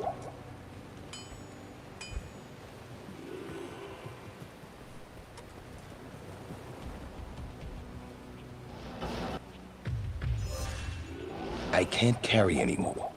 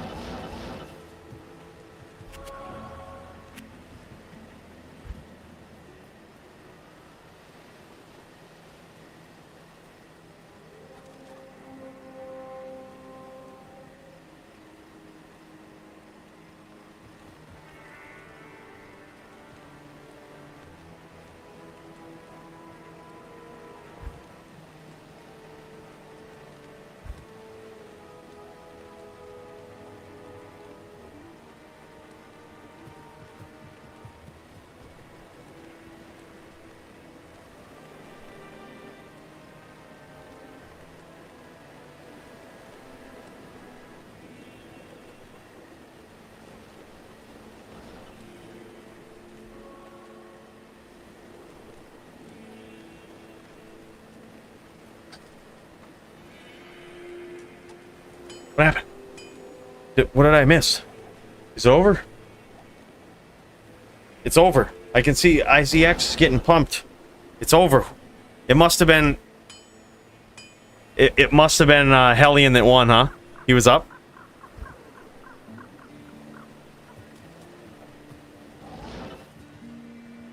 You missed the epic combo? Hellion comboed? Oh my god. Oh man.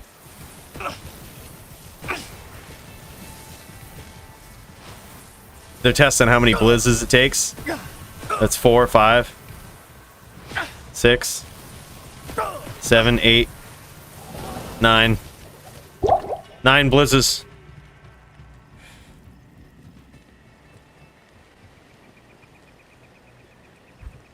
Yeah, 9 ticks to the life.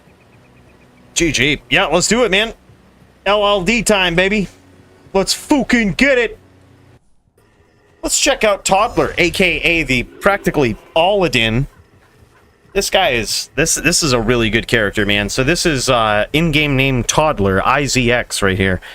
And this guy does everything on this din. I mean, from hammers to charge to zeal to even throw.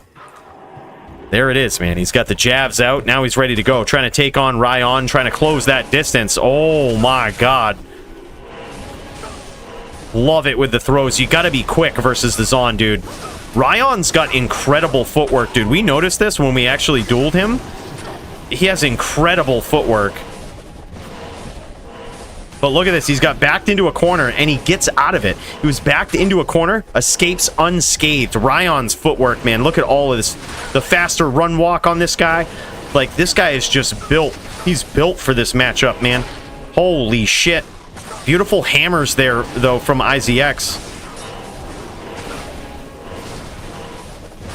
Beautiful hammers, man.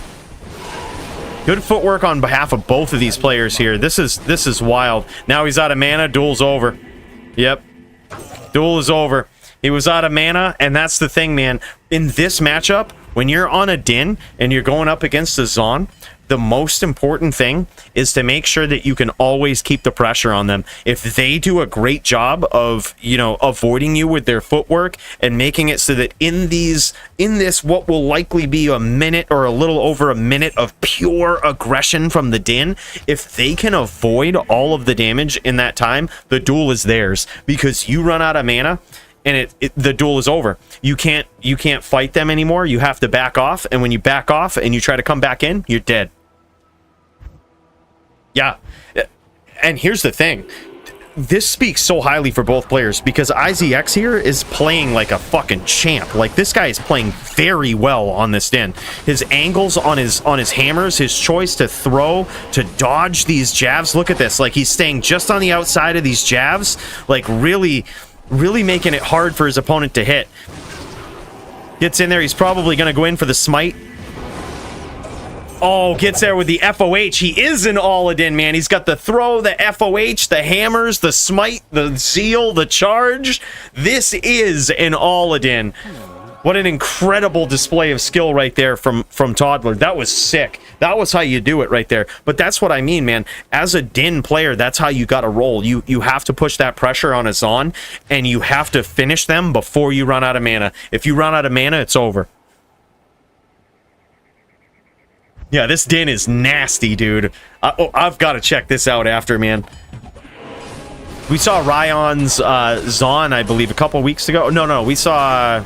who's Zon? We see ASD's Zon. Brian's Zon, I think. And that thing was sick. Zons are very expensive. But this Din right here, I can imagine, has got some pretty pricey shit. Very close duel right there. He chose to go with the hammers there, but... I think that's an interesting play. You're kind of rolling the dice there. If you roll the dice and you actually connect, you get through the dodge, avoid, and evade. It's certainly a KO with that life total. However, whereas the Zon was on the Java plan, it might actually be safer to smite and FOH. Get in close, throw a smite, and get out, and then just FOH them down. It's so discouraging, because the Zon will keep getting hit with FOH and always be just knocked out of whatever they're doing when they have those swirlies.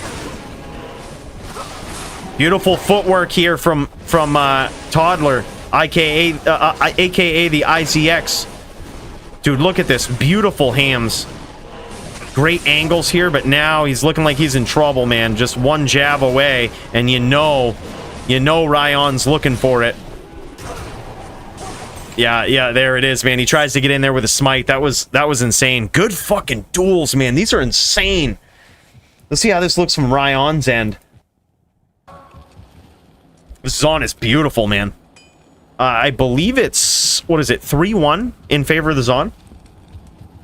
Cap on poison and LLD? There is not. No cap. Me too, man. I so want the Din to win, because the Din's always got his back against the ropes. But, dude, Ryan's a good Zon player, dude. He's a good Zon player, and he's got a great build to match. He knows what to do as well. He's got those cold charms in there to really test out the CBF of the Din that he's going up against that cannot be frozen, which he certainly doesn't have. Doesn't make any sense to have cannot be frozen in this matchup. It's very hard to get, even on a Din. Good pressure. Good angles, though, from Ryan.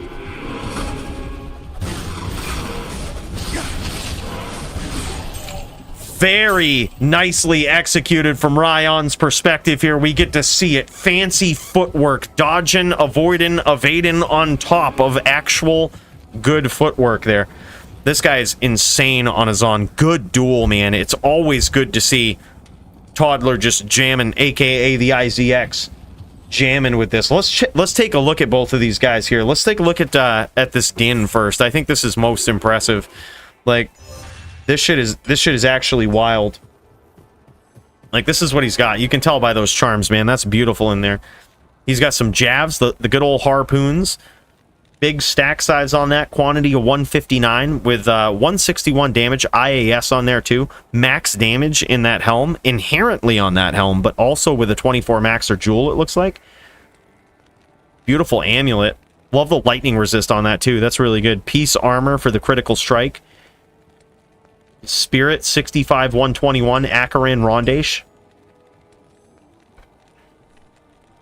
100% perfect string of ears. That's sick. Sick ring there too. Oh, go back to that. Oh my god. Hold on. Go back to those gloves real quick. Those gloves are sick. Those are nasty. Like, they might look simple to some, but that IAS and 10 crushing blow is sought after. And a lot of weird LLD builds, and man, nobody ever has them when you need them. You practically have to craft those yourself. Are those all 3 2015s in the inventory? Oh no, he mixes it up. He does have some 1512s for the mana, knowing that he has to keep up the pressure. Yep, very nice. Yeah, love the visual differences too, keeping track of them. Love it. Yeah, that Din is so sick, man. What is the scepter? You must have had something on the scepter. I'm actually curious about that, because the, yeah, there it is. Okay, fist conviction, and then he just naturally stats for hammer, so that's where he's getting his FOH. Yeah, very nice, dude. Let's check out Ryan Zahn, man. Let's check this thing out. This is... I can imagine it's pretty decked out. What's he go with for the bow? Oh, he's got a beautiful bow, dude. 60 IAS on this with the 2 shale runes. Beautiful helm there, too. 30 faster run walk, 2 passives. Those are far more important than the +1 to Zahn skills, I think. That amulet he got off our boy Chris, man. Chris just found that doing some regular MF and sold it for $750. 100% perfect string yet again. A nice 5-point ring there. So, oh, beautiful gloves, man. Rep life, 5 decks, which is perfect. 10 IAS, 2 passives. And he goes with the... Okay, that's an interesting armor, too. His armor has enhanced damage along with min damage. The glitch allegedly doesn't apply to minimum damage and enhanced damage. And in case you're not familiar with the glitch, there's a glitch where if you have enhanced damage and max damage on an item, some funky shit happens where it basically doesn't add your max damage to your max damage. It only goes to the min. But that's not the case with min. Yeah, beautiful setup. And he's got a ton of faster run walk here in the inventory. That's beautiful. Beautiful, man. Fancy, fancy footwork. And a fast Zahn. That's beautiful, man. Great setup from these guys and an absolutely phenomenal performance in LLD.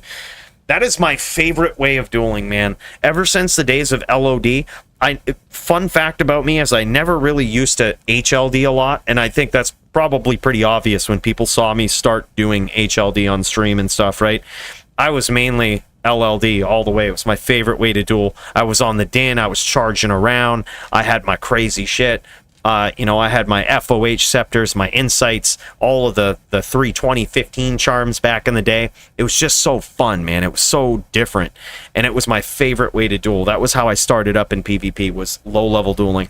And it still just holds a special place in my heart, man. It's so good. We're watching Sawdust's screen right here. Sawdust has himself a matchup tonight. 2, possibly? Yeah. That's what I thought. He's got himself a matchup against Sweaty Betty and then against Taz. We threw him up against Taz, and this should be an interesting one. I think this is Taz right now. I think this is Taz on the silence, the trap sim. GG IZX, good duel, man. That was super cool to see. Glad we got to see it this week. Big cheers to you, brother.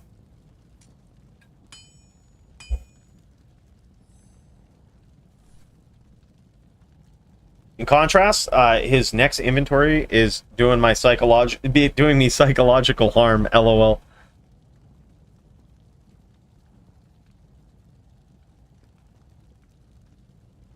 No, he's not only melee. He also swaps back and forth between the bow. So, like, but the thing is with a Zahn is you need a way to address characters that close the distance on you. Because when you have your bow out, as we noticed in the Zahn v Zahn matchup, when you have your bow out, it's really good at a distance. And in Zahn v Zahn, if they always keep that distance, it hits incredibly hard. But the answer to that is to close the distance, right? Close the distance, push the pressure, and a Din is very good at that. So the best Zahns will be able to switch back and forth between that bow and some devastating jabs. And that's exactly what our boy had there, man. Like, I'm telling you, Zahn is it's a very interesting, very complex character, both in HLD and LLD, but it's also very powerful in both settings. It's very good. Oh, theoretically, yeah.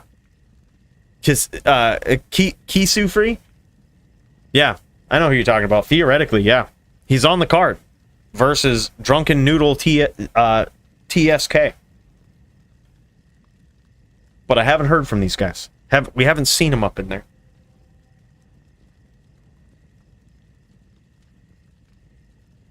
That's what it was. You might be right, actually. You might be right, Graham. That it doesn't affect missile damage. Right. Yeah, that could be correct. I've also heard something else about min damage, as we saw in... Well, I guess we didn't really see this in Melee, but in Melee, there has been a focus on min damage jewels as of lately. I'm not 100% sure if they combine them with enhanced damage, but I thought they did. And for that exact reason, that like it kind of works differently. The enhanced damage goes off, but it also applies to the max damage as well because of the reverse of that glitch. It's kind of weird the way that it works. But so there's two. Let me explain that a little bit better. So there's two scenarios in which the min damage could possibly settle itself, and it's hard to test these, but there's two different camps of damage output that it could fall into, and we're not sure if it falls into one or the other, but they're both not really a bad thing. And the first one is that the glitch still exists in D2R, right? And if that's the case, then the min damage is in combination with enhanced damage. The minimum damage is applying to the max damage, essentially. The enhanced damage is essentially affecting the max damage. That's the first camp that it could fall into. So it's kind of not bad to have enhanced damage and min damage. The other camp that it falls into, right, is that it just isn't bugged in D2R, where the min damage still works and the enhanced damage applies to both the min and the max, like as it regularly would. Either one of those isn't really a bad scenario to have min damage and enhanced damage on your non-weapon. There's a third camp it falls into, which seems to be pretty widely accepted right now, and that is that the bug does not apply to ranged weapons. I would argue that that's still pretty hard to test, because ranged weapons have got a bit of a buff in a recent patch anyway, and it's hard to. But I trust that the community has dug into it, but I'm like, that's a hard one to test.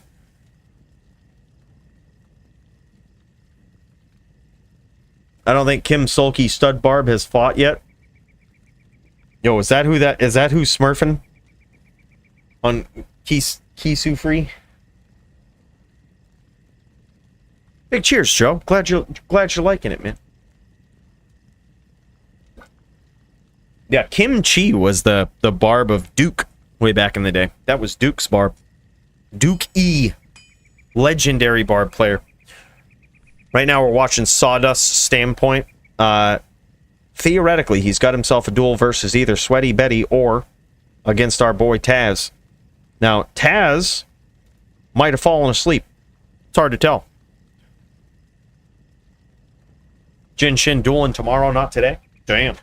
Let's make sure we're in the Discord so we don't miss that one.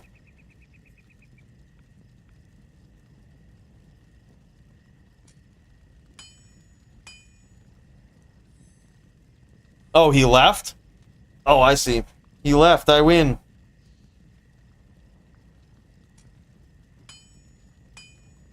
Well, damn, dude.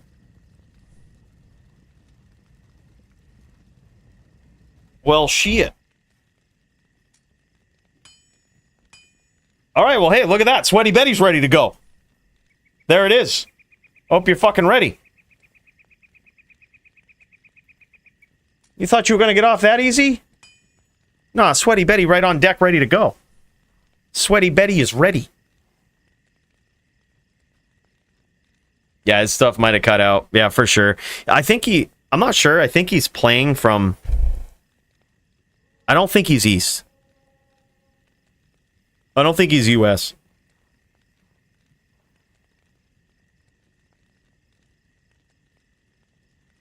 Kim Solgi is actually Kim Solgi.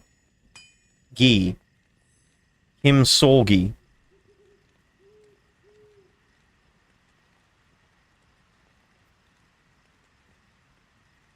He's ready to do it now. What say you, Dana White? How much dueling we got left? Trying to see if I got time for a corner store run.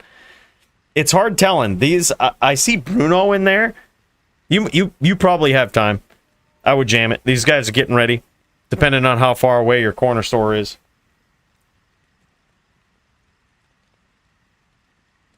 Yeah, right. Dana gets 20 million a year just to be the CEO of DFC. 20 million a year, or UFC, and that was after selling the UFC for $4 billion. That's crazy. Dude's a genius. I mean, he created a sport, basically. Might be taking Montriana on. Yeah, y'all got to duke it out, man. I'm ready. My body is ready for that.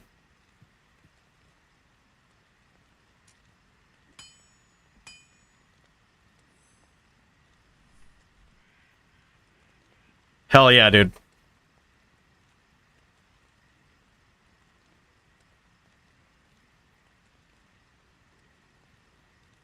Nah, fighters get anywhere from it's technically uncapped on the fighters, but it's anywhere from $500,000 to like multiple millions per fight, depending on pay-per-view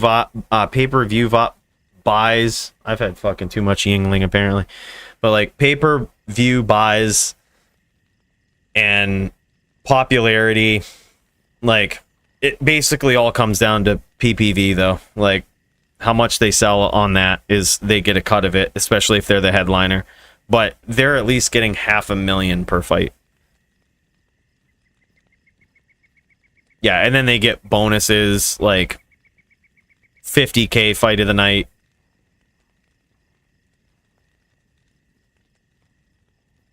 Yeah, no worries, Taz. No worries, dude. We figured something was going on. Oh yeah, top 10%, probably more than that. Like, you know that Connor isn't stepping into the octagon for like, I mean, he got paid $100 million for fighting Floyd. You think he's coming back to the UFC for $500,000? Fuck, would you? Like, no shot, dude. Give me $100 million. I wouldn't get out of bed for less than $100,000. Like, you know what I mean? It's, or I wouldn't do anything. I wouldn't get out of bed for less than $100,000. I wouldn't do anything that requires me putting my life on the line for less than like 20, 30 million. You know, like, that's just the spot that he's in. And Dana says that publicly too. He's like, the problem with Connor is that he's rich. Like, that's the difference now. Connor's rich. That's the problem. Yeah, calls him a business partner for sure. Yeah, totally makes sense. I mean, at this point, it makes sense, man. Good for the UFC. Good for Connor. Like, he was a once in a lifetime star, man. Guy was really good. For more than just fighting, right? All right, Sweaty Betty versus Sawdust. This is going to be an interesting one. That Golem is going to be the saving grace for Sawdust here, especially as he approaches and as he looks for Sweaty Betty, looks to get that damage in there. He's going to need to set himself up with some Bone Spirits, I think, on the approach. Because as it stands, man, it's going to be hard to close the distance on Sweaty Betty and actually stay close, right? Sweaty Betty, the Bow Sork, has every reason to just get up out of there, launch those arrows, and keep you on the back pedal. He's going to have to keep that Golem up, though. That Golem is down, and yeah, there... Oh, there we go. I was going to say, I thought he casted his Golem, but nope, that's just Taz coming back in. He's going to need to keep that Golem up, because that can happen right there. Just get clipped by those arrows. I think the strategy... This is tough, I think, for Sawdust. Tough duel. I think he's going to have to lead with Bone Spirits, keep the Golem up, and try to lock. It's going to be hard. You may not put your life on the line every Thursday, but you do put everything on the line to keep the quill rats away. I mean, we gotta keep them away somehow, man, you know? Like, we don't need him killing any innocent players in the Bloodmoor, Kyle. Right? Like, certainly it would be unprofessional if one of them accidentally killed, like, a, you know, Hall of Famer or something. You know? So we can't be having that. Of course, we try hard to we try hard to prevent it. Big cheers, Kyle. Thank you so much, brother. Appreciate you. GG, man. The Bow Sork gets there. The Sweaty Betty Bow Sork versus the Necro. This is a tough bout for Sawdust, I think. this is tough because Sweaty is just gonna... He's not gonna let him close the distance, and he can outrange a lot of what Sawdust is doing. It's a very interesting challenge for a Necro. This is going to change how he's going to make a little bit of a swap here on his gear. Now, I would assume that a lot of the damage that's actually coming from Sweaty Betty is lightning damage, and that might sound very weird, but I actually think it's lightning damage that's coming from that. And reason being, I always thought that it was enchant, right? But Max put together a bow sork, and he told me that a lot of it is the synergy between the lightning mastery and like the helm that he was wearing. Like, it was just super strange, but he could do assloads of lightning damage on his bow sork. It's really weird.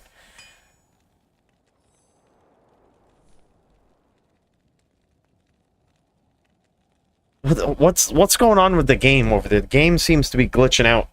It's typing messages in the chat now. Is that what happened? Is that a glitch? That's clearly a glitch. 'Cause that would never happen. That's asinine. It would never happen.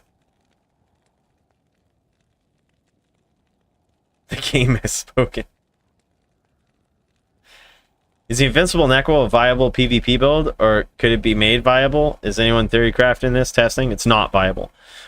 Because the Immortal Necro relies on taking ass loads of damage from various sources all at once. It relies on it. So if you're just taking single shot damage from something like a bow, or bone spirits, or an individual fireball is just doing a lot, a hammer, like, there's just no way to stop that. And you have a 15% chance to recast bone armor per hit, but every one of these hits is doing asinine damage. And like in Tristram, all of those hits you're absorbing to recast your bone armor. So even if you could absorb all of that shit, most of the items are banned in PvP. Like the Rising Sun, you can't use that in PvP. 3v1 Necro. Even then, I don't think it stands a chance. Like, it just dies. Because per hit, you just... Like, it dies to a hammer. It doesn't even matter, like, what else is going on. You could have a Fire Sork healing you with Sorbonne, and then a hammer gets in there and hits you and you're dead. Like, it's just too much damage that you can't absorb. Same with a Necro.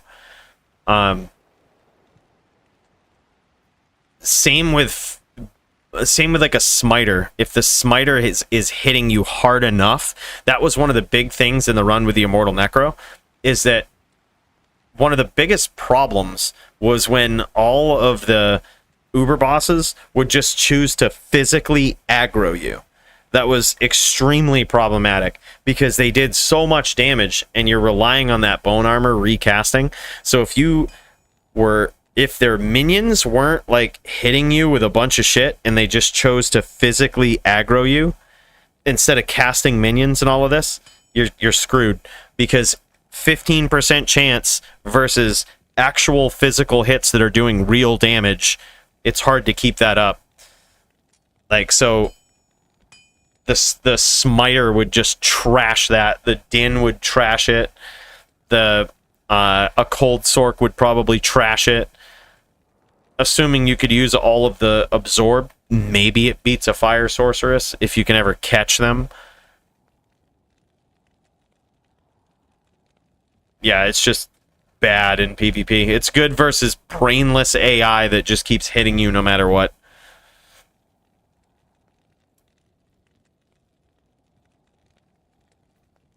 He says, "Lulz, GG, I stopped to try something else." He stopped to try something else, man. Dude, the Sweaty Betty Sorceress is really getting there. It's tough to pick matchups for Sweaty Betty, because damn, the Sork is so weird. It's so off the wall, so out there. But let's check this out, man. Let's pop over to Sweaty Betty perspective here. Is that it, or is it 3-0? Yeah, let's see it from from the Sweaty Betty perspective here. Yeah, he does have the helm on. He's doing some lightning damage here. He's got Dream on. And Dream in conjunction with Lightning Mastery and a ranged weapon just does stupid damage.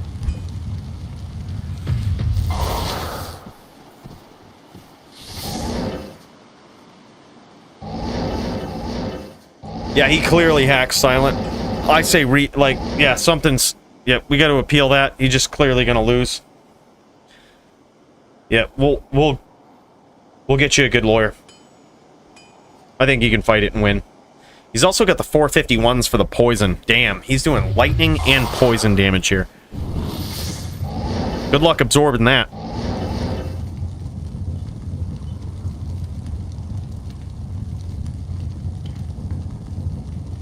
Well, it's kind of makes sense that it doesn't go to mana, though, right? Like, damage taken goes to mana. I think it's phrased right. Like, the ES is stopping you from taking damage. So, the damage that you take is very minimal. I think it's phrased appropriately. It makes sense. Yeah, and enchant. Oh, yeah, he's got fire damage in there, too. Dude, it's just... This is like a rainbow sork, dude. Rainbow bow sork. Rainbow sork.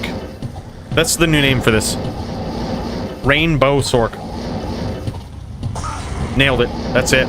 Big hit. You could hear it. We're getting set up. Kisu free! Oh, hell yeah, man. People are excited to watch that duel, bro. I'm happy to hear that. Yeah, if you don't take damage, you don't get mana. Exactly. Wow, man, this is... What a savage sorceress. I am so sorry, Sawdust. I didn't know that was going to be so miserable. This is... I thought for sure it might be different. But holy shit.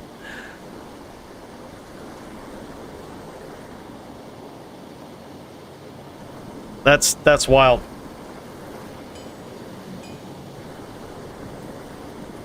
1v1 versus Montriana.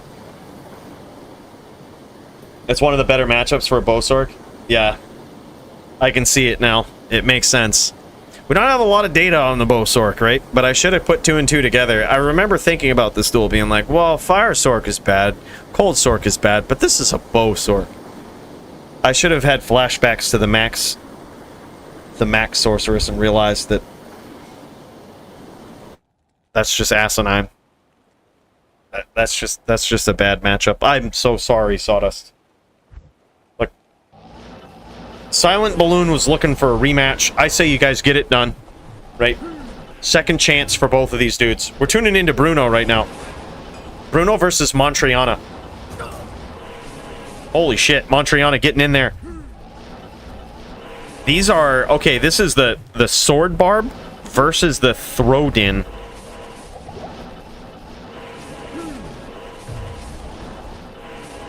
Beautiful hams there from Bruno. I gotta say, I love the leap attack addition there from Montriana, too. He's gotta watch out for those throws, though.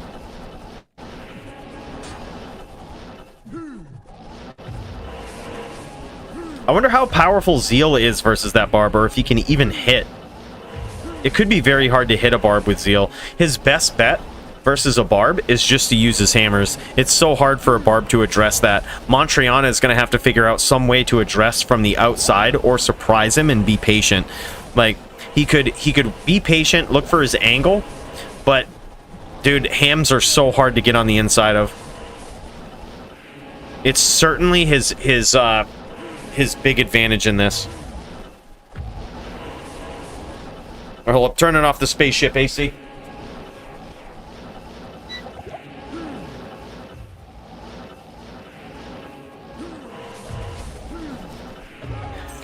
There it is, dude. Bruno gets there.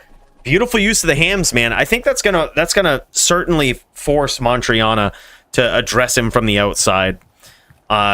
I remember the time when I thought I was extremely good. I remember this. I finally built my HLD character, and I thought I was so good, man. I had a din that I thought could take on anything. It's a din that I practically still use to this day, right?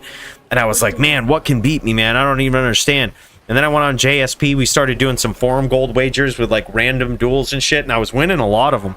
But the first guy to beat me was for 50 forum gold, and to me, that was a lot of forum gold. And you want to know what he was running? He was running a barb. And the dude just busted out a Widowmaker. And I was like, I don't know how to fight this. I don't know what to do. Like, he can address me from outside my hammer field. I don't get it.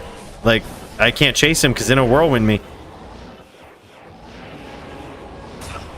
Oh, man, now look at this. This is an interesting little exchange here. Because Montriana is not running away with that amp on. He's actually hoping that Bruno closes the distance after that amp went off.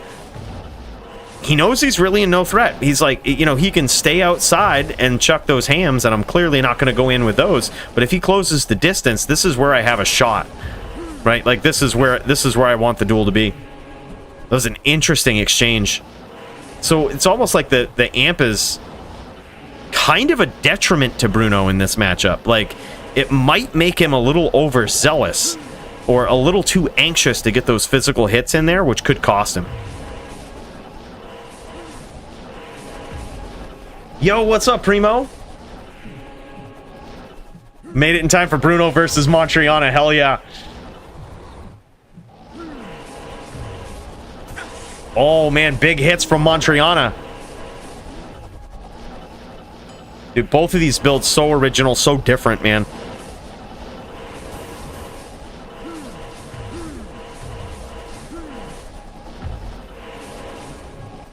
Throwed in, basically a hammered in, yeah.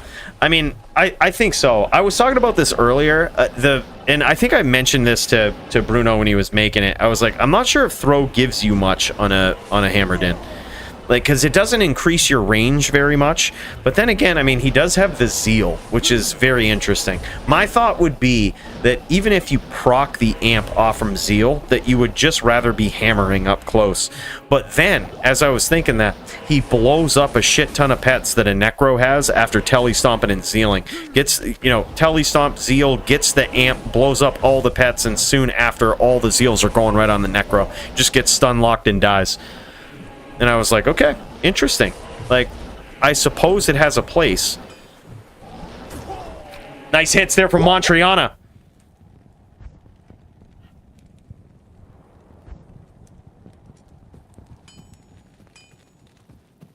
I don't recall. I'm new. Yeah, Hellion won, man. Hellion won. Pretty dominant victory versus the Punch. But Punch almost came back. I think it was, what was it, 4-2? That was actually a really good match, man. It started out 3-0, and Punch was making a big comeback. But then at the end, I missed it too because I had to get up, drain the lizard. But apparently, Hellion got quite the chain.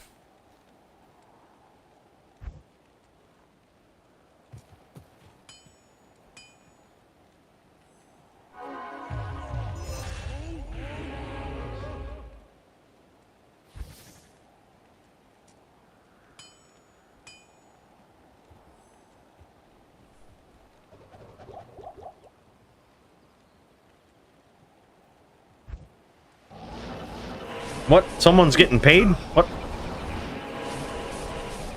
Oh. What? Sign me up?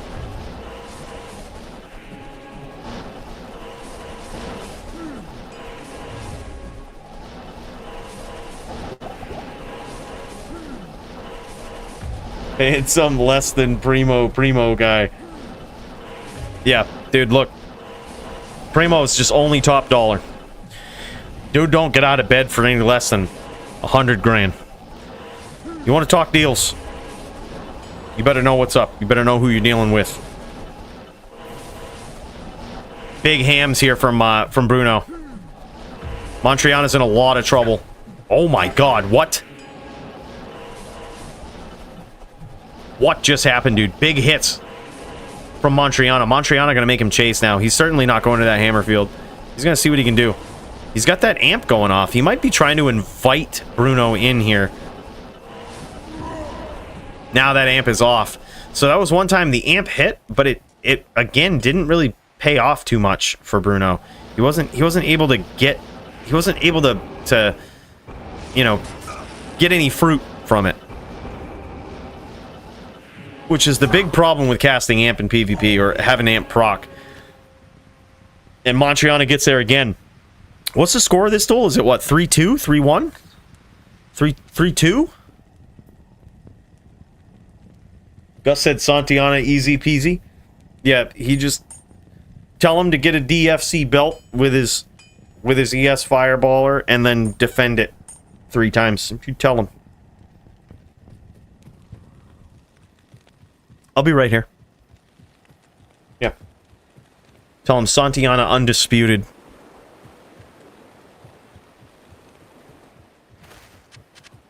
(3-2) in this epic match between these guys.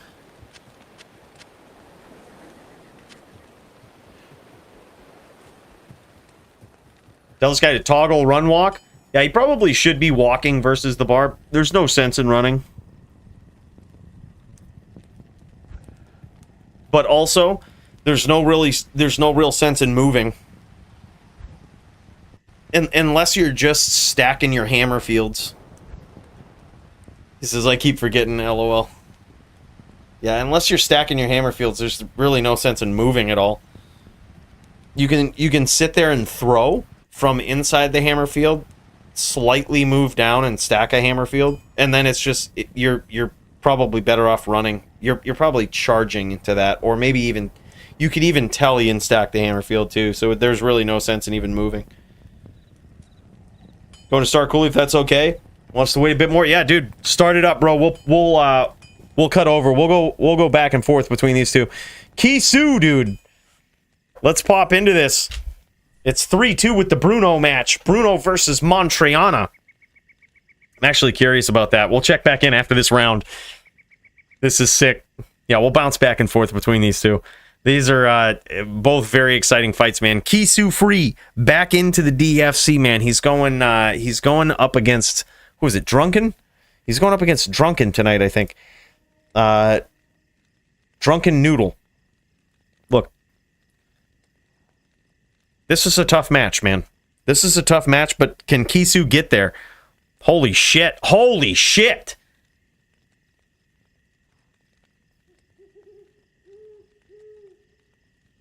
Bros. Kisu to Barb. Kisu to Barb. Well, damn. This is historically a tough match for a Barbarian. Mainly because the Barbarian is... He plans on closing the distance. The Druid actually has a distance advantage on the Barbarian, and they can stack up 50% block versus Barb. Gets a little bit rough. Now, when it does get rough like that, the Barbarian doesn't have many options. You don't really have the option to cheese out and throw a bow on there, which clearly that means I wouldn't know what to do.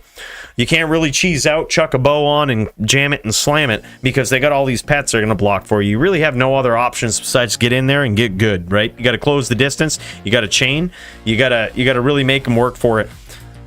Once you blow up those pets, close that distance. Don't give them any more room. Look at this. Beautiful chains here. Nice NATOs there from Drunken, though. See, and that's exactly why. The Druid can set up, right? The Druid can set up, get some NATOs going, and really punish the Barb when he comes in. Beautifully done.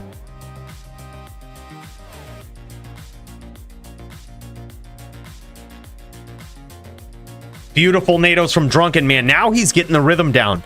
Now he's getting so that, all right, he understands. He understands what this is going to look like. He understands the uphill battle that the Barb has, and he's going to make him fight it. Right? You've got these pets to deal with. I'm gonna keep these on me. This is gonna protect me from these very well-timed whirlwinds. Gonna make you work for those whirlwinds. Got the block on, maybe. Hard to tell if Drunken has block, but you know, he has he has the ability at least. And on top of that, he can just set up. This is one matchup where he has the range advantage, right? So he can kind of sit on the outside, land those nasty NATOs, and now it's 1-1 between those guys. Kisu getting a little bit challenged in this matchup here. All right, we cut back to Bruno versus Montriana. I believe right now, it's 3-2 in favor of Montriana.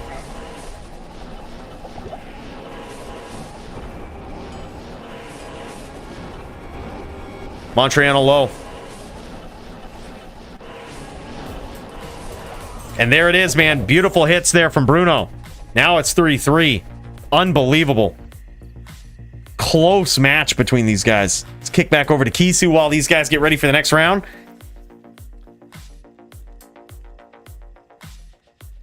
And some Barb v. Drew. Speaking of tie scores, man, 1-1-1 in this matchup right here. Kisu is presented with an interesting challenge here of closing the distance and doing it effectively, efficiently, quickly, catching his opponent off guard. You also see him using this leap strategy here. That's paying off for him. One thing that Kisu can do is stack up the life leech, right? And that's sort of the answer to the 50% block on a druid, right? If they go 50% block, you stack up a little bit more life leech and you force them off those pets a little bit. But even so, even then, I've seen druids keep the pets up and still just get there. Like, even through all of the life leech and all of this, it's a tough match for a Barb, man. And we've seen a lot of success from people that can chain Zerk. It really tests the block of the druid, really lets you know what they have. But it can also do vicious damage. Negates practically all of their DR. Beautiful hits there from Kisu and an incredible follow-up. Wow, man. Back on the ropes and he still gets there. This guy's an incredible Barb player, man. Cutting back over to Bruno versus Montriana and what could be the final round right here. Montriana gonna have to pull it out of his pockets here. These guys just getting set up. I might kick over to Kisu for another round here. These seem to be quick. Man, they're making sure they've got the pool and everything for this matchup.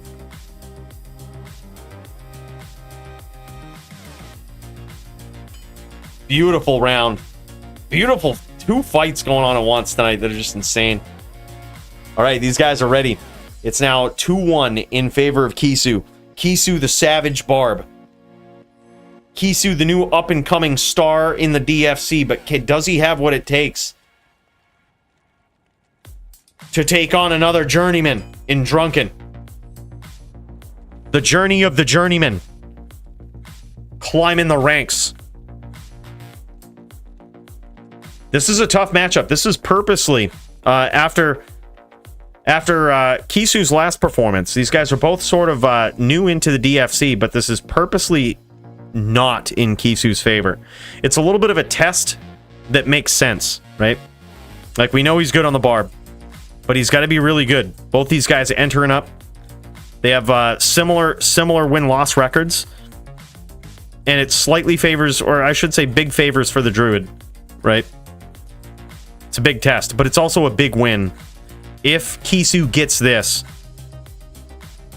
I think the days of matching this guy up fairly are over, right? Wow, there it is, man. 3-1 so far from this guy. So close on that. We are ready when you are. All right, man, let's do this. We'll cut over right now. It's now 3-1 in favor of Kisu there. All right, let's see this last round. Holy hell, man. Tough match. That Druid's got his work cut out for him, man. It's certainly in favor of the Druid. However, we do know that Kisu's a very good Barb. And we're seeing that here tonight, man. He's been so low, and it does. The most impressive thing is that it doesn't really look like he's abusing the life leech too much. It also looks like it's possible that the Druid is not going full 50 block. It's possible. Montriana trying to get in there with those hammers. Or Bruno trying to get in there with those hammers. Montriana trying to get inside the hammer fields. He's doing it with leap attack, which is interesting. He might actually be on the... it's hard to tell. He might be on a fortitude setup. I'm trying to figure out if he's actually teleporting or if he's leaping in. He might be on a fortitude setup, dude, which is even more dangerous and difficult to deliver damage to Bruno. Yeah, Bruno's just on the straight ham plan now, dude. He knows that's what's up. Big hits there. Montriana scores a hit of his own, though.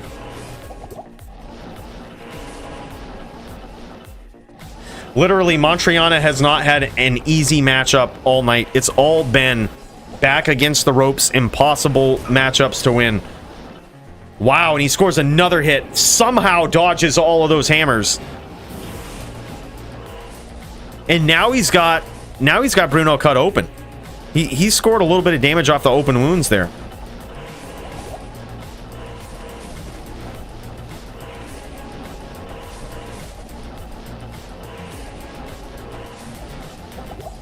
Cold Res Shrine BM versus Druid, technically, but if you have 75 res otherwise, I'm cool with it. And there it is, dude. Bruno gets there. Big win for this guy on the throw-in. Unbelievable. That's incredible, man. Big win for this guy. Let's cut over to Kisu before this one goes down. Or was that it? Is it first to 4? Yeah, it's FT4. FT4.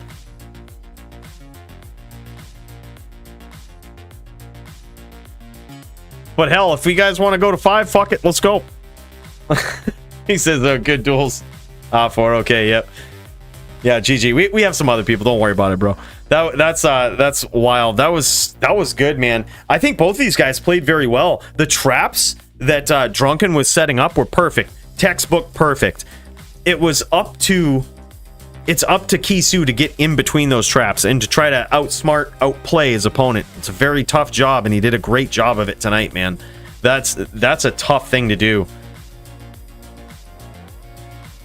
Yeah.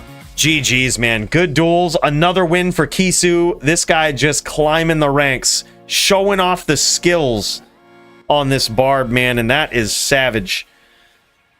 All right, and this is oh shit, this was our Druid player right here, Nino. We could have dialed in from that perspective, dude. My bad. Would have been really cool. Would have been really cool to see the pressure, what the pressure of Kisu looks like on the other side. Because dude, Nino, aka Drunken Noodle, was playing very well. He was playing that extremely well, man. That's what's so demoralizing about that skill on Kisu. He's good on that barb. Bruno likes wonky builds. He sure does, man. If the build is meta, Bruno's not playing it. That's the thing. If it's meta, if it's something that you would expect, he ain't playing it, right? He might have a hammered in shell there, allowing him to go back to a powerful skill. But if he doesn't have the ability to surprise you with something that you don't expect, he ain't playing it. And I gotta say, I love that, man. That's the sort of creativity and originality that I can respect, that I try to build builds like that, you know? Shit's wild. Let's fucking go. Me versus Hellman's Mayo. Let's go, dude. Yeah, good duels, Kisu. That was sick, man.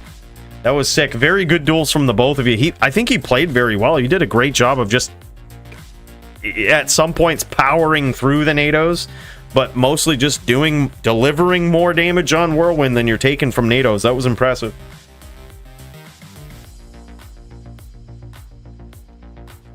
The 1 Point Wonder in FOH was a backup plan for Montriana. That's crazy, dude. I'm surprised you hard statted it and didn't go with like I guess you have throw on the...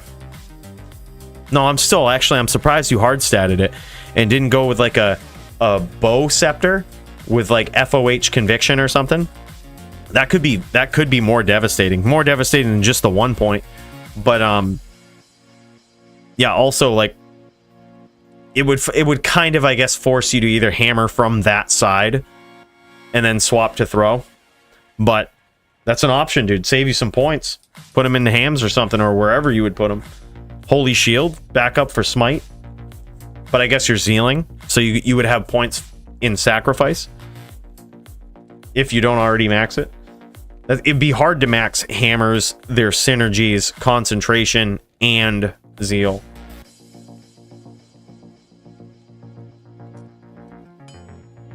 Yeah, dude, very well built, very tough opponent. That was good, man. Kisu's got himself a bit of a fan base in the DF, just running up the ranks, man, kicking some ass on that barb. It's really good to see a good barb player tear it up, man. I think that it's a very exciting type of duel to watch, man. It's a pleasure to see that barb tearing it up. there's a lot of room for growth on the build. Yeah, just kind of figuring out like the specifics of it. That's for sure. Oh, this guy... Stream is gone. Just tuning into Bruno. Here we are, Bruno. Is there no one else? What have we missed? Oh, did we miss Taz's? Did we miss Taz?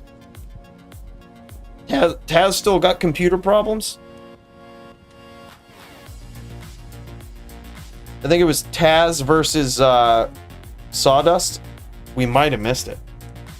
Because I think I was tuned into Sawdust there. Yeah, this is Bruno's setup, dude. 222 open socket, magic helm. You gotta love it. A good barb player, subtext red. You know what I mean.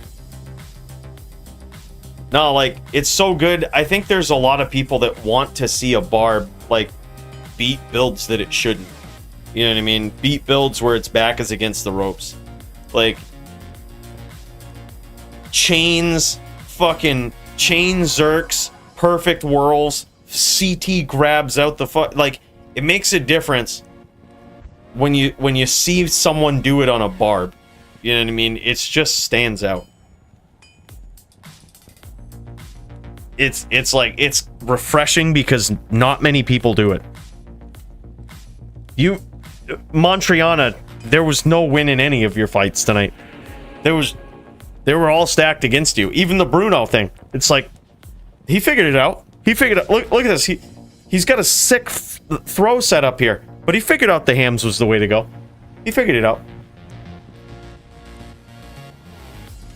Bruno was like, yeah, okay. There's not much you can do about these hams, huh? All right. All right. That's fine. If you were, yeah, if you, it will show white 75 if you hit a shrine anyway, even if you're gold. So, just because you have a shrine. I'm not too worried about it. I really don't think it was too significant.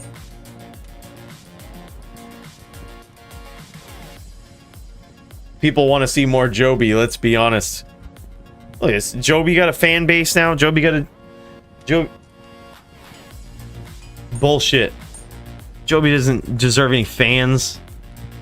Guy beat me once because I lagged. Come on now. Little Joby groupies. What is this? Yeah, no, I'm not jealous.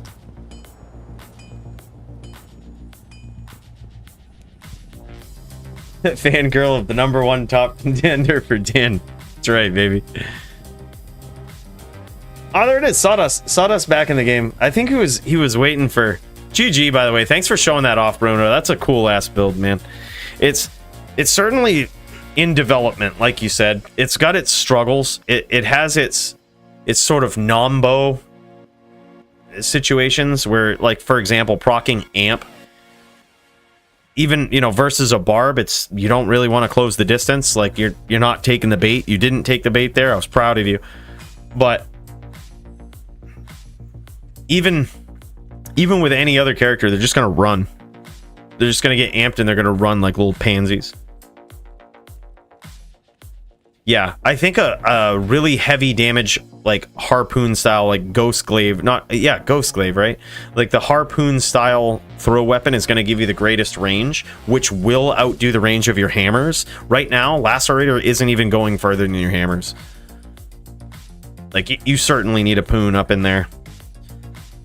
That way, there's at least some justifiable distance on the throw, right? Like, people coming in, they're coming in from off screen. You at least have something. But on a Din, get used to this. People are going to expect you to chase them. So it will be rare that they're coming in after you, unless they're like some greater distance character, or even then they probably won't. Like, unless it's a druid, unless it's a barb, they're probably not coming in. And the druid will kill you anyway. The barb will die anyway. Yeah. It's tough. It's a tough life for a Din, dude. Which is why I'm like, trying to think of a scenario where the throw solves a problem that the hammer din can't solve. You know what I mean? It's hard to outrange the hammers themselves, because if you stack them, you can, and especially if you lead your opponents into them, they can cover more range than they appear to cover. You know?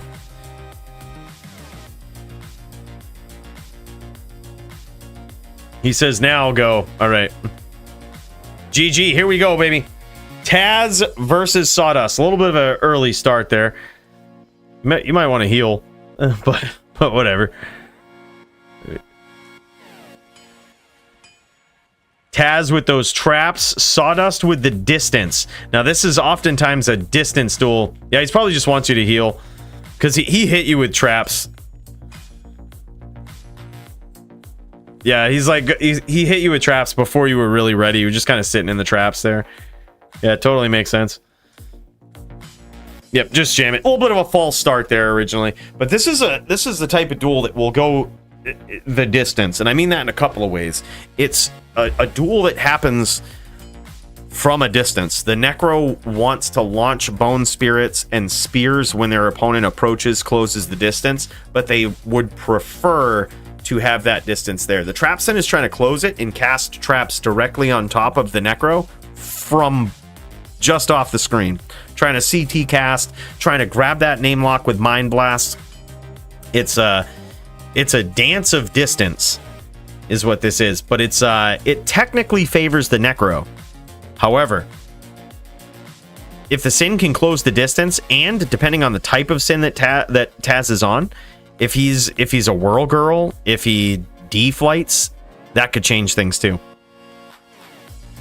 Big hits for Taz though right off the bat.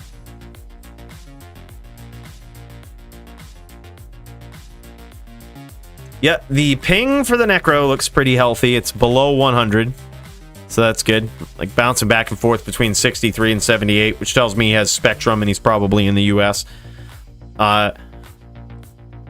Nope, 47. I guess he's got... Never mind. It's pretty good. Spectrum don't go to 47. Never seen that. On the highest plan for $1 billion a month. Never seen it go that low. But now it looks like the Necro Sawdust is in trouble. Taz punishing him with these traps, setting him up all over the place, making it very hard for him to escape. And there it is. Taz gets there in round one. Incredibly quick round one there as well. I love that. And you know that that's because Sawdust says, like, fuck this. I'm not just going to sit back and spam spirits. I'm up in here to duel. Let's do this. So he's looking for his opportunity. He's looking for a shot. He's looking for an angle where he can grab a spear, or he can just grab a name lock, launch some of that shit in. Now, is it the safest way to go? Definitely not. But is it the most entertaining? Fuck yeah, it is.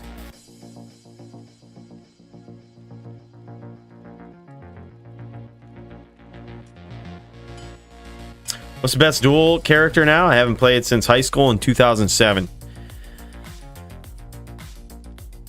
Probably an assassin. Yep, an assassin is the most versatile and doesn't really have any bad matchups. The assassin is pretty dominantly the best one. But it kind of requires you to be good on the assassin, right? If you're not good, you're going to get punished. Necro is also not bad, but is extremely hard to master it.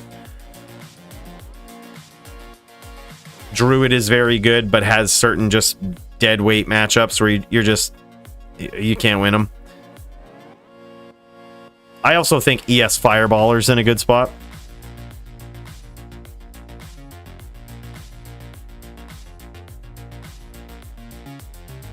Yeah, for sure it is. Oridon, don't listen to Hellion. Hellion, pro troll. Pro troll, don't even listen to him.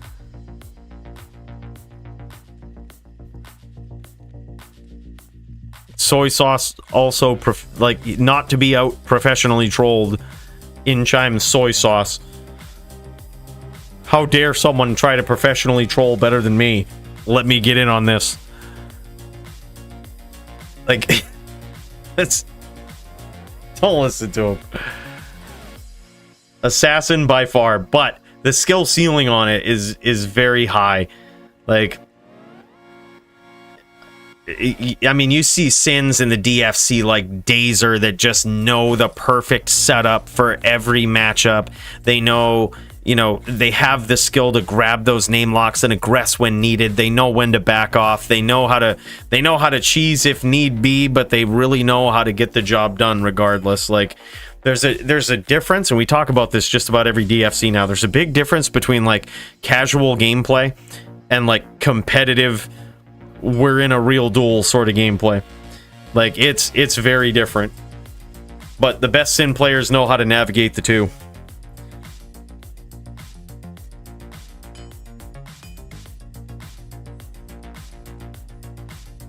Wolf Barb and Ideal versus all. Look, these guys suck so bad, they just want you to build the worst character so they can get a fucking win finally in the Blood More. So bad, man. They suck so bad. Don't listen to them.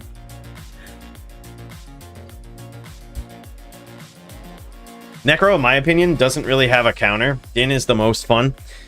Yeah, I don't know. I think, yeah, I guess the Zon isn't really a hard counter to the Necro, but it is pretty tough for a Necro if you get like a Telly Boa. But it's not a hard counter. Close duel between these guys. Holy shit.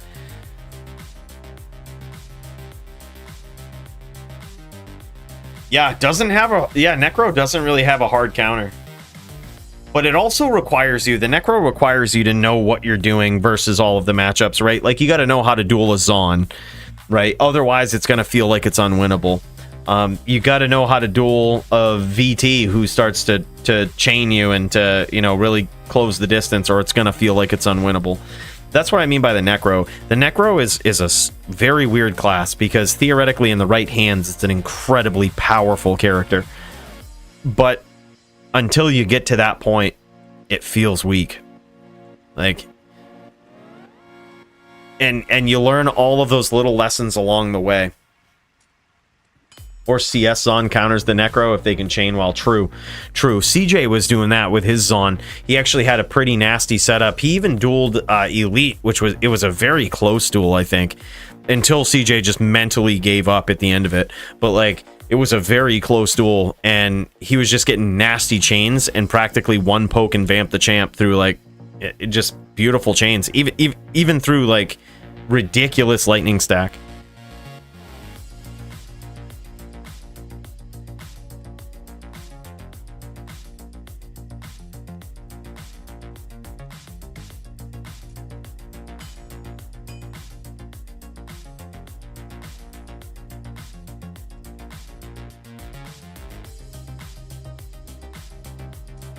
Court showed Manti how no-nonsense Necros can be if they know how to stomp spear 5% of the exchanges. Holy shit, dude. I gotta say, I got mad respect for Sawdust. Like, this dude, you can tell what's going through his mind. He's like, I know what this duel can be. He's like, let's just jam and slam. I'm gonna sit here and spam some spears at fucking point blank range. And you know what? I hope you can set your traps up in time. We're gonna see how this goes. We're gonna have ourselves a little shootout. Dude is dueling like a man. This guy is like the Sean Strickland of the Necros. Like, he doesn't care. He just puts up the Philly shell and says, let's go. Just gonna walk you down.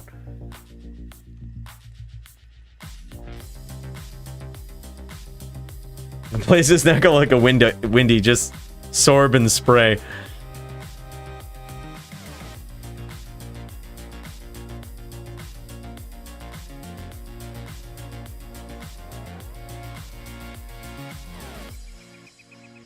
I think really what it is with Sawdust is he knows what the duel can be. This guy knows. He's experienced. He says, look, dude, this could be a long distance, long duel. And he's just like, I'm just here to jam. Let's jam. Which theoretically, if Taz plays into that, right, and gets a little too careless, if he plays into it, he could get punished for it. But he's got to keep that bone armor up, though. Sawdust has got to keep the bone armor up because that's gonna prevent him from taking any of that Mind Blast damage, or yeah, any of it really. Look at this, just goes in, stomps, scores a spear and gets out. That was actually very smart. Just scores a spear, gets out.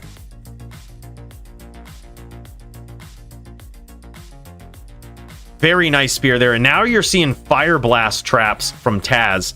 Trying to get in there, score some Fire Blast damage. That's a very, very nice swap right there that a lot of Sins do when they pressure Necros, because it tests how they've stacked their resistance. Like, have you planned, in all of your attempt to absorb my lightning damage, have you planned on fire?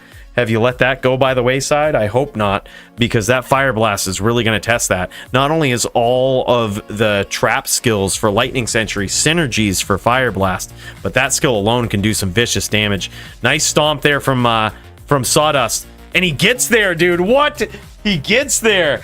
Bro, I told you. That's what he's waiting for. He's just like he's kind of lulling him into that.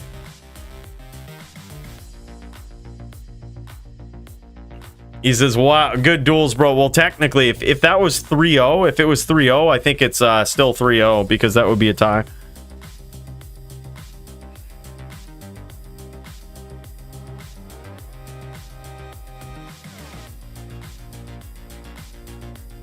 Cast Bone Spirit. Yeah, I mean, I'd like to see him set himself up with it, at least. But he could certainly outrange the Sin with Bone Spirit. I just think he's not interested in turning it into that kind of duel. I think that's really what it is. He's like, we ain't turning it into that kind of duel.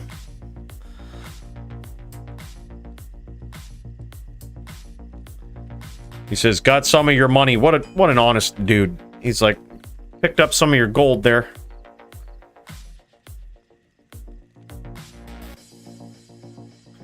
True, yeah. Yeah, you could just launch him at the feet, but still, I mean, you're launching him at the feet at range.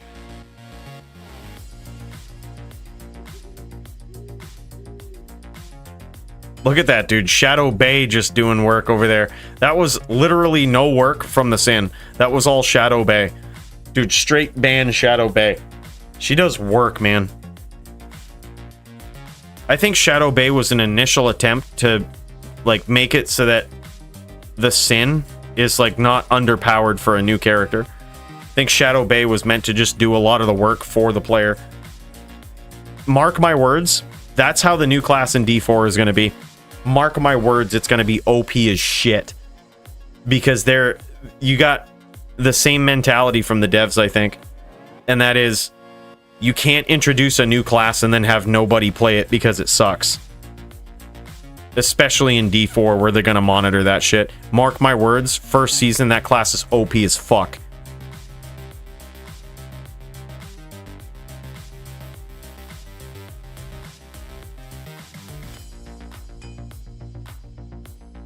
Yeah, Spirit keeps the Sin running. Oh, accidental town here. A little bit of frame dropping going on here. Don't worry, that's not on your end. That's on mine. That's on the stream.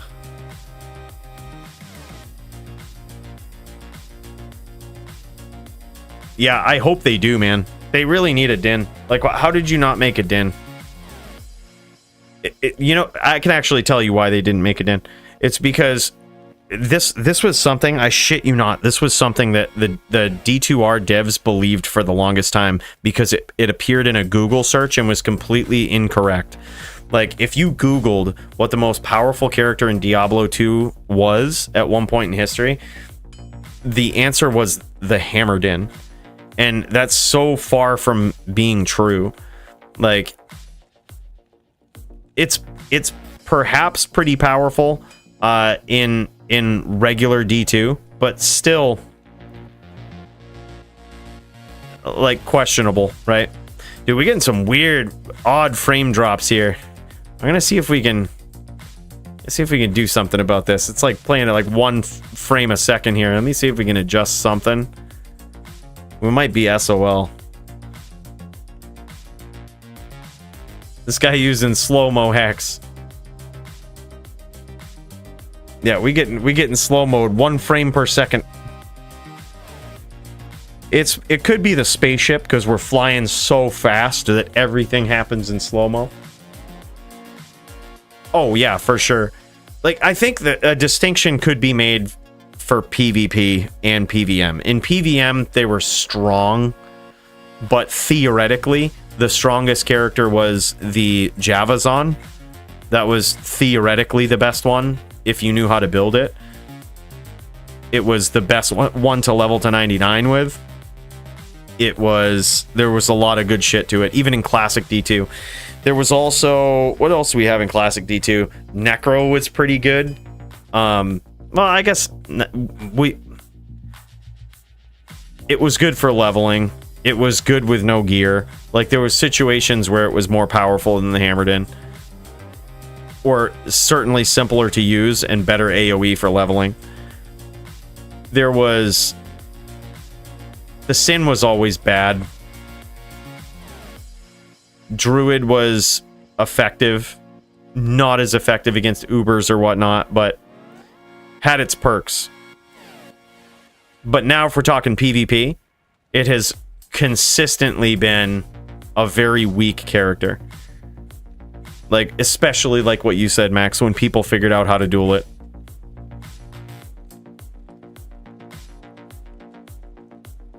One frame per second. Oh my gosh. 1 frame ain't going to be fast enough to get out of those traps. There it is. There it is, man. Taz bringing in the win. Unbelievable. Good duel, man. I gotta say, I have mad respect to Sawdust, because he just didn't give a fuck about making this a long duel. He's just like, I'm gonna get in there, I'm gonna shoot some spears. A little bit of lag going on at the end. I'm not sure if that was on his end too, or if it was just this stream lag, but he said, you know what, I'm just gonna get in there, we're gonna make this some fireworks, bro. Like, that was that. Mad respect for it too, dude. Wild. Absolutely wild.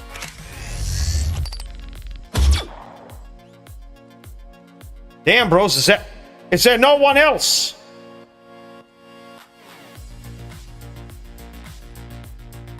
Is there no one else? Yo, Sound, you want me to teach you some LLD real quick? You want me to show you some shit? Want me to show you the ropes? Give you a good old education? We can do that. Yes, please. Primo gave me gear? What a hell of a guy. Wow, dude. What a dude. We'll give these guys some time here while we just teach Sound how to do this. Yeah, DJ, just kill it. These guys are going to need to hear the full effect of the in-game sounds, because this versus sound is really going to matter. Here, I'll take my shittiest char versus you first. All right? I'm just going to join up in low-level duels if anyone wants to join. Low-level duels. It's not even up.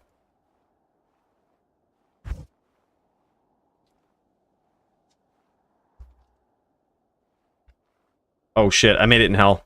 Don't join. Low LVL duels.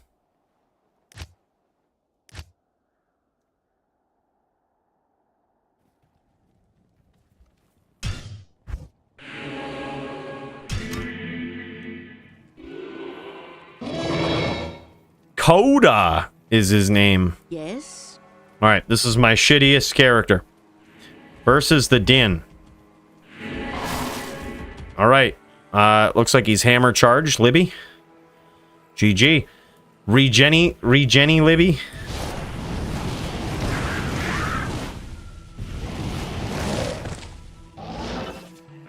Alright. Yeah, just charge me.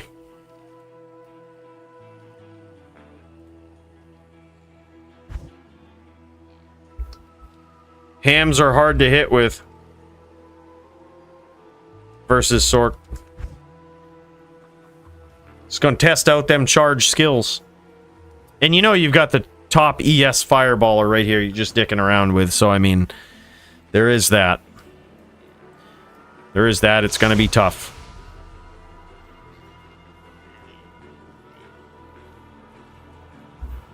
But theoretically, a Din with Hotspurs aces one of these things.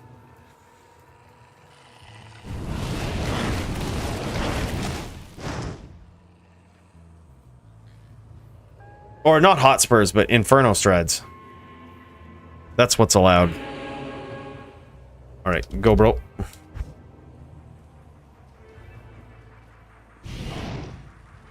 Follow me. Oh, he's chat bugged.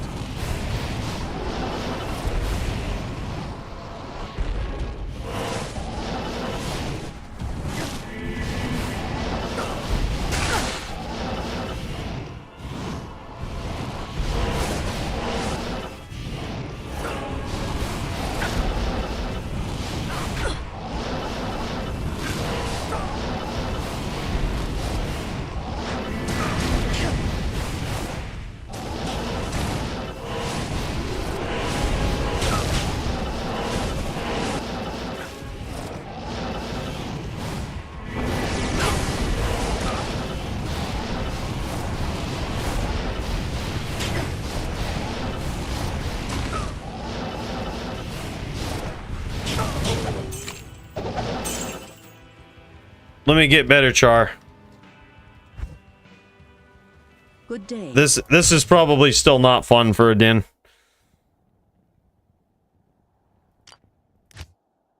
This will be fun.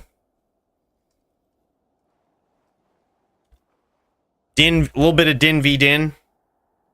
HV charge.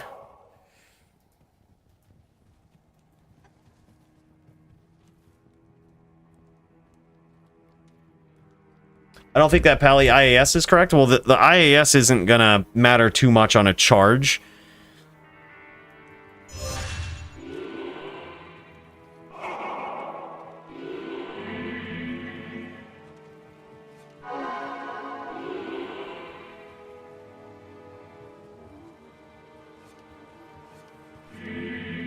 You just kind of want to be in and out on a charge. So,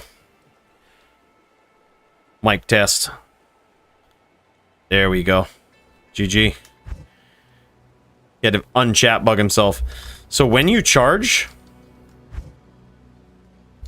like this.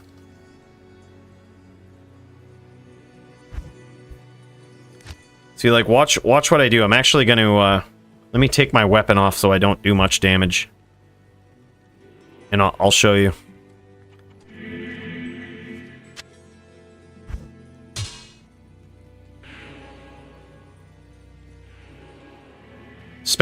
Especially when you're hunting down a sorceress or a caster or whatnot. See, watch this. I'm going to charge you, but I'm not going to name lock you. I'm going to hold shift, and I'm going to go right towards your feet, like this. See that?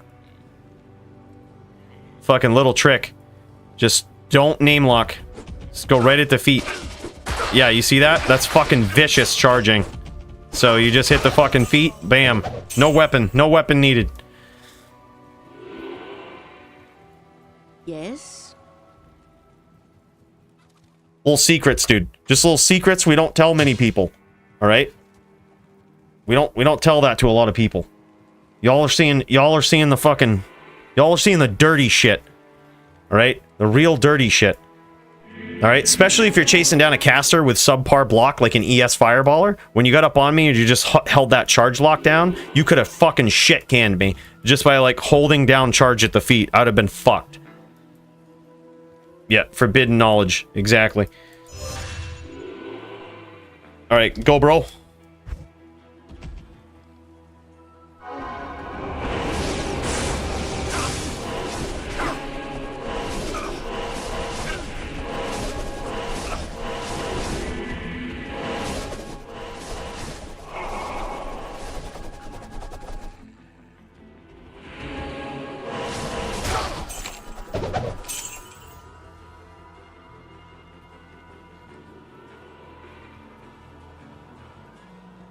Charge OP.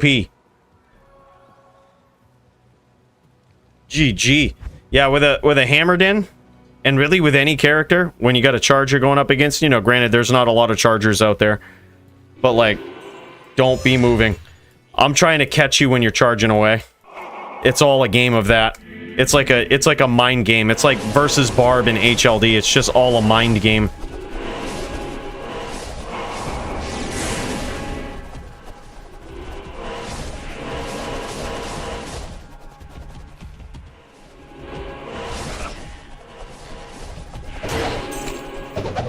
Just trying to catch you.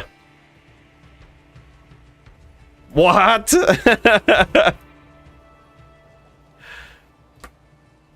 How much life?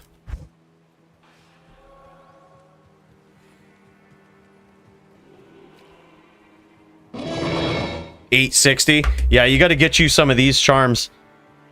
What have you got for gear, dude? Show me what you got. Got to get you some of these charms. Blessed Hammer.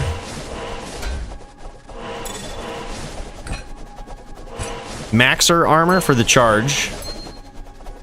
Acheron Targe, which is not ideal. That's not a bad helm.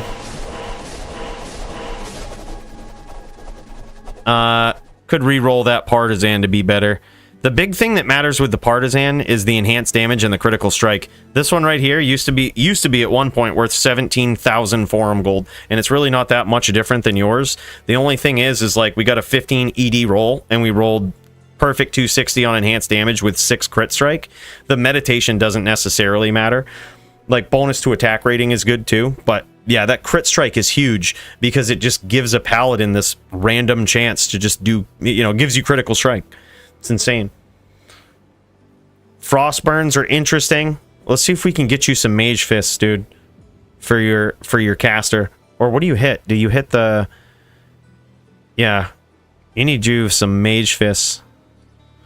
I guess he's got this to re-up on some of the 70. Oh, you got 75 cast. Okay, never mind. So that's fine then. That's fine. Oh yeah, 10 from the amulet too. What are your charms?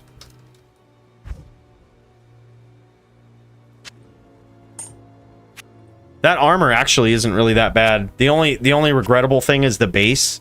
Like it could be a mage plate, but other than that, like I'm rocking a light plate. It doesn't really matter that much. Yeah, 3 15s. Yeah, those are fine.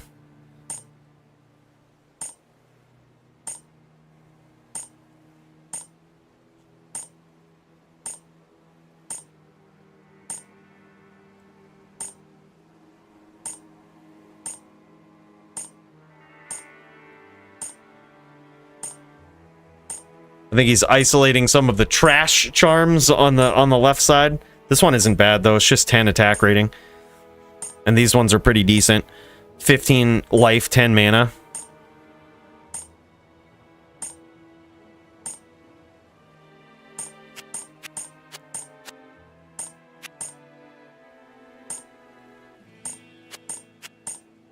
Yeah.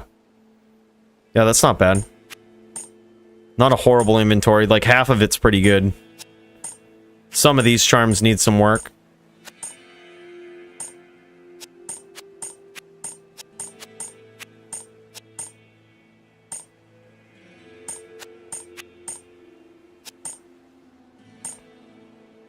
Yep, some charms need some work. Let me see what I got for you. Let me see if we got anything we can spare. You used to own the name God in 1.12? That was very impressive back then, because you could only have one of any given name. It's very impressive. That name went for like 100,000 forum gold at one point. Alright, BRB. Let me see what we've got. He got Bax's ear there. Easy. Easied facts. No struggle at all. No problem. Must have been. It was clearly an easy duel. Clearly. Not like that fax guy. Like, not like he ain't the... Who does he think he is? Best barb in DFC? I mean, that's only a technicality and numbers and shit. Crown Shield has the best block, but a lot of Din casters use an Akaran Rondache. I have a blank one here with 65 ED. Hold on, what is this? This is a very good one. You know what? Sound, for all the shit you do, bro, I'm gonna give you my almost near perfect fucking rolled one here. 3 mana off from perfect. It's all yours, bro. You gotta be using that. Oh, does he have... Yeah, you gotta use the Rondache. Rondache is better. For all that sound does for us, you can have that, man. You may also want to get you something like this. I kind of use this on this Din to make me an All-a-Din. Let me see if I got something else. Oh yeah, I have another one right here. Okay, this is fine. Yeah, this will give you FOH Conviction. That was the first one I ever found. This is solo self-found on D2R, man. We're giving it to Sound. That one holds a special place in my heart. It's even 15 ED on the base. My pride and joy is that I have one singular poly ear. That's a good one. That's a good one. You keep that, you don't let nobody have it. Don't accidentally drop it or something. He'll pick it up, he'll sell it.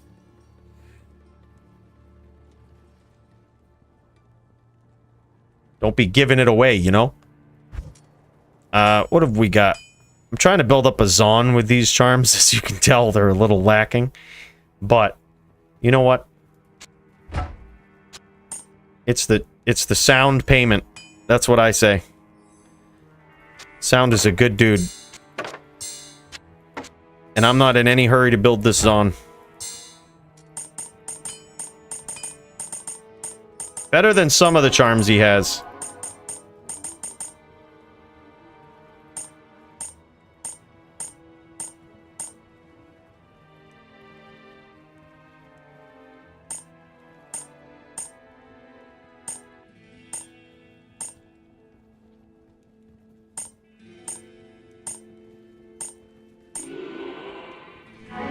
I think those were mine.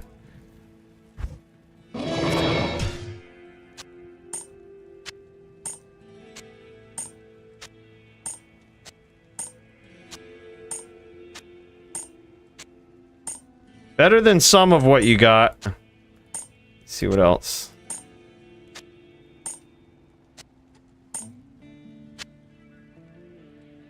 Hold on. Hold on, I might need some of these. Hold on. Wait a minute. I might need some. Wait a minute. Alright, so let's start with these. Let me go check and see what I have, because I might try to give you the spare ones, but now they're getting convoluted in my inventory. Here, start with those.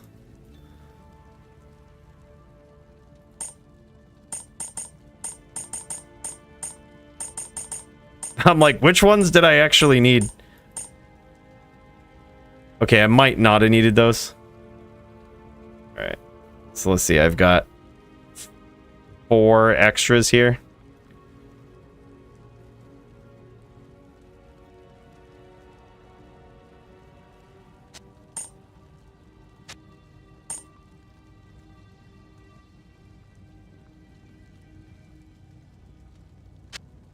Okay, it's these 4 right here, I think.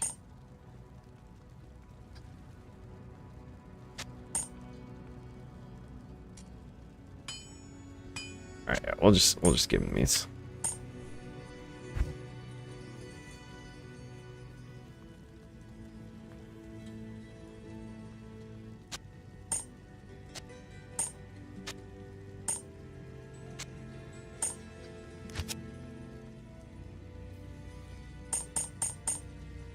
Alright. There's something. There's a start. No problem, dude. There's a start. Given the hookups. Yeah, man. Sound is a good dude. And the fact that we can actually do something for sound makes me feel like I'm doing the right thing, giving back, you know?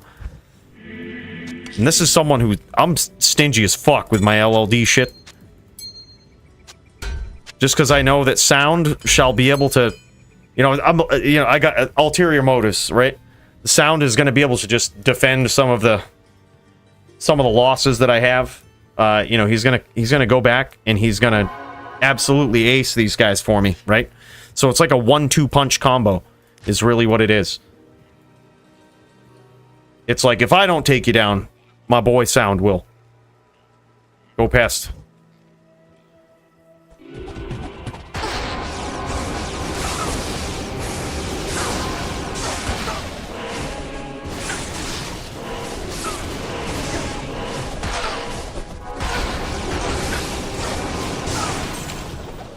Good duel, holy shit.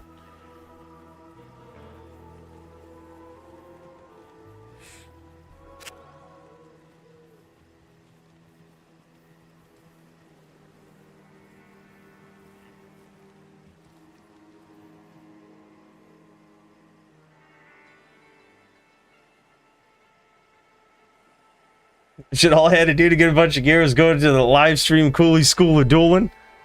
Yeah, you know, and build a nasty soundboard. These greater than 1510s? Depends. Versus Zon? Maybe. Sound going to do what Cooley can't meow. Look, I mean, ulterior motives, right, Kyle? That's what it is. Big cheers to you, brother. Thank you so much. Appreciate you, bro. Yeah, I mean, I think Sound... I mean, we've seen some nasty HLD people come into LLD and just tear it up. I remember that time Joby and Maddie joined an LLD tournament back in the day, back on D2 LOD, and just like destroyed everyone. It was crazy. It was team duels, just destroyed everyone. It was nasty.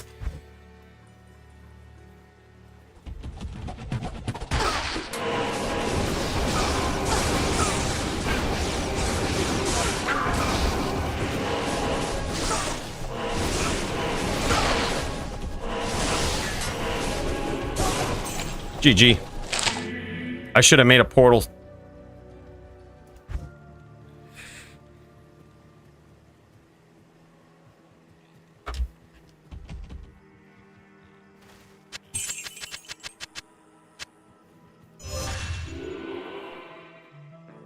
Go, bro. 6 down on him, right? Yeah, he's gonna avenge me.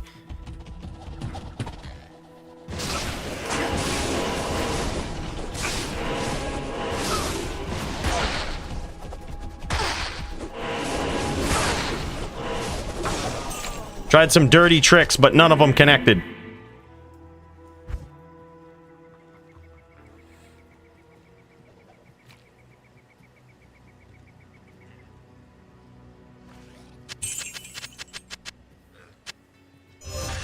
What's the Zon's gear? Let's check him out.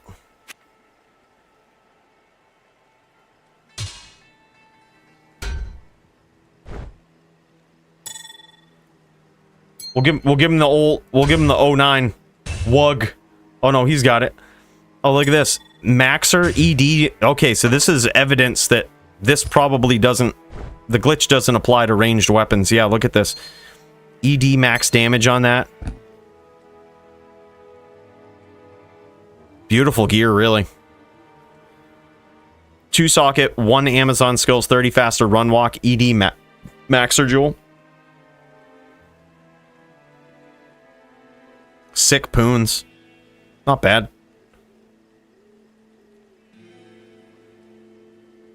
Strength, dex to min damage, mana, cold lightning, 5.5 point ring. Low roll on the lightning, but other than that, that's beautiful. GG. Do you know how much this is worth? Probably a lot.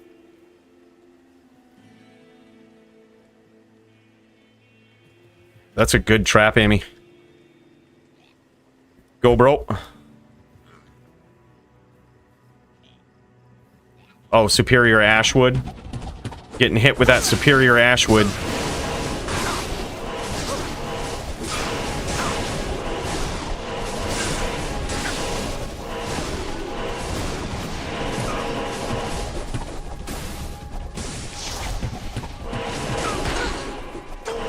At least it wasn't a flawless victory.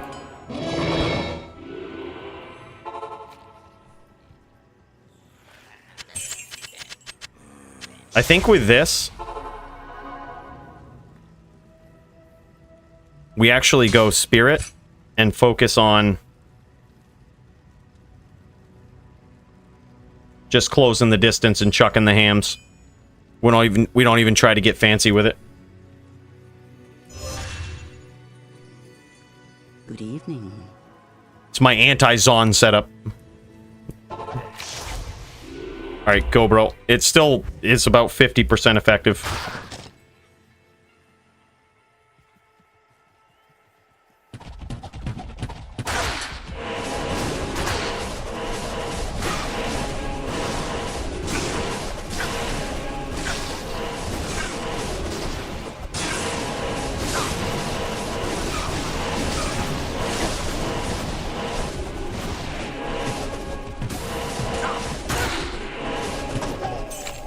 %50 effective.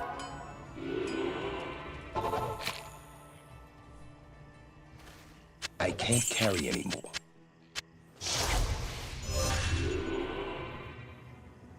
Yeah, that Amy's nasty, dude.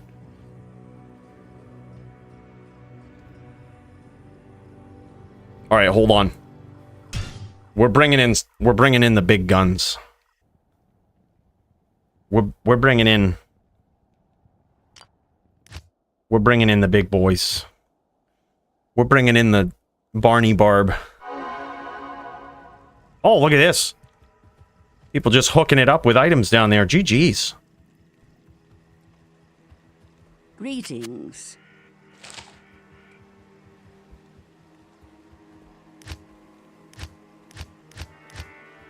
Barney Barb probably still bad, but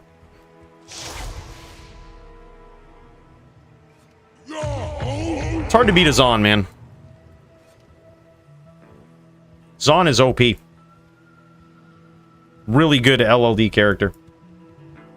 Murder Grimace. Alright, go someone.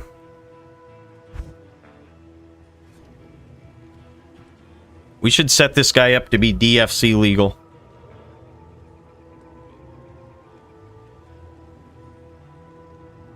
But what's the fun in that?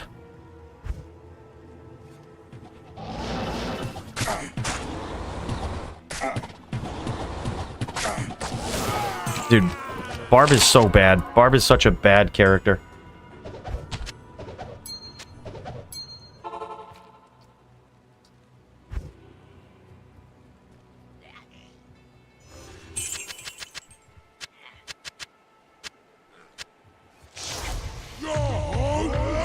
Alright, go pest.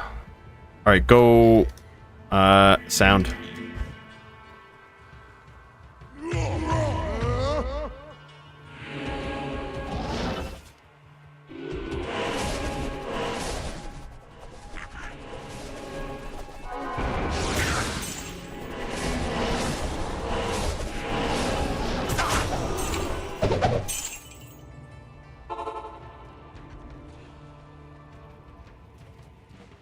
Yeah, gotta have that shield out, bro. If there was a better Barb like Fax, dude, he'd punish you for having that fucking stick out all day. There'd be no getting away with it. You just need 6k form, gold inventory, perfect, fine, small charm of Vita, and best rolls on Weps. Fax is a monster. You don't really need the best small charms. Just max AR lifers are fine.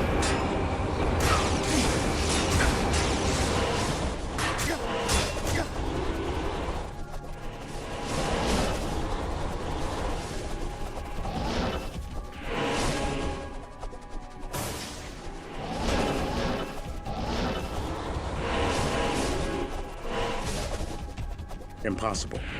I can't.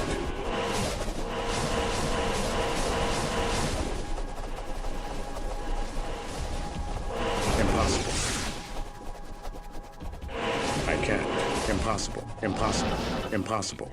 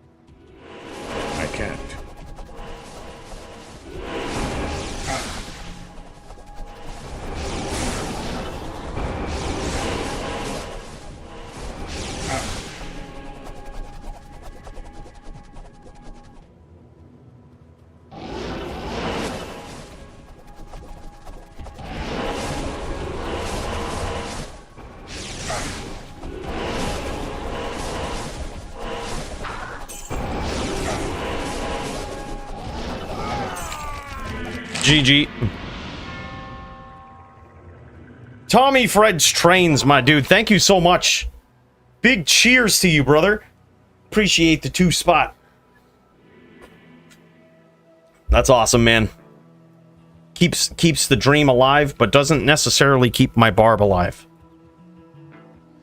This barb needs some work. The skills need some work. We are bad. We're a little rusty on this barb.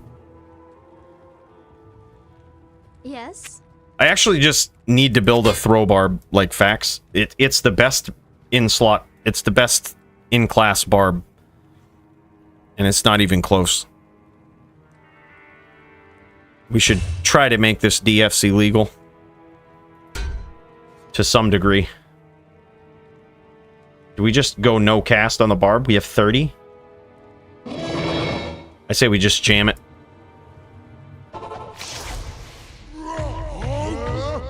Alright, go someone. What are these jewels?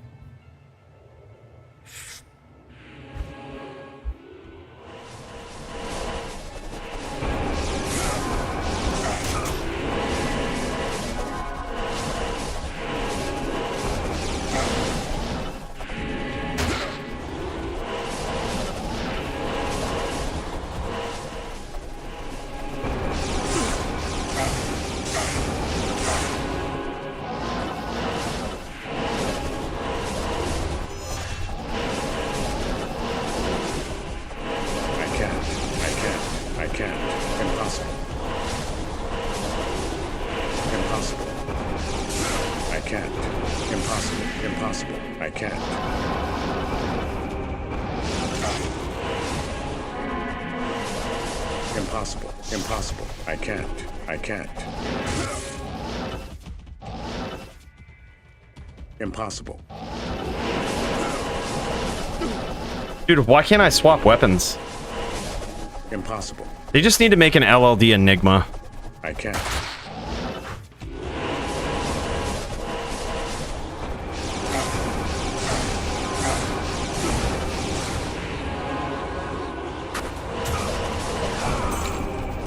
We need LLD Enigma hard.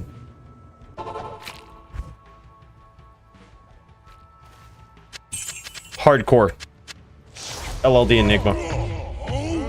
It's just like, I feel like a retard when I'm doing this. Like, it's like, teleport, take 5, 6, 7, 8, 9, 10 frames, swap. Alright, go Rib. What is Rib? Zon? Easy win.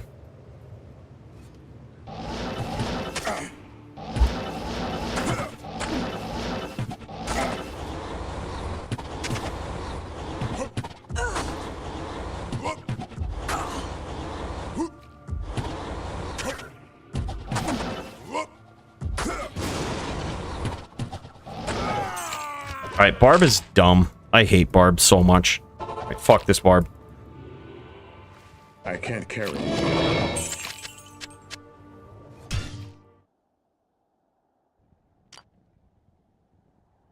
Dude, swapping weapons to have to teleport has got to be the shittiest feeling ever.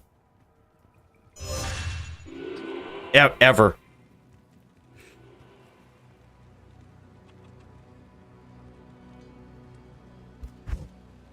The Order welcomes you.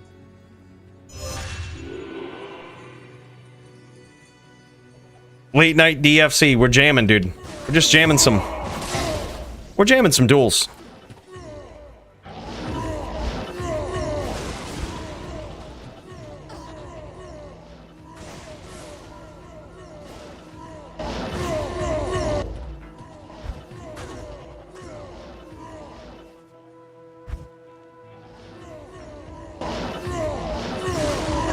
Try tokening with new shield. You might have better block.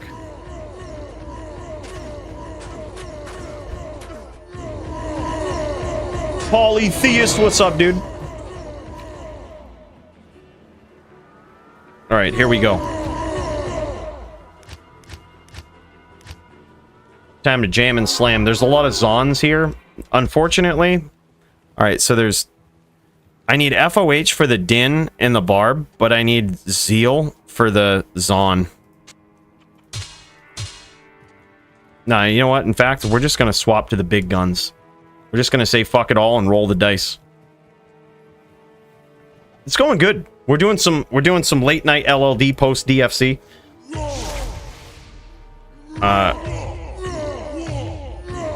Go someone. Getting our asses beat here. You know, a lot of Zons.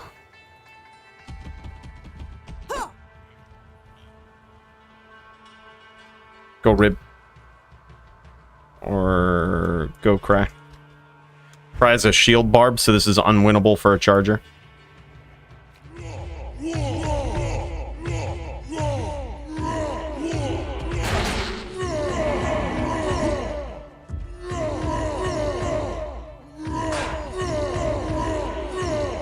Is it Warcry barb?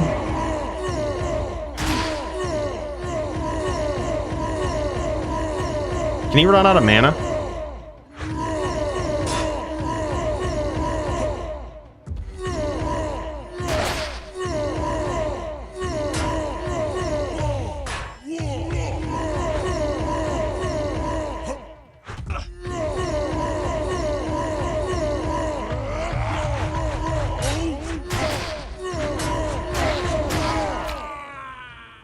I can't.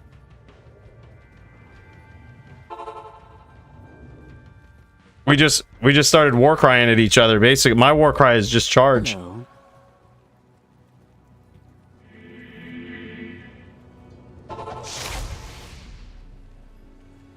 I heard shift charging like that is a no-no in LLD. Yeah, only for the pansies.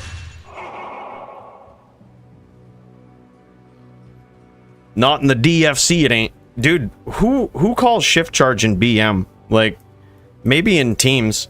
Like the Paladin is something good. Paladin is like the weakest class. Let them shift charge if they want.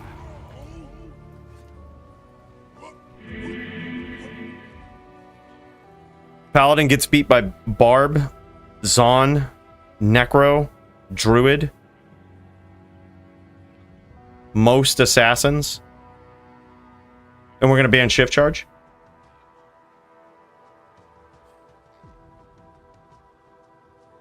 I think it used to be at one point, but the rule sets that I've seen don't really ban it. Like, even aside from the DFC rule set is actually the best one, been vetted by a lot of people, but none of them ban it.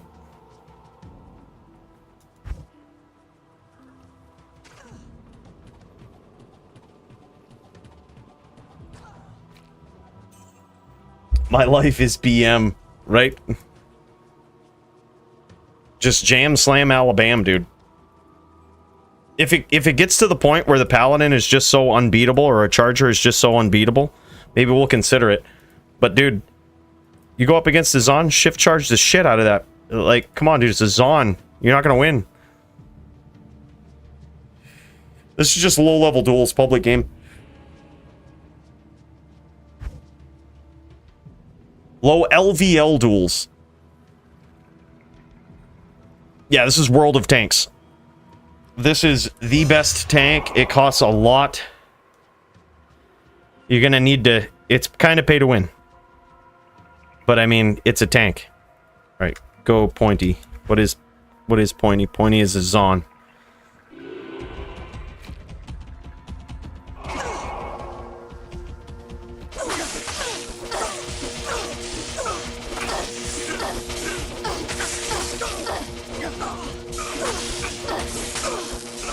What the fuck? How come we're not hitting? We're out of mana. Impossible. I even shift charged. What the fuck? The order welcomes I thought shift charge was BM. I thought it was broken. Good day.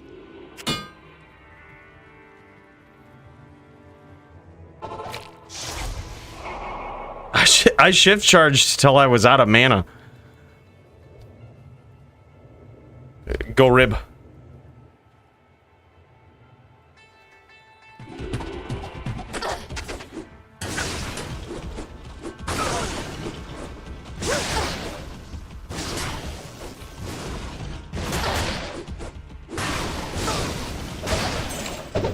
Got lucky.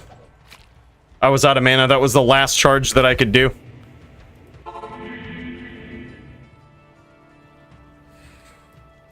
Greetings.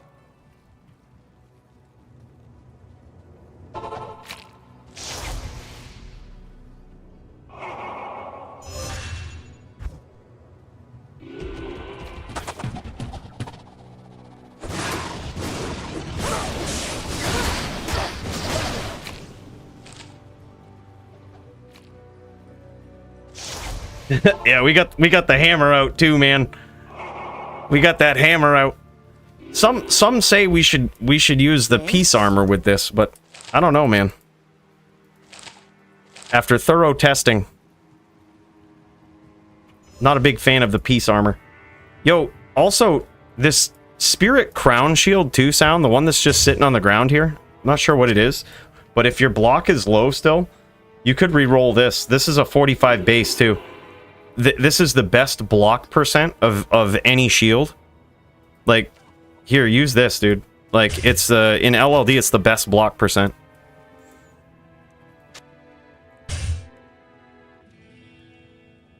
Oh, I don't even have my maxer shield on, which actually is kind of good. I would rather have mana versus on.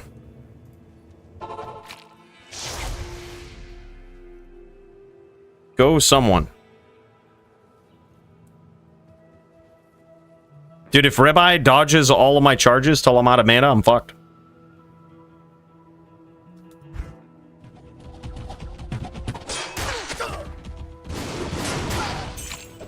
But a lot of times, it's hard to do. Gotta trash on those Zons, man. Chargers suck. I wonder if it works on a... If I should just be doing that on my H-Dins.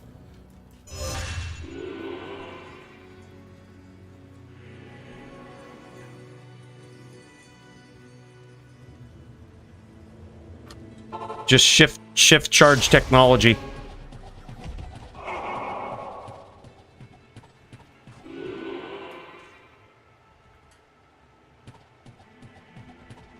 It's the shift wins.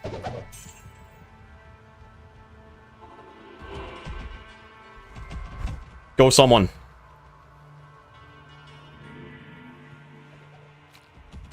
Go.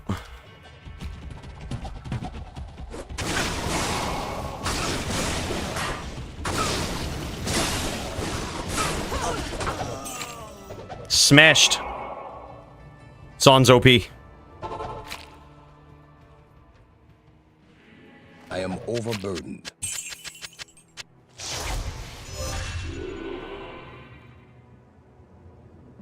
Here, I'm gonna try to not do it with shift charge.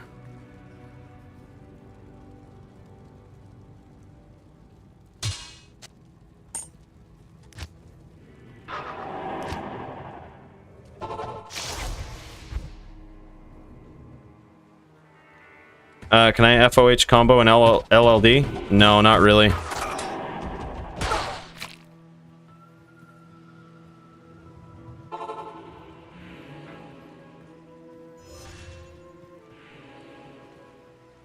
No, not really. I mean, theoretically, I guess if you have a telly stick, you could smite FOH and then telly stomp on them, but it's already hard enough in HLD. It's technically possible, but it would be extremely hard.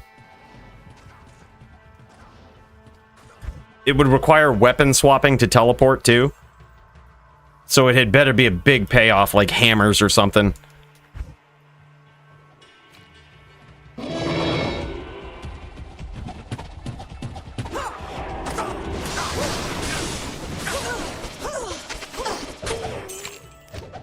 Yeah, shift charge all the way. Dins can't win. Zons just hit like trucks, dude. This Din has some of the highest life you can possibly have on a Din. Like 1200 borderline, and you just get one tapped by a guided. It's so ridiculous. Like, Zons are so overpowered. They hit so hard. And we have... I guess we don't have DR on, which, okay, theoretically, we could try that. Hold on. Stand by.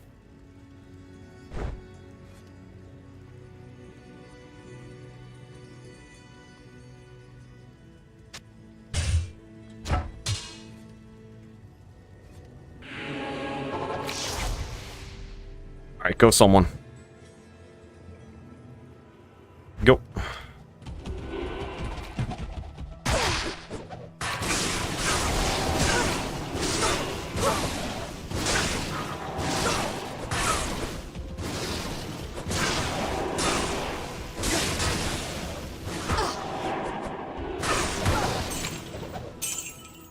Good duel. Yeah, DR, I guess, makes a little bit of a difference, huh? That was no shift charge either. I need to get my hands on a set of poons. Dude, so necessary.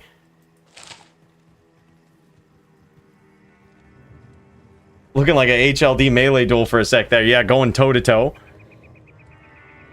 Yeah, not really. Like, the Zon... There's very few builds that have a lot of defense in LLD. Like, the Barb does. The Din... Like, if you plan for it, it does. Like, if you have good defense armor.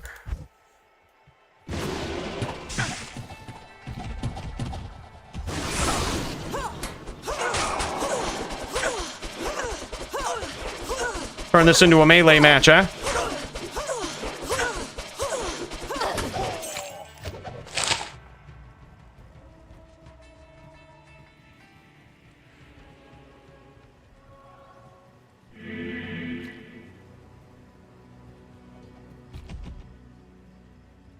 I am overburdened. That's why we shift charge. Shit's just ridiculous. Alright, go Creed. Oh no, Creed is a sin. It's just... I need a different setup. Go someone.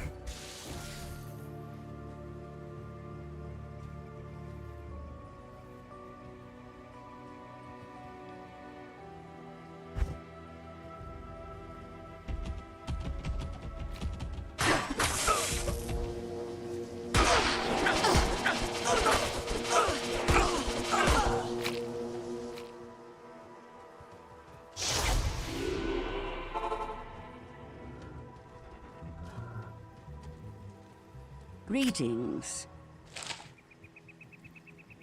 This is the Zealot Scepter right here. 1 to Fanat, 1 to Zeal. That's all we need. Price check this, please, if anyone knows. E-Rep on Blade Fury. Hand Scythe. Mind Blast, Blade Fury. 152 ED. It's hard to tell what he has in it, but I would guess a Shale Rune. Yeah, that's really good. Hard telling, dude. Hard telling a price.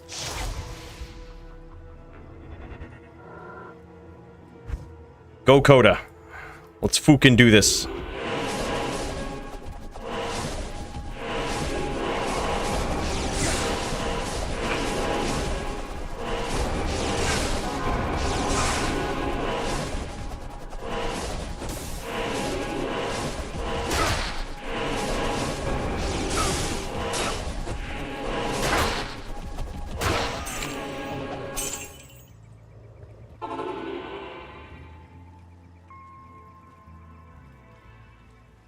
Good evening.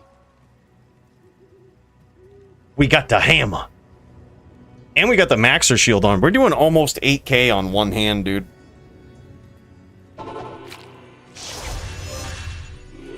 This is dang, this is a whole new world. It sure is, man.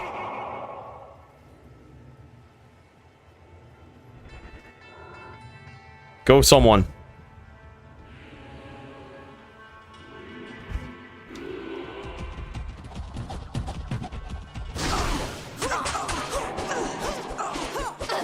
Melee match, baby. Melee match. Let's fucking go. Fucking melee for... Oh, don't you dare not turn this. What a cheesy fucking player. What a cheese player. We were trying to have some fun. We was trying to have some fun.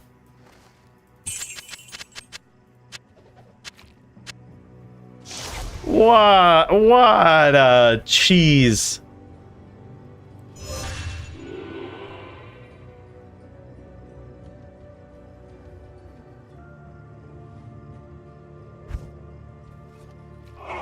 All right. Me v sound. Oh, he's got his charger. He's got his charger shit.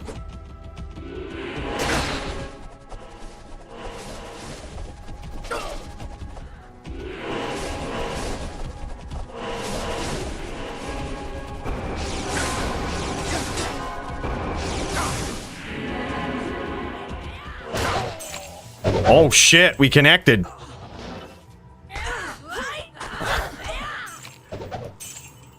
Big hams. My hammer is bigger. I bought that off Toshank.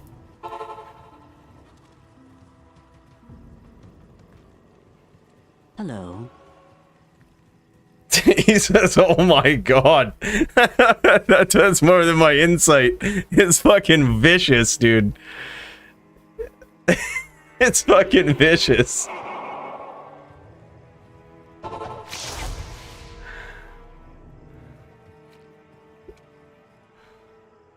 Go Creed. Creed is an assassin. I ain't even got my sin gear out. This is a losing battle.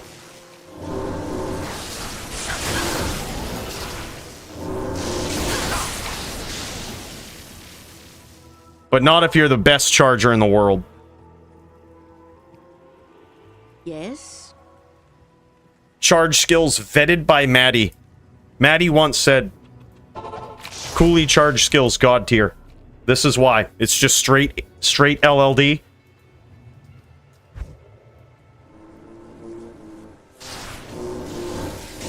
Too many traps for my liking up in here.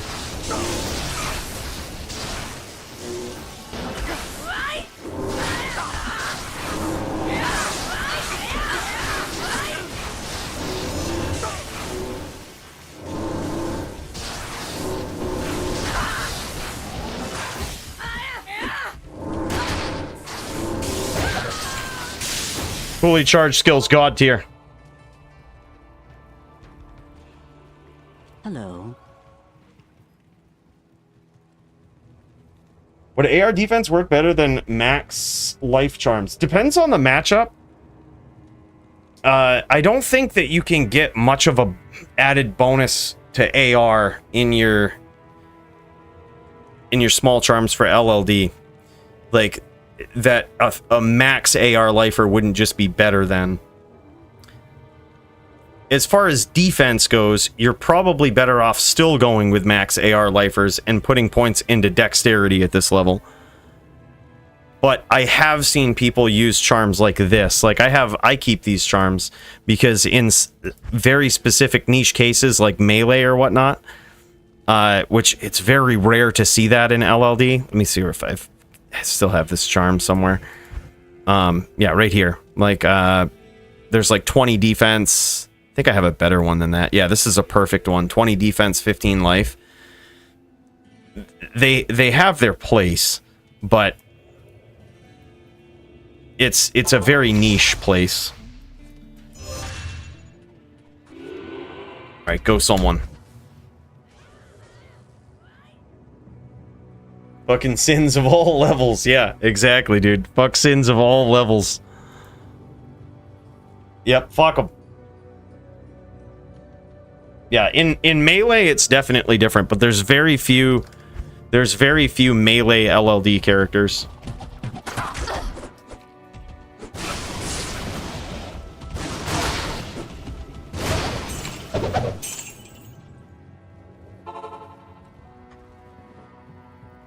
Big hams, dude.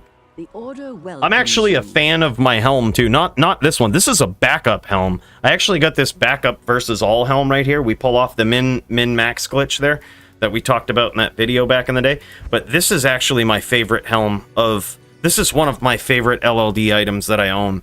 This thing is so savage. Put it this way. This would be good if you upped this on a temp melee character in HLD. Is how good this is. Like... E-rep 2 socket, near perfect roll on ED, faster hit recovery. It's got some like base resistance in there too. This thing is probably one of the most savage items I own. Solo self-found too. I actually just found this one day.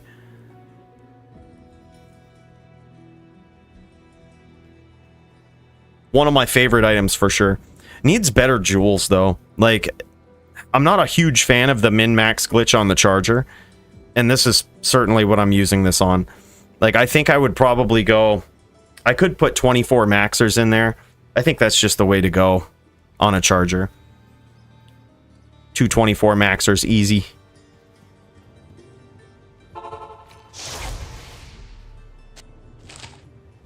Alright, go someone.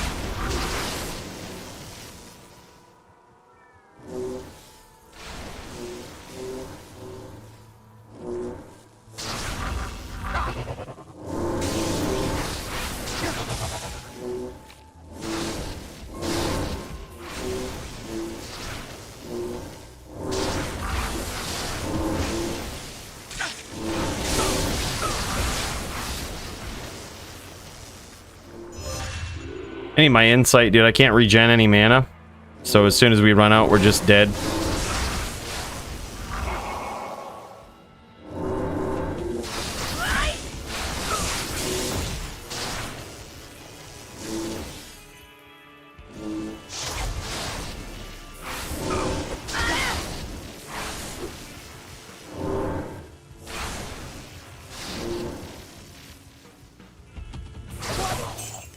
Yep.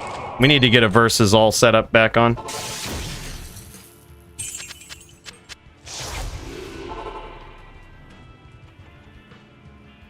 We'll have the ham for the big hits. No, actually, we'll do it like this. We'll go. I need strength somehow. I think this. Maybe this.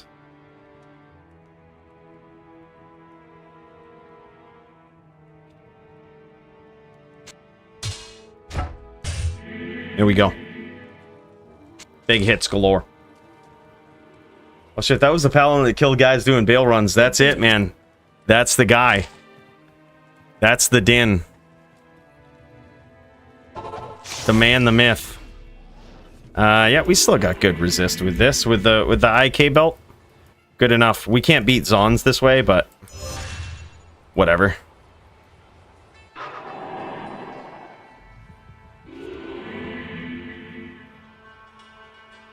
We have no DR for the Zons. No DR at all. But at least we'll beat Sins.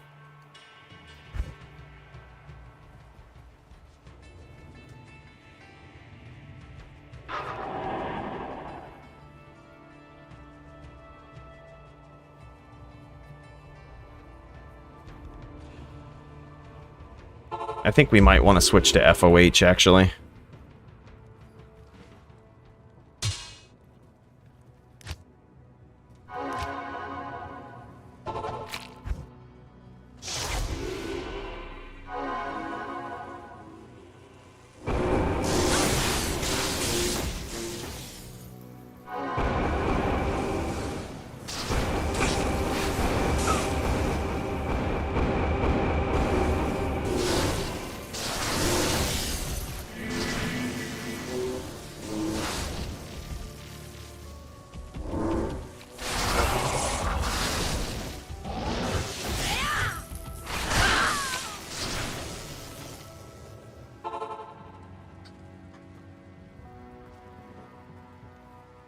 Greetings. Sin game is strong now. Sin game be strong. Slain by God. That's right, dude. We got that whole goddamn room.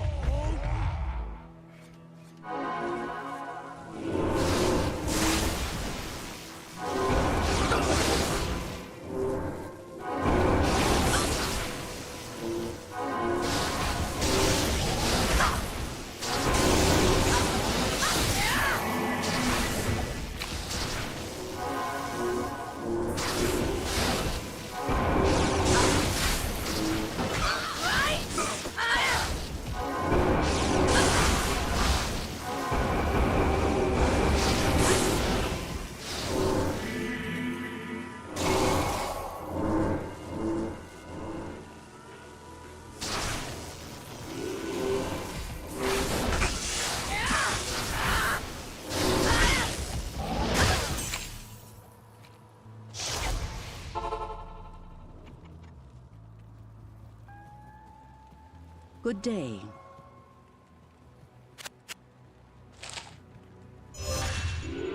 Sin game be strong.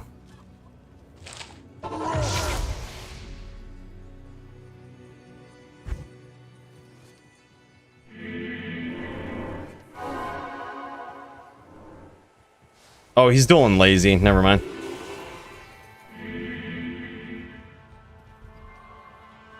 All right, go someone. All right, last big one for me. This is gonna be big.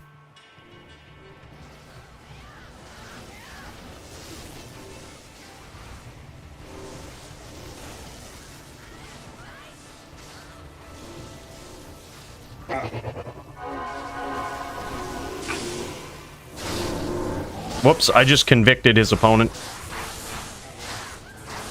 Oh shit, lazy eye, get him. Through the conviction.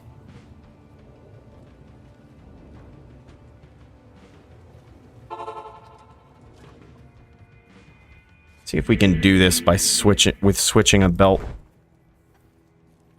Yeah, we're looking good this way. Light res is a little low on the swap.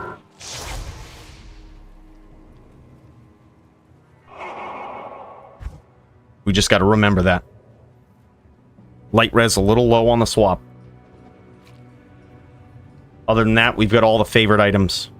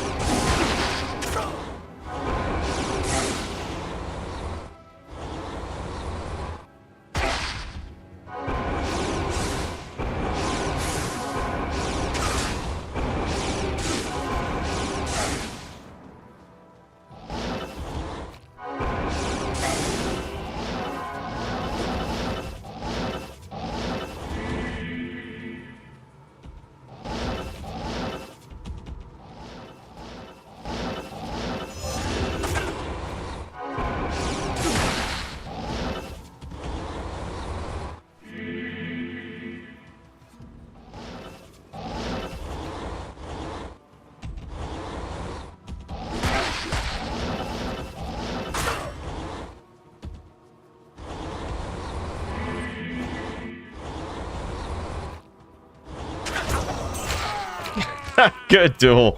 I thought for sure he was gonna swap and try to telly.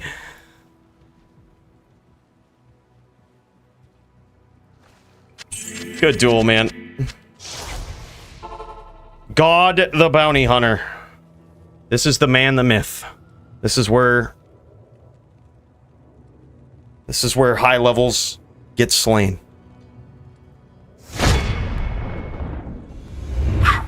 Boys, thanks so much for joining me tonight, man. Another great night of DFC. This was sweet. Big shout out to Muchez. Big shout out to Kyle, guys. Really appreciate the generosity. Everybody tonight, man. From Red Rum to Cooj, Kyle, Taz, Muchez, of course, Toshank, Drew G. Man, you guys are the best. Not a frog. Can't forget. You are indeed not a frog. More pub PKing, please. Yeah, we gotta to do it. We got to put together something original, something new. Or maybe we'll just do a stream where we just pub PK. See how many people are left and then kill them in this game. GG's, boys. Thanks so much again for joining me. Really appreciate you. We'll see you next week. Peace.